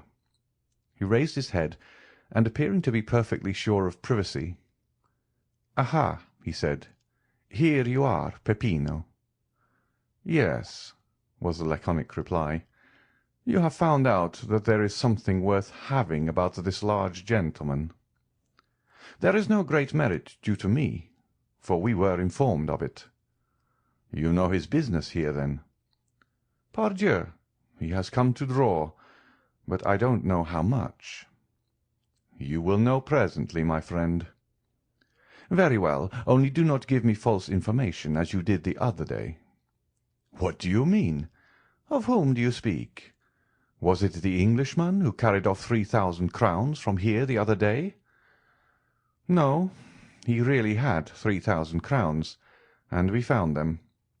I mean the Russian prince, who you said had 30,000 livres, and we only found 22,000. You must have searched badly." "Luigi Vampa himself searched." "Indeed. But you must let me make my observations, or the Frenchman will transact his business without my knowing the sum." Peppino nodded, and taking a rosary from his pocket, began to mutter a few prayers while the clerk disappeared through the same door by which Danglars and the attendant had gone out. At the expiration of 10 minutes, the clerk returned with a beaming countenance. "Well?" asked Peppino of his friend. "Joy! Joy! The sum is large." 5 or 6 millions, is it not?" "Yes, you know the amount?" "On the receipt of the Count of Monte Cristo." "Why, how came you to be so well acquainted with all this?" "I told you we were informed beforehand." "Then why do you apply to me?" "That I may be sure I have the right man." "Yes, it is indeed he. 5 millions, a pretty sum, eh, Peppino?" "Hush! Here is our man." The clerk seized his pen, and Peppino his beads. One was writing and the other praying when the door opened. Danglars looked radiant with joy. The banker accompanied him to the door. Peppino followed Danglars. According to the arrangements, the carriage was waiting at the door. The guide held the door open. Guides are useful people who will turn their hands to anything. Danglars leapt into the carriage like a young man of 20. The cicerone reclosed the door, and sprang up by the side of the coachman. Peppino mounted the seat behind. "Will your Excellency visit St. Peter's?" asked the cicerone. "I did not come to Rome to see," said Danglars aloud. Then he added softly, with an avaricious smile, "I came to touch," and he rapped his pocket-book, in which he had just placed a letter. "Then your Excellency is going—" "To the hotel." "Casa Pastrini," said the cicerone to the coachman, and the carriage drove rapidly on. 10 minutes afterwards the Baron entered his apartment, and Peppino stationed himself on the bench outside the door of the hotel, after having whispered something in the ear of one of the descendants of Marius and the Gracchi, whom we noticed at the beginning of the chapter, who immediately ran down the road leading to the capital at his fullest speed. Danglars was tired and sleepy. He therefore went to bed, placing his pocket-book under his pillow. Peppino had a little spare time, so he had a game of mora with the facchini, lost 3 crowns, and then to console himself drank a bottle of Orvieto. The next morning Danglars awoke late. Though he went to bed so early, he had not slept well for 5 or 6 nights, even if he had slept at all. He breakfasted heartily, and, caring little, as he said, for the beauties of the Eternal City, ordered post-horses at noon. But Danglars had not reckoned upon the formalities of the police and the idleness of the posting-master. The horses only arrived at 2 o'clock, and the cicerone did not bring the passport till 3. All these preparations had collected a number of idlers round the door of Signor Pastrini's. The descendants of Marius and Gracchi were also not wanting. The Baron walked triumphantly through the crowd, who for the sake of gain styled him "Your Excellency." As Danglars had hitherto contented himself with being called a baron, he felt rather flattered at the title of Excellency, and distributed a dozen silver coins among the beggars, who were ready, for 12 more, to call him "Your Highness." "Which road?" asked the postilion in Italian. "The Ancona road," replied the Baron. Signor Pastrini interpreted the question and answer, and the horses galloped off.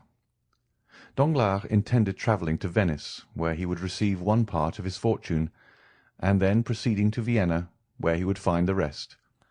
He meant to take up his residence in the latter town, which he had been told was a city of pleasure. He had scarcely advanced 3 leagues out of Rome when daylight began to disappear. Danglars had not intended starting so late, or he would have remained. He put his head out and asked the postilion how long it would be before they reached the next town. "Non capisco." "Do not understand," was the reply. Danglars bent his head, which he meant to imply, "Very well." The carriage again moved on. "I will stop at the first posting-house," said Danglars to himself. He still felt the same self-satisfaction which he had experienced the previous evening, and which had procured him so good a night's rest. He was luxuriously stretched in a good English calash, with double springs. He was drawn by 4 good horses at full gallop. He knew the relay to be at a distance of 7 leagues. What subject of meditation could present itself to the banker, so fortunately become bankrupt? Danglars thought for 10 minutes about his wife in Paris, another 10 minutes about his daughter travelling with Mademoiselle d'Armilly. The same period was given to his creditors, and the manner in which he intended spending their money, and then, having no subject left for contemplation, he shut his eyes and fell asleep. Now and then a jolt more violent than the rest caused him to open his eyes. Then he felt that he was still being carried with great rapidity over the same country, thickly strewn with broken aqueducts, which looked like granite giants petrified while running a race. But the night was cold, dull, and rainy, and it was much more pleasant for a traveller to remain in the warm carriage than to put his head out of the window to make inquiries of a postilion whose only answer was "Non capisco." Danglars therefore continued to sleep, saying to himself that he would be sure to awake at the posting-house. The carriage stopped. Danglars fancied that they had reached the long-desired point. He opened his eyes and looked through the window, expecting to find himself in the midst of some town or at least a village, but he saw nothing except what seemed like a ruin, where 3 or 4 men went and came like shadows. Danglars waited a moment, expecting the postilion to come and demand payment with the termination of his stage. He intended taking advantage of the opportunity to make fresh inquiries of the new conductor, but the horses were unharnessed, and others put in their places without any one claiming money from the traveller. Danglars, astonished, opened the door, but a strong hand pushed him back, and the carriage rolled on. The Baron was completely roused. "Eh," he said to the postilion. "Eh, mio caro?" This was another little piece of Italian the Baron had learned from hearing his daughter sing Italian duets with Cavalcanti. But mio caro did not reply. Danglars then opened the window. "Come, my friend," he said, thrusting his hand through the opening. "Where are we going?" "Dentro la testa," answered a solemn and imperious voice, accompanied by a menacing gesture. Danglars thought dentro la testa meant "put in your head." He was making rapid progress in Italian. He obeyed, not without some uneasiness, which, momentarily increasing, caused his mind, instead of being as unoccupied as it was when he began his journey, to fill with ideas which were very likely to keep a traveller awake, more especially one in such a situation as Danglars. His eyes acquired that quality which in the first moment of strong emotion enables them to see distinctly, and which afterwards fails from being too much taxed. Before we are alarmed, we see correctly. When we are alarmed, we see double, and when we have been alarmed, we see nothing but trouble. Danglars observed a man in a cloak galloping at the right hand of the carriage. "Some gendarmes!" he exclaimed. "Can I have been intercepted by French telegrams to the pontifical authorities?" He resolved to end his anxiety. "Where are you taking me?" he asked. "Dentro la testa," replied the same voice with the same menacing accent. Danglars turned to the left. Another man on horseback was galloping on that side. "Decidedly," said Danglars with the perspiration on his forehead, "I must be under arrest." And he threw himself back into the calash, not this time to sleep, but to think. Directly afterwards the moon rose. He then saw the great aqueducts, those stone phantoms which he had before remarked. Only then they were on the right hand. Now they were on the left. He understood that they had described a circle, and were bringing him back to Rome. "Oh, unfortunate!" he cried. "They must have obtained my arrest." The carriage continued to roll on with frightful speed. An hour of terror elapsed, for every spot they passed showed that they were on the road back. At length he saw a dark mass against which it seemed as if the carriage was about to dash, but the vehicle turned to one side, leaving the barrier behind, and Danglars saw that it was one of the ramparts encircling Rome. "Mon Dieu!" cried Danglars, "we are not returning to Rome. Then it is not justice that is pursuing me. Gracious heavens! Another idea presents itself. What if they should be—" His hair stood on end. He remembered those interesting stories, so little believed in Paris, respecting Roman bandits. He remembered the adventures that Albert de Morcerf had related when it was intended that he should marry Mademoiselle Eugénie. "They are robbers, perhaps," he muttered. Just then the carriage rolled on something harder than gravel road. Danglars hazarded a look on both sides of the road, and perceived monuments of a singular form, and his mind now recalled all the details Morcerf had related, and comparing them with his own situation, he felt sure that he must be on the Appian Way. On the left, in a sort of valley, he perceived a circular excavation. It was Caracalla's circus. On a word from the man who rode at the side of the carriage, it stopped. At the same time, the door was open. "Scendi!" exclaimed a commanding voice. Danglars instantly descended. Although he did not yet speak Italian, he understood it very well. More dead than alive, he looked around him. 4 men surrounded him, besides the postilion. "Dis quoi?" said one of the men, descending a little path leading out of the Appian Way. Danglars followed his guide without opposition, and had no occasion to turn around to see whether the 3 others were following him. Still, it appeared as though they were stationed at equal distances from one another, like sentinels. After walking for about 10 minutes, during which Danglars did not exchange a single word with his guide, he found himself between a hillock and a clump of high weeds. 3 men standing silent formed a triangle, of which he was the centre. He wished to speak, but his tongue refused to move. "Avanti!" said the same sharp and imperative voice. This time Danglars had double reason to understand, for if the word and gesture had not explained the speaker's meaning, it was clearly expressed by the man walking behind him, who pushed him so rudely that he struck against the guide. This guide was our friend Peppino, who dashed into the thicket of high weeds through a path which none but lizards or polecats could have imagined to be an open road. Peppino stopped before a pit overhung by thick hedges. The pit, half open, afforded a passage to the young man, who disappeared like the evil spirits in the fairy tales. The voice and gesture of the man who followed Danglars ordered him to do the same. There was no longer any doubt. The bankrupt was in the hands of Roman banditti. Danglars acquitted himself like a man placed between 2 dangerous positions, and who is rendered brave by fear.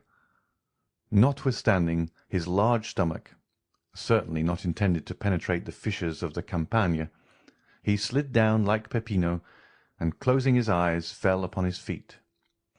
As he touched the ground, he opened his eyes. The path was wide but dark. Peppino, who cared little for being recognized now that he was in his own territories, struck a light and lit a torch. 2 other men descended after Danglars, forming the rear-guard, and pushing Danglars whenever he happened to stop. They came by a gentle declivity to the intersection of 2 corridors. The walls were hollowed out in sepulchres, one above the other, and which seemed in contrast with the white stones to open their large dark eyes, like those which we see on the faces of the dead. A sentinel struck the rings of his carbine against his left hand. "Who comes there?" he cried. "A friend, said Peppino. "But where is the captain?" "There," said the sentinel, pointing over his shoulder to a spacious crypt hollowed out of the rock, the lights from which shone into the passage through the large arched openings. "Fine spoil, captain, fine spoil," said Peppino in Italian, and taking Danglars by the collar of his coat, he dragged him to an opening resembling a door, through which they entered the apartment which the captain appeared to have made his dwelling-place. "Is this the man?" asked the captain, who was attentively reading Plutarch's Life of Alexander. "Himself, captain, himself." "Very well, show him to me." At this rather impertinent order, Peppino raised his torch to the face of Danglars, who hastily withdrew that he might not have his eyelashes burnt. His agitated features presented the appearance of pale and hideous terror. "The man is tired," said the captain. "Conduct him to his bed." "Oh," murmured Danglars, "that bed is probably one of the coffins hollowed in the wall, and the sleep I shall enjoy will be death from one of the poniards I saw glistening in the darkness." From their beds of dried leaves or wolf-skins at the back of the chamber now arose the companions of the man who had been found by Albert de Morcerf reading Caesar's Commentaries, and by Danglars studying the Life of Alexander. The banker uttered a groan and followed his guide. He neither supplicated nor exclaimed. He no longer possessed strength, will, power, or feeling. He followed where they led him. At length he found himself at the foot of a staircase, and he mechanically lifted his foot 5 or 6 times. Then a low door was opened before him, and bending his head to avoid striking his forehead, he entered a small room cut out of the rock. The cell was clean, though empty and dry, though situated at an immeasurable distance under the earth. A bed of dried grass, covered with goatskins, was placed in one corner. Danglars brightened up on beholding it, fancying that it gave some promise of safety. "Oh, God be praised!" he said. "It is a real bed."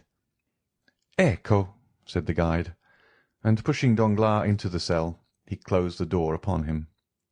A bolt grated, and Danglars was a prisoner.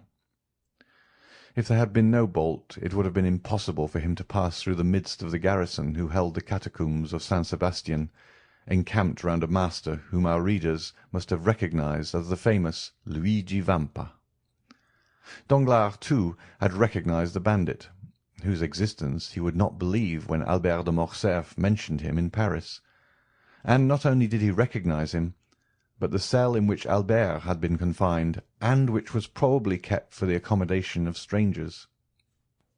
These recollections were dwelt upon with some pleasure by Danglars, and restored him to some degree of tranquillity. Since the bandits had not dispatched him at once, he felt that they would not kill him at all. They had arrested him for the purpose of robbery, and as he had only a few louis about him, he doubted not he would be ransomed. He remembered that Morcerf had been taxed at 4,000 crowns, and as he considered himself of much greater importance than Morcerf, he fixed his own price at 8,000 crowns. 8,000 crowns amounted to 48,000 livres. He would then have about 5,050,000 francs left. With this sum he could manage to keep out of difficulties. Therefore, tolerably secure in being able to extricate himself from his position, provided he were not rated at the unreasonable sum of 5,050,000 francs, he stretched himself on his bed, and after turning over 2 or 3 times, fell asleep with the tranquillity of the hero whose life Luigi Vampa was studying. End of chapter 114. Chapter 115. Luigi Vampa's Bill of Fare. We awake from every sleep, except the one dreaded by Danglars. He awoke to a Parisian accustomed to silken curtains, walls hung with velvet drapery, and the soft perfume of burning wood, the white smoke of which diffuses itself in graceful curves around the room. The appearance of the whitewashed cell which greeted his eyes on awakening seemed like the continuation of some disagreeable dream. But in such a situation, a single moment suffices to change the strongest doubt into certainty. "Yes, yes," he murmured. "I am in the hands of the brigands of whom Albert de Morcerf spoke." His first idea was to breathe, that he might know whether he was wounded. He borrowed this from Don Quixote, the only book he had ever read, but which he still slightly remembered. "No," he cried, "they have not wounded, but perhaps they have robbed me." And he thrust his hands into his pockets. They were untouched. The 100 louis he had reserved for his journey from Rome to Venice were in his trousers pocket, and in that of his greatcoat he found the little note-case containing his letter of credit for 5,050,000 francs. "Singular bandits!" he exclaimed. "They have left me purse and pocket-book. As I was saying last night, they intend me to be ransomed. Hallo, here is my watch. Let me see what time it is." Danglars' watch, one of Breguet's repeaters, which he had carefully wound up on the previous night, struck 5:30. Without this, Danglars would have been quite ignorant of the time, for daylight did not reach his cell. Should he demand an explanation from the bandits, or should he wait patiently for them to propose it? The last alternative seemed the most prudent, so he waited until 12 o'clock. During all this time, a sentinel, who had been relieved at 8 o'clock, had been watching his door. Danglars suddenly felt a strong inclination to see the person who kept watch over him. He had noticed that a few rays, not of daylight, but from a lamp, penetrated through the ill-joined planks of the door. He approached just as the brigand was refreshing himself with a mouthful of brandy, which, owing to the leathern bottle containing it, sent forth an odour which was extremely unpleasant to Danglars. "Pooh!"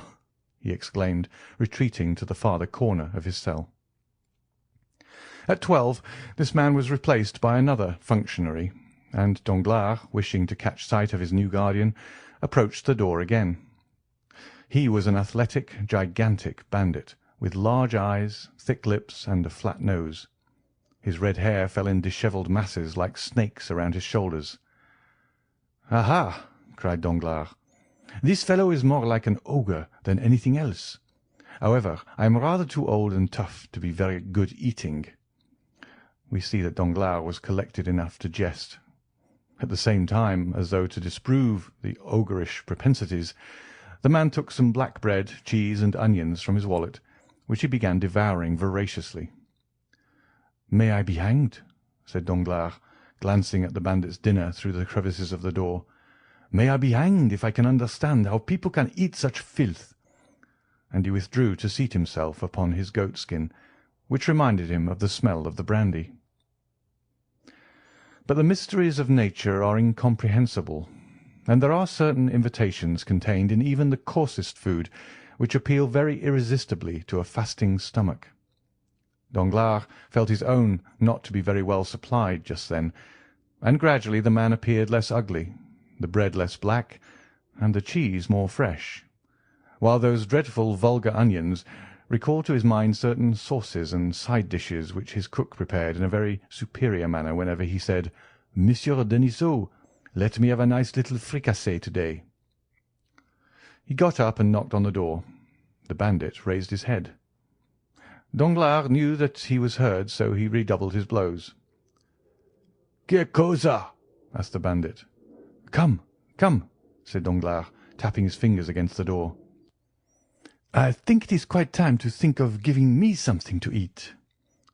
But whether he did not understand him, or whether he had received no orders respecting the nourishment of Danglars, the giant, without answering, went on with his dinner. Danglars' feelings were hurt, and not wishing to put himself under obligations to the brute, the banker threw himself down again on his goatskin, and did not breathe another word. 4 hours passed by, and the giant was replaced by another bandit.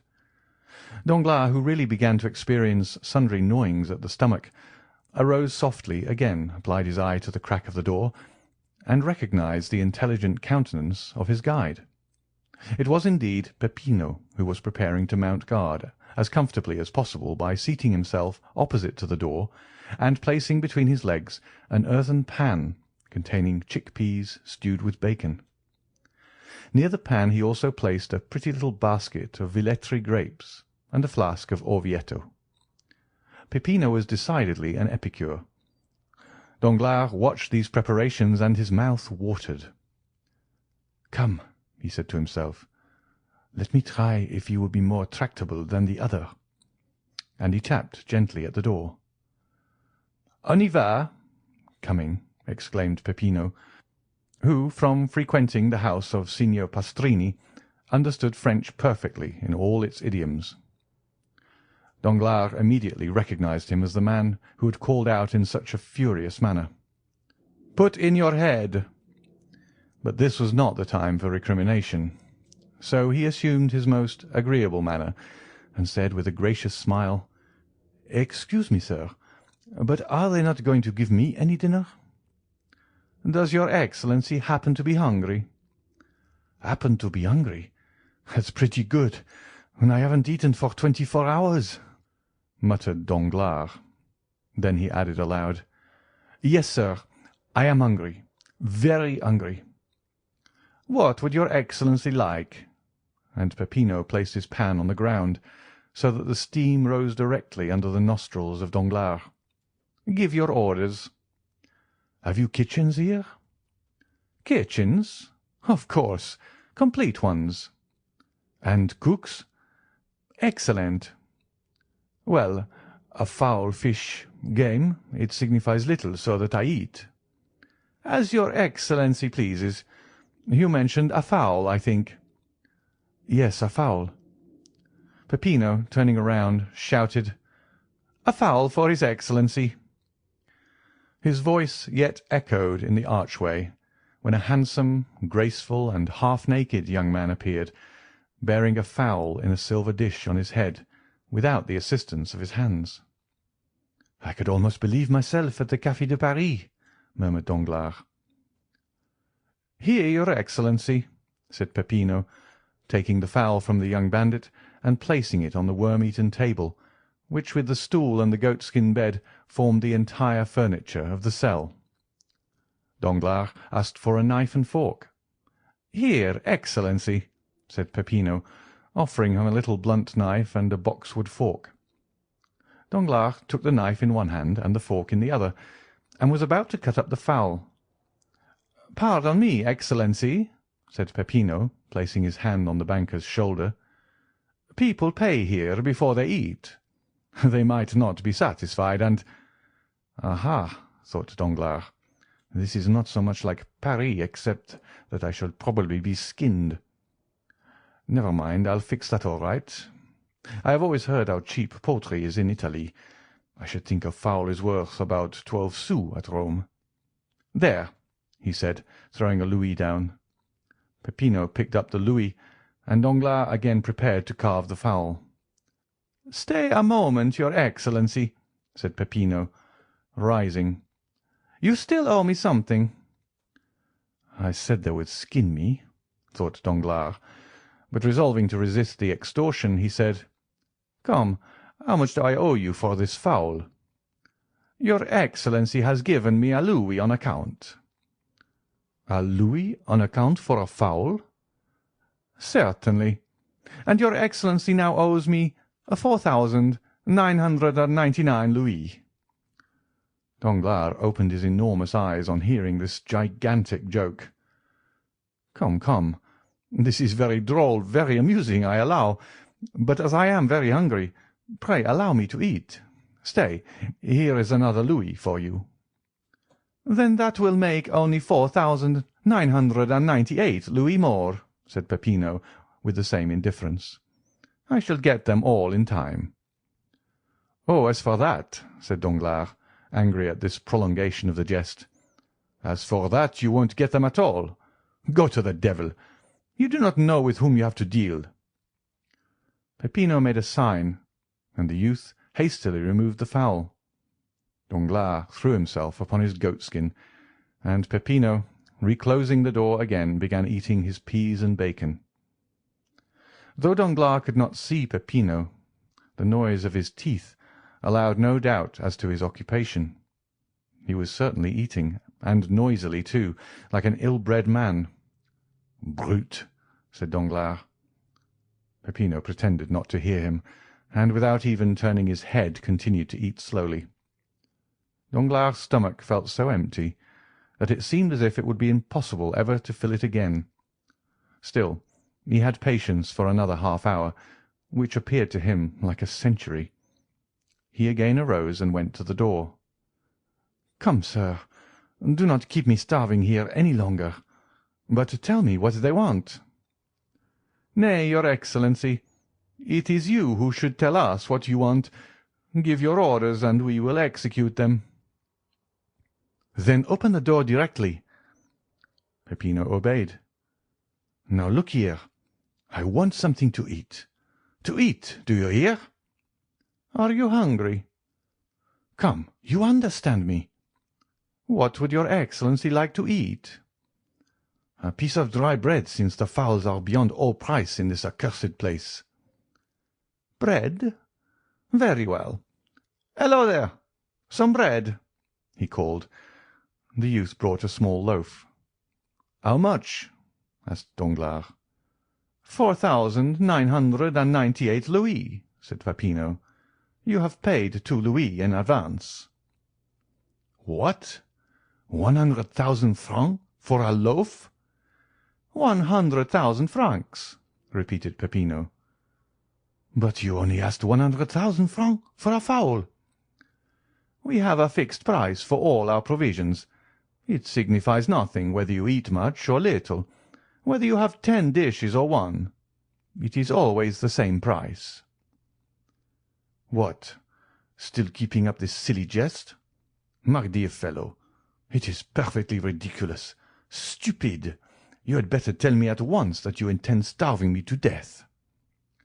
"Oh dear, no, your Excellency, unless you intend to commit suicide.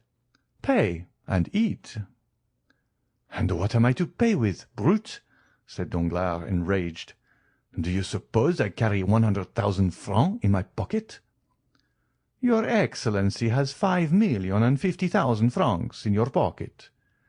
That will be 50 fowls at 100,000 francs apiece, and half a fowl for the 50,000. Danglars shuddered. The bandage fell from his eyes, and he understood the joke, which he did not think quite so stupid as he had done just before. "Come," he said, "if I pay you the 100,000 francs, will you be satisfied, and allow me to eat at my ease?" "Certainly," said Peppino. "How can I pay them?"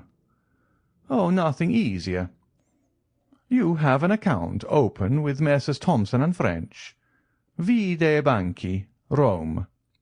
Give me a draft for 4,998 louis on these gentlemen, and our banker shall take it."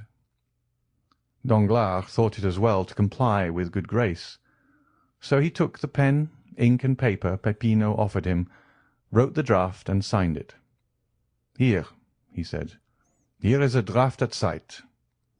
"And here is your fowl." Danglars sighed while he carved the fowl. It appeared very thin for the price it had cost. As for Peppino, he examined the paper attentively, put it into his pocket, and continued eating his peas. Chapter 115. Chapter 116. The Pardon. The next day Danglars was again hungry. Certainly the air of that dungeon was very provocative of appetite.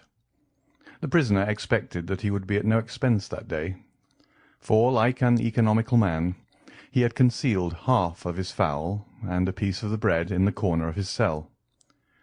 But he had no sooner eaten than he felt thirsty. He had forgotten that.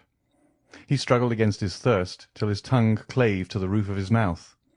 Then, no longer able to resist, he called out. The sentinel opened the door. It was a new face. He thought it would be better to transact business with his old acquaintance, so he sent for Peppino. "Here I am, Excellency," said Peppino, with an eagerness which Danglars thought favourable to him. "What do you want?" "Something to drink." "Your Excellency knows that wine is beyond all price near Rome." "Then give me water," cried Danglars, endeavouring to parry the blow. "Oh, water is even more scarce than wine, your Excellency. There has been such a drought."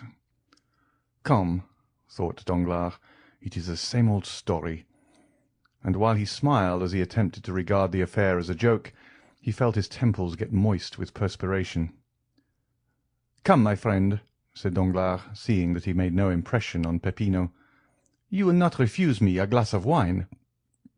I have already told you that we do not sell at retail." "Well, then, let me have a bottle of the least expensive." "They are all the same price." "And what is that?" 25,000 francs a bottle." "Tell me," cried Danglars, in a tone whose bitterness Harpagon alone has been capable of revealing, "tell me that you wish to despoil me of all. It will be sooner over than devouring me piecemeal." "It is possible such may be the master's intention." "The master? Who is he?" "The person to whom you were conducted yesterday." "Where is he?" "Here." "Let me see him." "Certainly."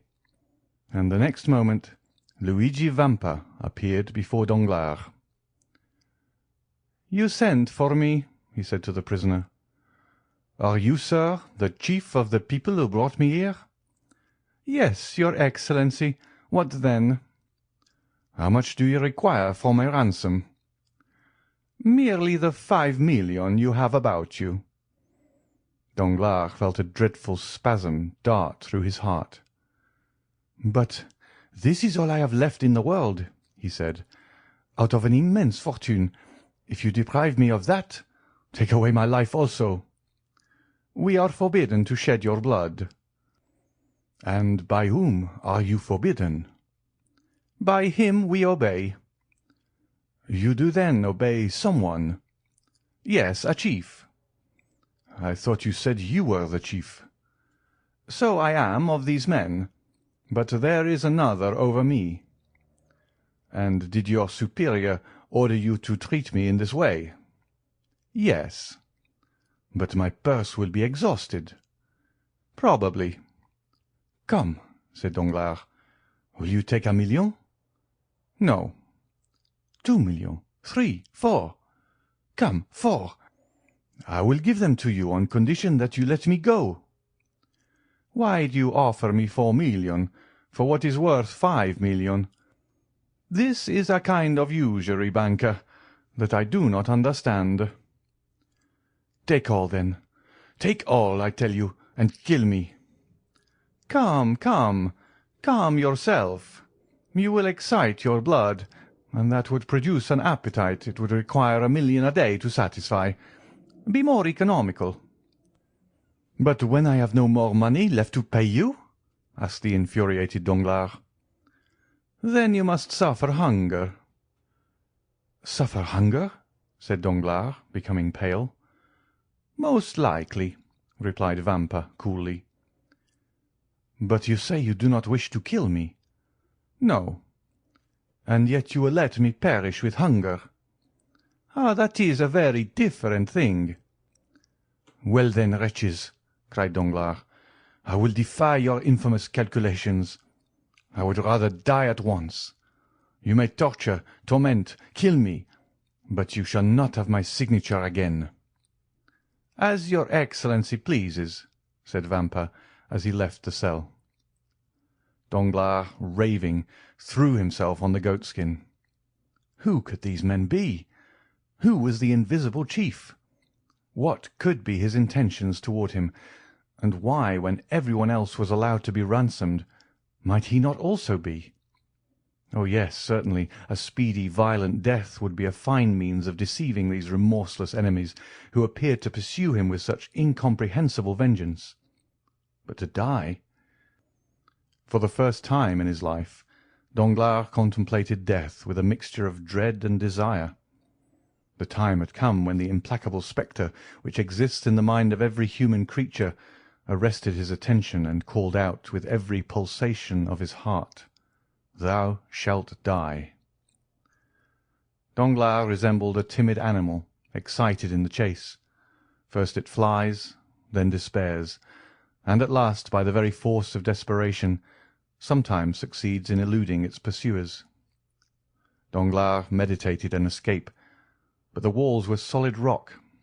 A man was sitting reading at the only outlet to the cell, and behind that man shapes armed with guns continually passed. His resolution not to sign lasted 2 days, after which he offered 1,000,000 for some food. They sent him a magnificent supper, and took his 1,000,000. From this time the prisoner resolved to suffer no longer, but to have everything he wanted. At the end of 12 days, after having made a splendid dinner, he reckoned his accounts and found that he had only 50,000 francs left. Then a strange reaction took place. He who had just abandoned 5,000,000 endeavoured to save the 50,000 francs he had left, and sooner than give them up he resolved to enter again upon a life of privation. He was deluded by the hopefulness that is a premonition of madness. He, who for so long a time had forgotten God, began to think that miracles were possible, that the accursed cavern might be discovered by the officers of the Papal States, who would release him, that then he would have 50,000 remaining, which would be sufficient to save him from starvation, and finally he prayed that this sum might be preserved to him, and as he prayed he wept. 3 days passed thus, during which his prayers were frequent, if not heartfelt. Sometimes he was delirious, and fancied he saw an old man stretched on a pallet. He also was dying of hunger. On the 4th he was no longer a man, but a living corpse. He had picked up every crumb that had been left from his former meals, and was beginning to eat the matting which covered the floor of his cell. Then he entreated Peppino, as he would a guardian angel, to give him food. He offered him 1,000 francs for a mouthful of bread, but Peppino did not answer. On the 5th day he dragged himself to the door of the cell. "Are you not a Christian?" he said, falling on his knees. "Do you wish to assassinate a man who in the eyes of heaven is a brother? Oh, my former friends, my former friends!" he murmured, and fell with his face to the ground. Then, rising in despair, he exclaimed, "The chief! The chief!" "Here I am," said Vampa, instantly appearing. "What do you want?" "Take my last gold," muttered Danglars, holding out his pocket-book, "and let me live here.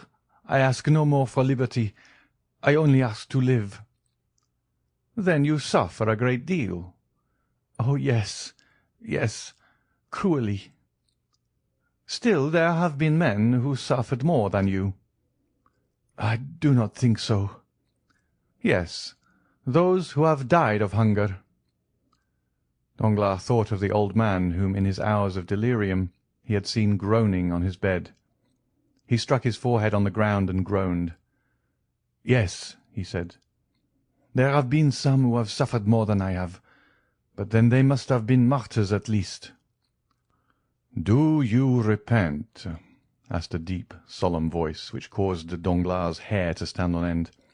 His feeble eyes endeavoured to distinguish objects, and behind the bandit he saw a man enveloped in a cloak, half lost in the shadow of a stone column. "Of what must I repent?" stammered Danglars. "Of the evil you have done," said the voice. Oh, yes, I do indeed repent." And he struck his breast with his emaciated fist. "Then I forgive you," said the man, dropping his cloak and advancing to the light. "The Count of Monte Cristo?" said Danglars, more pale from terror than he had been just before from hunger and misery. "You are mistaken. I am not the Count of Monte Cristo." "Then who are you?" "I am he whom you sold and dishonoured. I am he whose betrothed you prostituted. I am he upon whom you trampled that you might raise yourself to fortune. I am he whose father you condemned to die of hunger. I am he whom you also condemned to starvation, and who yet forgives you, because he hopes to be forgiven. I am Edmond Dantès." Danglars uttered a cry and fell prostrate. "Rise," said the count. "Your life is safe. The same good fortune has not happened to your accomplices. One is mad, the other dead. Keep the 50,000 francs you have left. I give them to you. The 5 million you stole from the hospitals has been restored to them by an unknown hand. And now eat and drink. I will entertain you tonight. Vampa, when this man is satisfied, let him be free." Danglars remained prostrate while the count withdrew. When he raised his head he saw disappearing down the passage nothing but a shadow, before which the bandits bowed. According to the count's directions, Danglars was waited on by Vampa, who brought him the best wine and fruits of Italy. Then, having conducted him to the road and pointed to the post-chaise, left him leaning against a tree. He remained there all night, not knowing where he was. When daylight dawned he saw that he was near a stream. He was thirsty, and dragged himself towards it. As he stooped down to drink, he saw that his hair had become entirely white. End of chapter 116. Chapter 117. The 5th of October. It was about 6 o'clock in the evening. An opal-coloured light, through which an autumnal sun shed its golden rays, descended on the blue ocean. The heat of the day had gradually decreased, and a light breeze arose, seeming like the respiration of nature on awakening from the burning siesta of the south. A delicious zephyr played along the coasts of the Mediterranean, and wafted from shore to shore the sweet perfume of plants mingled with the fresh smell of the sea. A light yacht, chaste and elegant in its form, was gliding amidst the first dews of night over the immense lake extending from Gibraltar to the Dardanelles, and from Tunis to Venice. The vessel resembled a swan with its wings open towards the wind, gliding on the water. It advanced swiftly and gracefully, leaving behind it a glittering stretch of foam.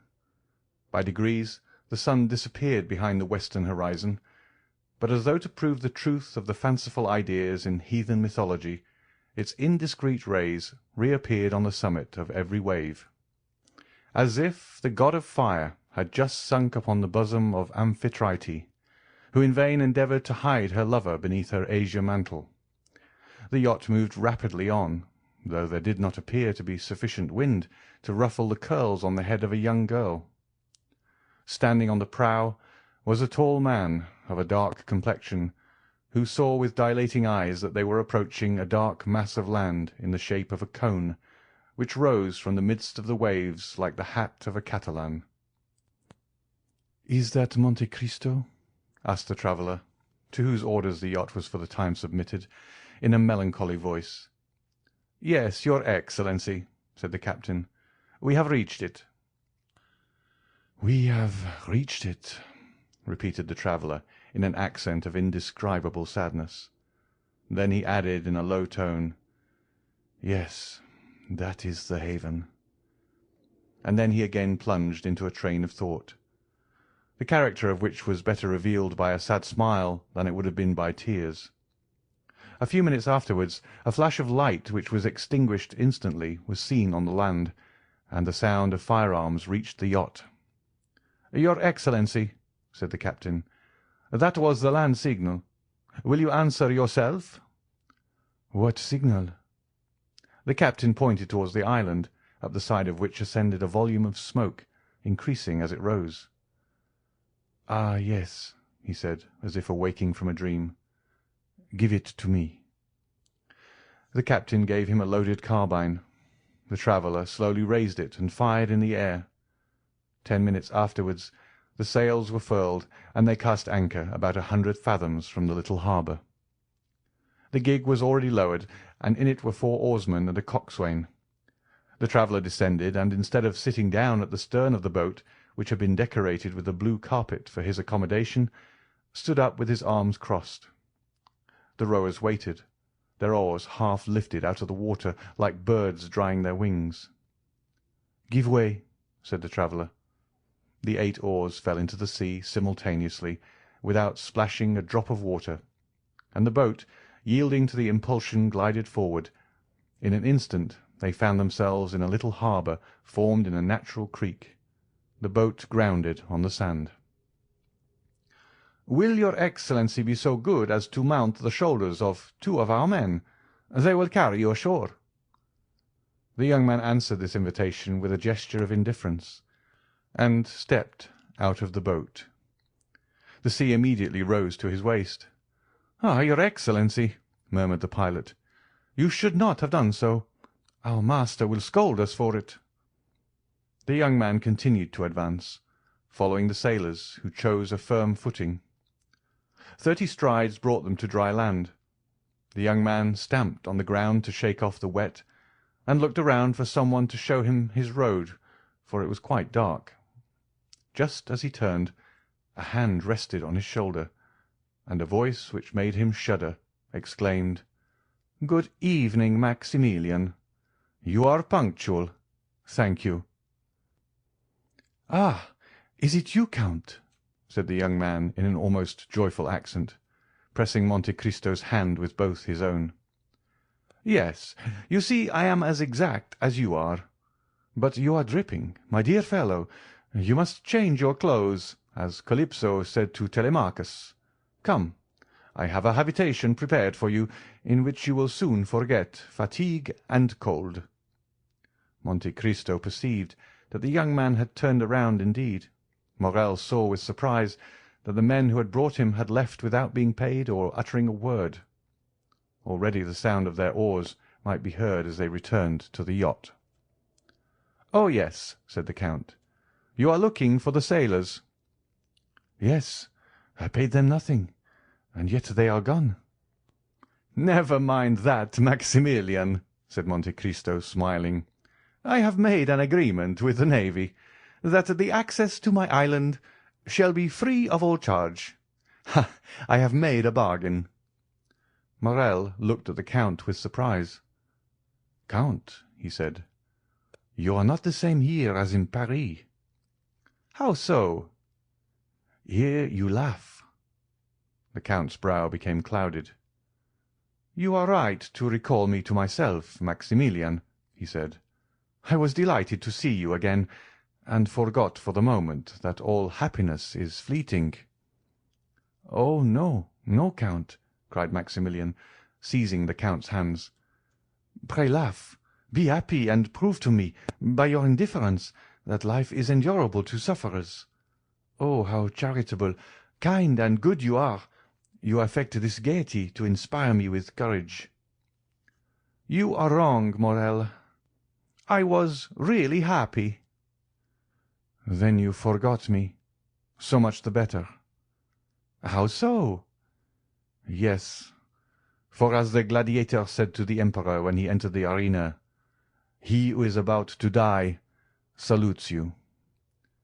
"Then you are not consoled?" asked the Count, surprised. "Oh!" exclaimed Morrel with a glance full of bitter reproach. "Do you think it possible that I could be?" "Listen," said the Count.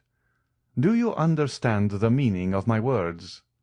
You cannot take me for a commonplace man, a mere rattle, emitting a vague and senseless noise. When I ask you if you are consoled, I speak to you as a man for whom the human heart has no secrets. Well, Morrel, let us both examine the depths of your heart. Do you still feel the same feverish impatience of grief which made you start like a wounded lion? Have you still that devouring thirst which can only be appeased in the grave? Are you still actuated by the regret which drags the living to the pursuit of death? Or are you only suffering from the prostration of fatigue and the weariness of hope deferred? Has the loss of memory rendered it impossible for you to weep? Oh, my dear friend, if this be the case, if you can no longer weep, if your frozen heart be dead, if you put all your trust in God, then, Maximilian, you are consoled. Do not complain." "Count," said Morrel, in a firm and at the same time soft voice, "listen to me. As to a man whose thoughts are raised to heaven, though he remains on earth, I come to die in the arms of a friend. Certainly, there are people whom I love. I love my sister, Julie. I love her husband, Emmanuel, but I require a strong mind to smile on my last moments. My sister would be bathed in tears and fainting. I could not bear to see her suffer. Emmanuel would tear the weapon from my hand and alarm the house with his cries.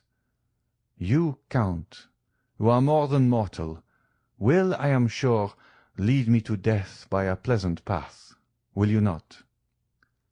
"My friend," said the Count, "I have still one doubt. Are you weak enough to pride yourself upon your sufferings?" "No, indeed. I am calm," said Morrel, giving his hand to the Count. "My pulse does not beat slower or faster than usual. No, I feel that I have reached the goal, and I will go no farther. You told me to wait and hope. Do you know what you did, unfortunate adviser? I waited a month, or rather I suffered for a month. I did hope. Man is a poor wretched creature. I did hope, what I cannot tell, something wonderful, an absurdity, a miracle, of what nature he alone can tell who has mingled with our reason that folly we call hope. Yes, I did wait. "Yes, I did hope, Count, and during this quarter of an hour we have been talking together, you have unconsciously wounded, tortured my heart, for every word you have uttered proved that there was no hope for me. Oh, Count, I shall sleep calmly, deliciously in the arms of death." Morrel uttered these words with an energy which made the Count shudder. "My friend," continued Morrel, "you named the 5th of October as the end of the period of waiting. To-day is the 5th of October." He took out his watch. "It is now 9 o'clock. I have yet 3 hours to live." "Be it so," said the Count. "Come." Morrel mechanically followed the Count, and they had entered the grotto before he perceived it. He felt a carpet under his feet. A door opened, perfumes surrounded him, and a brilliant light dazzled his eyes. Morrel hesitated to advance. He dreaded the enervating effect of all that he saw. Monte Cristo drew him in gently. "Why should we not spend the last 3 hours remaining to us of life, like those ancient Romans, who, when condemned by Nero, their emperor and heir, sat down at a table covered with flowers, and gently glided into death, amid the perfume of heliotropes and roses?" Morrel smiled. "As you please," he said. "Death is always death. That is forgetfulness, repose, exclusion from life, and therefore from grief." He sat down, and Monte Cristo placed himself opposite to him. They were in the marvellous dining-room before described, where the statues had baskets on their heads always filled with fruits and flowers. Morrel had looked carelessly around, and had probably noticed nothing. "Let us talk like men," he said, looking at the Count. "Go on." "Count," said Morrel, "you are the epitome of all human knowledge, and you seem like a being descended from a wiser and more advanced world than ours." "There is something true in what you say," said the Count, with that smile which made him so handsome. "I have descended from a planet called grief." "I believe all you tell me without questioning its meaning. For instance, you told me to live, and I did live. You told me to hope, and I almost did so. I am almost inclined to ask you, as though you had experienced death, is it painful to die?" Monte Cristo looked upon Morrel with indescribable tenderness. "Yes," he said, "yes, doubtless it is painful, if you violently break the outer covering which obstinately begs for life. If you plunge a dagger into your flesh, if you insinuate a bullet into your brain which the least shock disorders, then certainly you will suffer pain, and you will repent quitting a life for a repose you have bought at so dear a price. Yes, I know that there is a secret of luxury and pain in death as well as in life. The only thing is to understand it. You have spoken truly, Maximilian, according to the care we bestow upon it. Death is either a friend who rocks as gently as a nurse, or an enemy who violently drags the soul from the body. Some day, when the world is much older, and when mankind will be masters of all the destructive powers in nature to serve for the general good of humanity, when mankind, as you were just saying, have discovered the secrets of death, then that death will become as sweet and voluptuous as a slumber in the arms of your beloved. And if you wish to die, you would choose this death, Count?" "Yes." Morrel extended his hand. "Now I understand," he said, "why you have brought me here to this desolate spot, in the midst of the ocean, to this subterranean palace. It was because you loved me, was it not, Count? It was because you loved me well enough to give me one of those sweet means of death of which we were speaking, a death without agony, a death which allows me to fade away while pronouncing Valentine's name and pressing your hand." "Yes, you have guessed rightly, Morrel," said the Count. "That is what I intended." "Thanks. The idea that tomorrow I shall no longer suffer is sweet to my heart." "Do you then regret nothing?" "No," replied Morrel. "Not even me?" asked the Count with deep emotion. Morrel's clear eye was for the moment clouded. Then it shone with unusual lustre, and a large tear rolled down his cheek. "What?" said the Count. "Do you still regret anything in the world, and yet die?" "Oh, I entreat you," exclaimed Morrel in a low voice, "do not speak another word, Count. Do not prolong my punishment." The Count fancied that he was yielding, and this belief revived the horrible doubt that had overwhelmed him at the Château d'If. "I am endeavouring," he thought, "to make this man happy. I look upon this restitution as a weight thrown into the scale to balance the evil I have wrought. Now, supposing I am deceived, supposing this man has not been unhappy enough to merit happiness. Alas! What would become of me who can only atone for evil by doing good?" Then he said aloud, "Listen, Morrel. I see your grief is great, but still you do not like to risk your soul." Morrel smiled sadly. "Count," he said, "I swear to you, my soul is no longer my own." "Maximilian, you know I have no relation in the world. I have accustomed myself to regard you as my son. Well, then, to save my son, I will sacrifice my life, nay, even my fortune." "What do you mean?" "I mean that you wish to quit life because you do not understand all the enjoyments which are the fruits of a large fortune. Morrel, I possess nearly 100 millions, and I give them to you. With such a fortune you can attain every wish. Are you ambitious? Every career is open to you. Overturn the world, change its character, yield to mad ideas, be even criminal, but live." "Count, I have your word," said Morrel coldly. Then taking out his watch, he added, "It is 11:30. "Morrel, can you intend it in my house, under my very eyes?" "Then let me go," said Maximilian, "or I shall think you did not love me for my own sake, but for yours." And he arose. "It is well," said Monte Cristo, whose countenance brightened at these words. "You wish. You are inflexible. Yes, as you said, you are indeed wretched, and a miracle alone can cure you.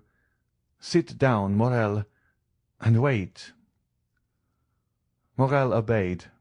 The Count arose, and unlocking a closet with a key suspended from his gold chain, took from it a little silver casket, beautifully carved and chased, the corners of which represented 4 bending figures, similar to the Caryatides, the forms of women, symbols of the angels aspiring to heaven. He placed the casket on the table, then opening it, took out a little golden box, the top of which flew open when touched by a secret spring. This box contained an unctuous substance, partly solid, of which it was impossible to discover the colour, owing to the reflection of the polished gold, sapphires, rubies, emeralds which ornamented the box. It was a mixed mass of blue, red, and gold. The Count took out a small quantity of this with a gilt spoon, and offered it to Morrel, fixing a long, steadfast glance upon him. It was then observable that the substance was greenish.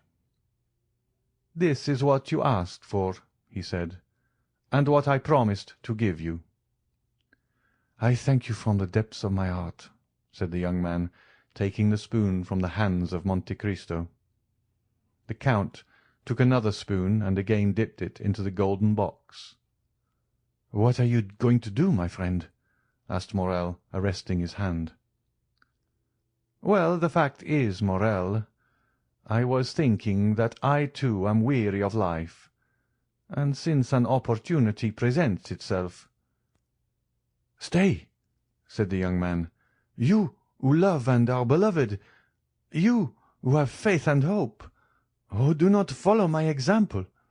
In your case it would be a crime. Adieu, my noble and generous friend. Adieu, I will go and tell Valentine what you have done for me." And slowly, though without any hesitation, only waiting to press the Count's hand fervently, he swallowed the mysterious substance offered by Monte Cristo. Then they were both silent. Ali, mute and attentive, brought the pipes and coffee and disappeared. By degrees the light of the lamps gradually faded in the hands of the marble statues which held them, and the perfumes appeared less powerful to Morrel. Seated opposite to him, Monte Cristo watched him in the shadow, and Morrel saw nothing but the bright eyes of the Count. An overpowering sadness took possession of the young man. His hands relaxed their hold. The objects in the room gradually lost their form and colour, and his disturbed vision seemed to perceive doors and curtains open in the walls. "Friend," he cried, "I feel that I am dying. Thanks." He made a last effort to extend his hand, but it fell powerless beside him.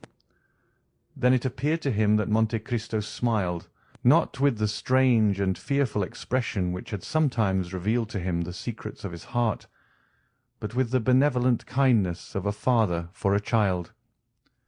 At the same time the Count appeared to increase in stature.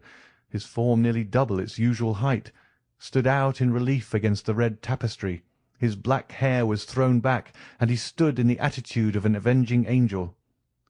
Morrel, overpowered, turned around in the armchair.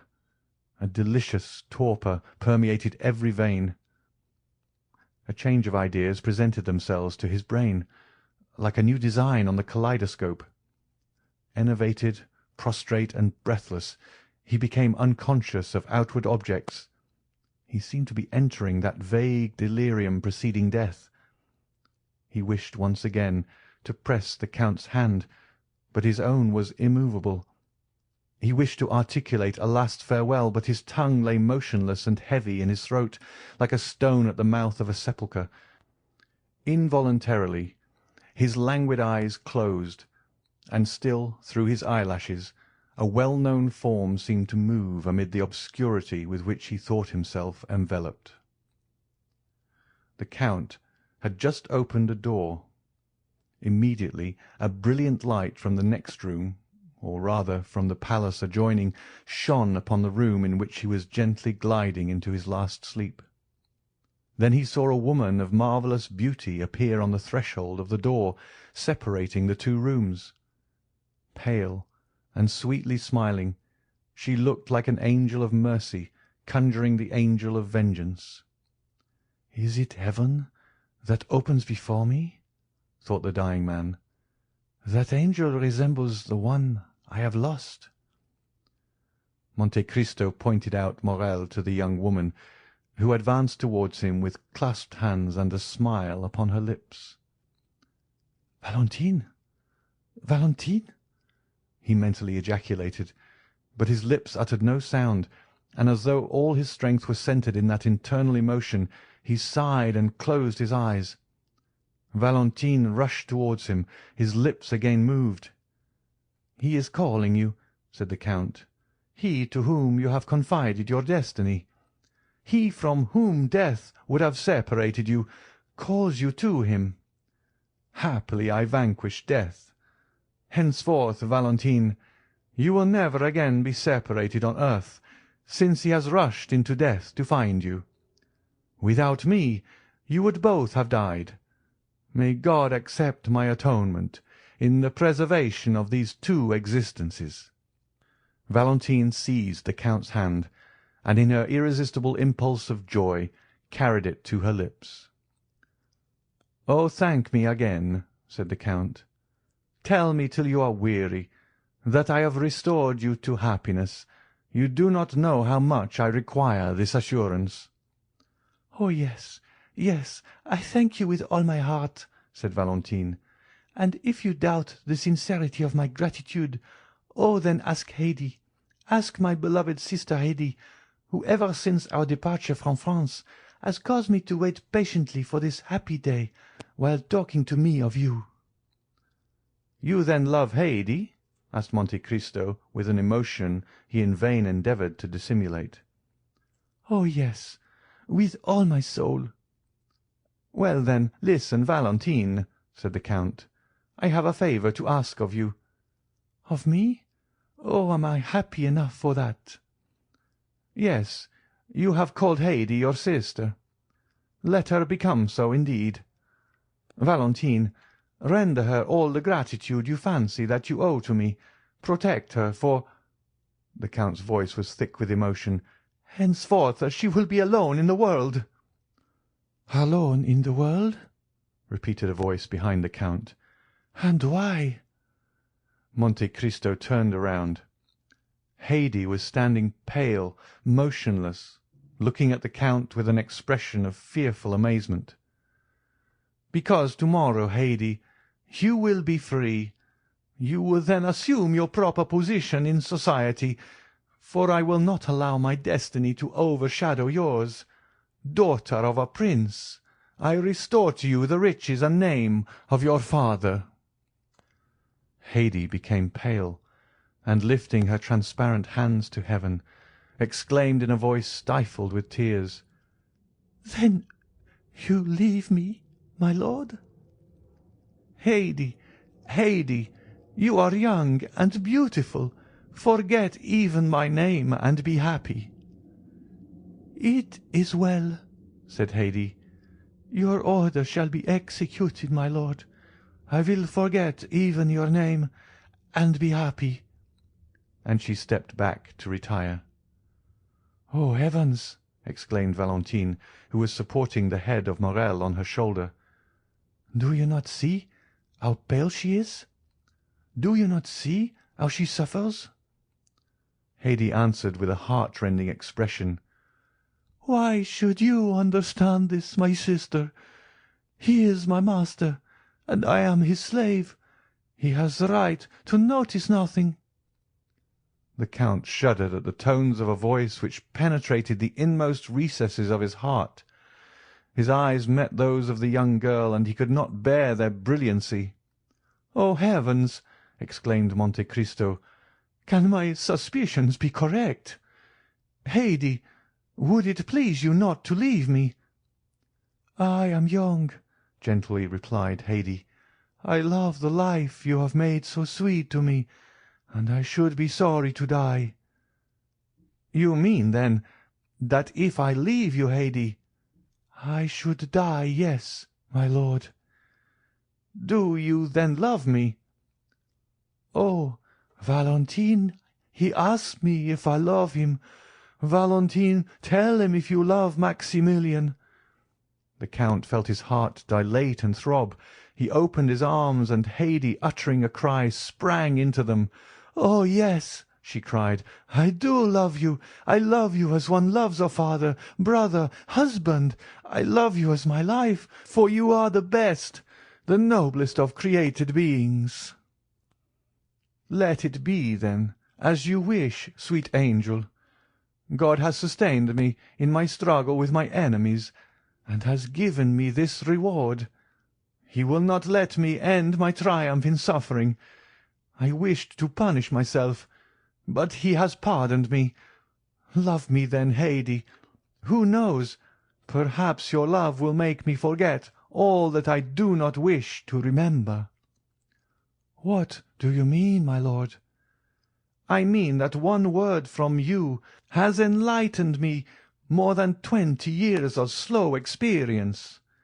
I have put you in the world, Haydée. Through you I again take hold on life. Through you I shall suffer, through you rejoice." "Do you hear him, Valentine?" exclaimed Haydée. "He says that through me he will suffer, through me who would yield my life for his." The Count withdrew for a moment. "Have I discovered the truth?" he said. "But whether it be for recompense or punishment, I accept my fate. Come, Haydée, come!" And throwing his arm around the young girl's waist, he pressed the hand of Valentine and disappeared.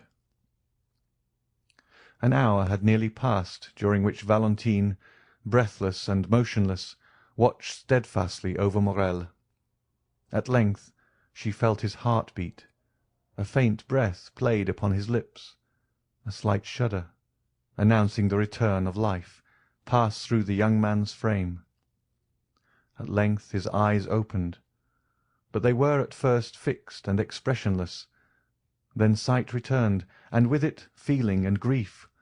"Oh!" he cried, in an accent of despair, "the Count has deceived me. I am yet living." And extending his hand towards the table, he seized a knife. "Dearest," exclaimed Valentine with her adorable smile, "awake and look at me." Morrel uttered a loud exclamation, and frantic, doubtful, dazzled as though by a celestial vision, he fell upon his knees. The next morning at daybreak, Valentine and Morrel were walking arm in arm on the seashore. Valentine, relating how Monte Cristo had appeared in her room, explained everything, revealed the crime, and finally how he had saved her life by enabling her to simulate death. They had found the door of the grotto opened and gone forth. On the azure dome of heaven still glittered a few remaining stars. Morrel soon perceived a man standing among the rocks, apparently awaiting a sign from them to advance, and pointing him out to Valentine. "Ah, it is Jacopo," she said, "the captain of the yacht," and she beckoned him towards them. "Do you wish to speak to us?" asked Morrel. "I have a letter to give you from the Count." "From the Count?" murmured the two young people. "Yes, read it." Morrel opened the letter and read: "My dear Maximilian, there is a felucca for you at anchor. Jacopo will carry you to Leghorn, where Monsieur Noirtier awaits his granddaughter, whom he wishes to bless before you lead her to the altar. All that is in this grotto, my friend, my house in the Champs-Élysées, and my chateau at Tréport, are the marriage gifts bestowed by Edmond Dantès upon the son of his old master Morrel. Mademoiselle de Villefort will share them with you, for I entreat her to give to the poor the immense fortune reverting to her from her father, now a madman, and her brother, who died last September, with his mother. Tell the angel who will watch over your future destiny, Morrel, to pray sometimes for a man who, like Satan, thought himself for an instant equal to God, but who now acknowledges with Christian humility that God alone possesses supreme power and infinite wisdom. Perhaps those prayers may soften the remorse he feels in his heart. As for you, Morrel, this is the secret of my conduct towards you. There is neither happiness nor misery in the world. There is only the comparison of one state with another, nothing more. He who has felt the deepest grief is best able to experience supreme happiness. We must have felt what it is to die, Morrel, that we may appreciate the enjoyments of living. Live, then, and be happy, beloved children of my heart, and never forget that until the day when God shall deign to reveal the future to man, all human wisdom is summed up in these two words: wait and hope. Your friend, Edmond Dantès, Count of Monte Cristo. During the perusal of this letter, which informed Valentine for the first time of the madness of her father and the death of her brother, she became pale. A heavy sigh escaped from her bosom, and tears, not the less painful because they were silent, ran down her cheeks. Her happiness cost her very dear. Morrel looked around uneasily. "But," he said, "the Count's generosity is too overwhelming. Valentine will be satisfied with my humble fortune. Where is the Count, friend? Lead me to him." Jacopo pointed towards the horizon. "What do you mean?" asked Valentine. "Where is the Count? Where is Haydée?" "Look," said Jacopo.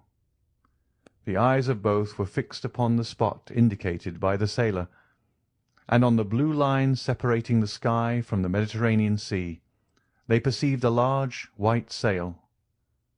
"Gone," said Morrel. "Gone. Adieu, my friend. Adieu, my father." "Gone," murmured Valentine. "Adieu, my sweet Haydée. Adieu, my sister." "Who can say whether we shall ever see them again?" said Morrel, with tearful eyes. "Darling," replied Valentine, "has not the Count just told us that all human wisdom is summed up in 2 words, wait and hope?" This is the end of chapter 117, and the end of the Count of Monte Cristo by Alexandre Dumas. Recording by David Clarke, an Englishman based in Dallas, Fort Worth, Texas. Website www.bgcoffee.net and sometime blog bgdavid.wordpress.com. Thank you for listening to this recording of the Count of Monte Cristo by Alexandre Dumas.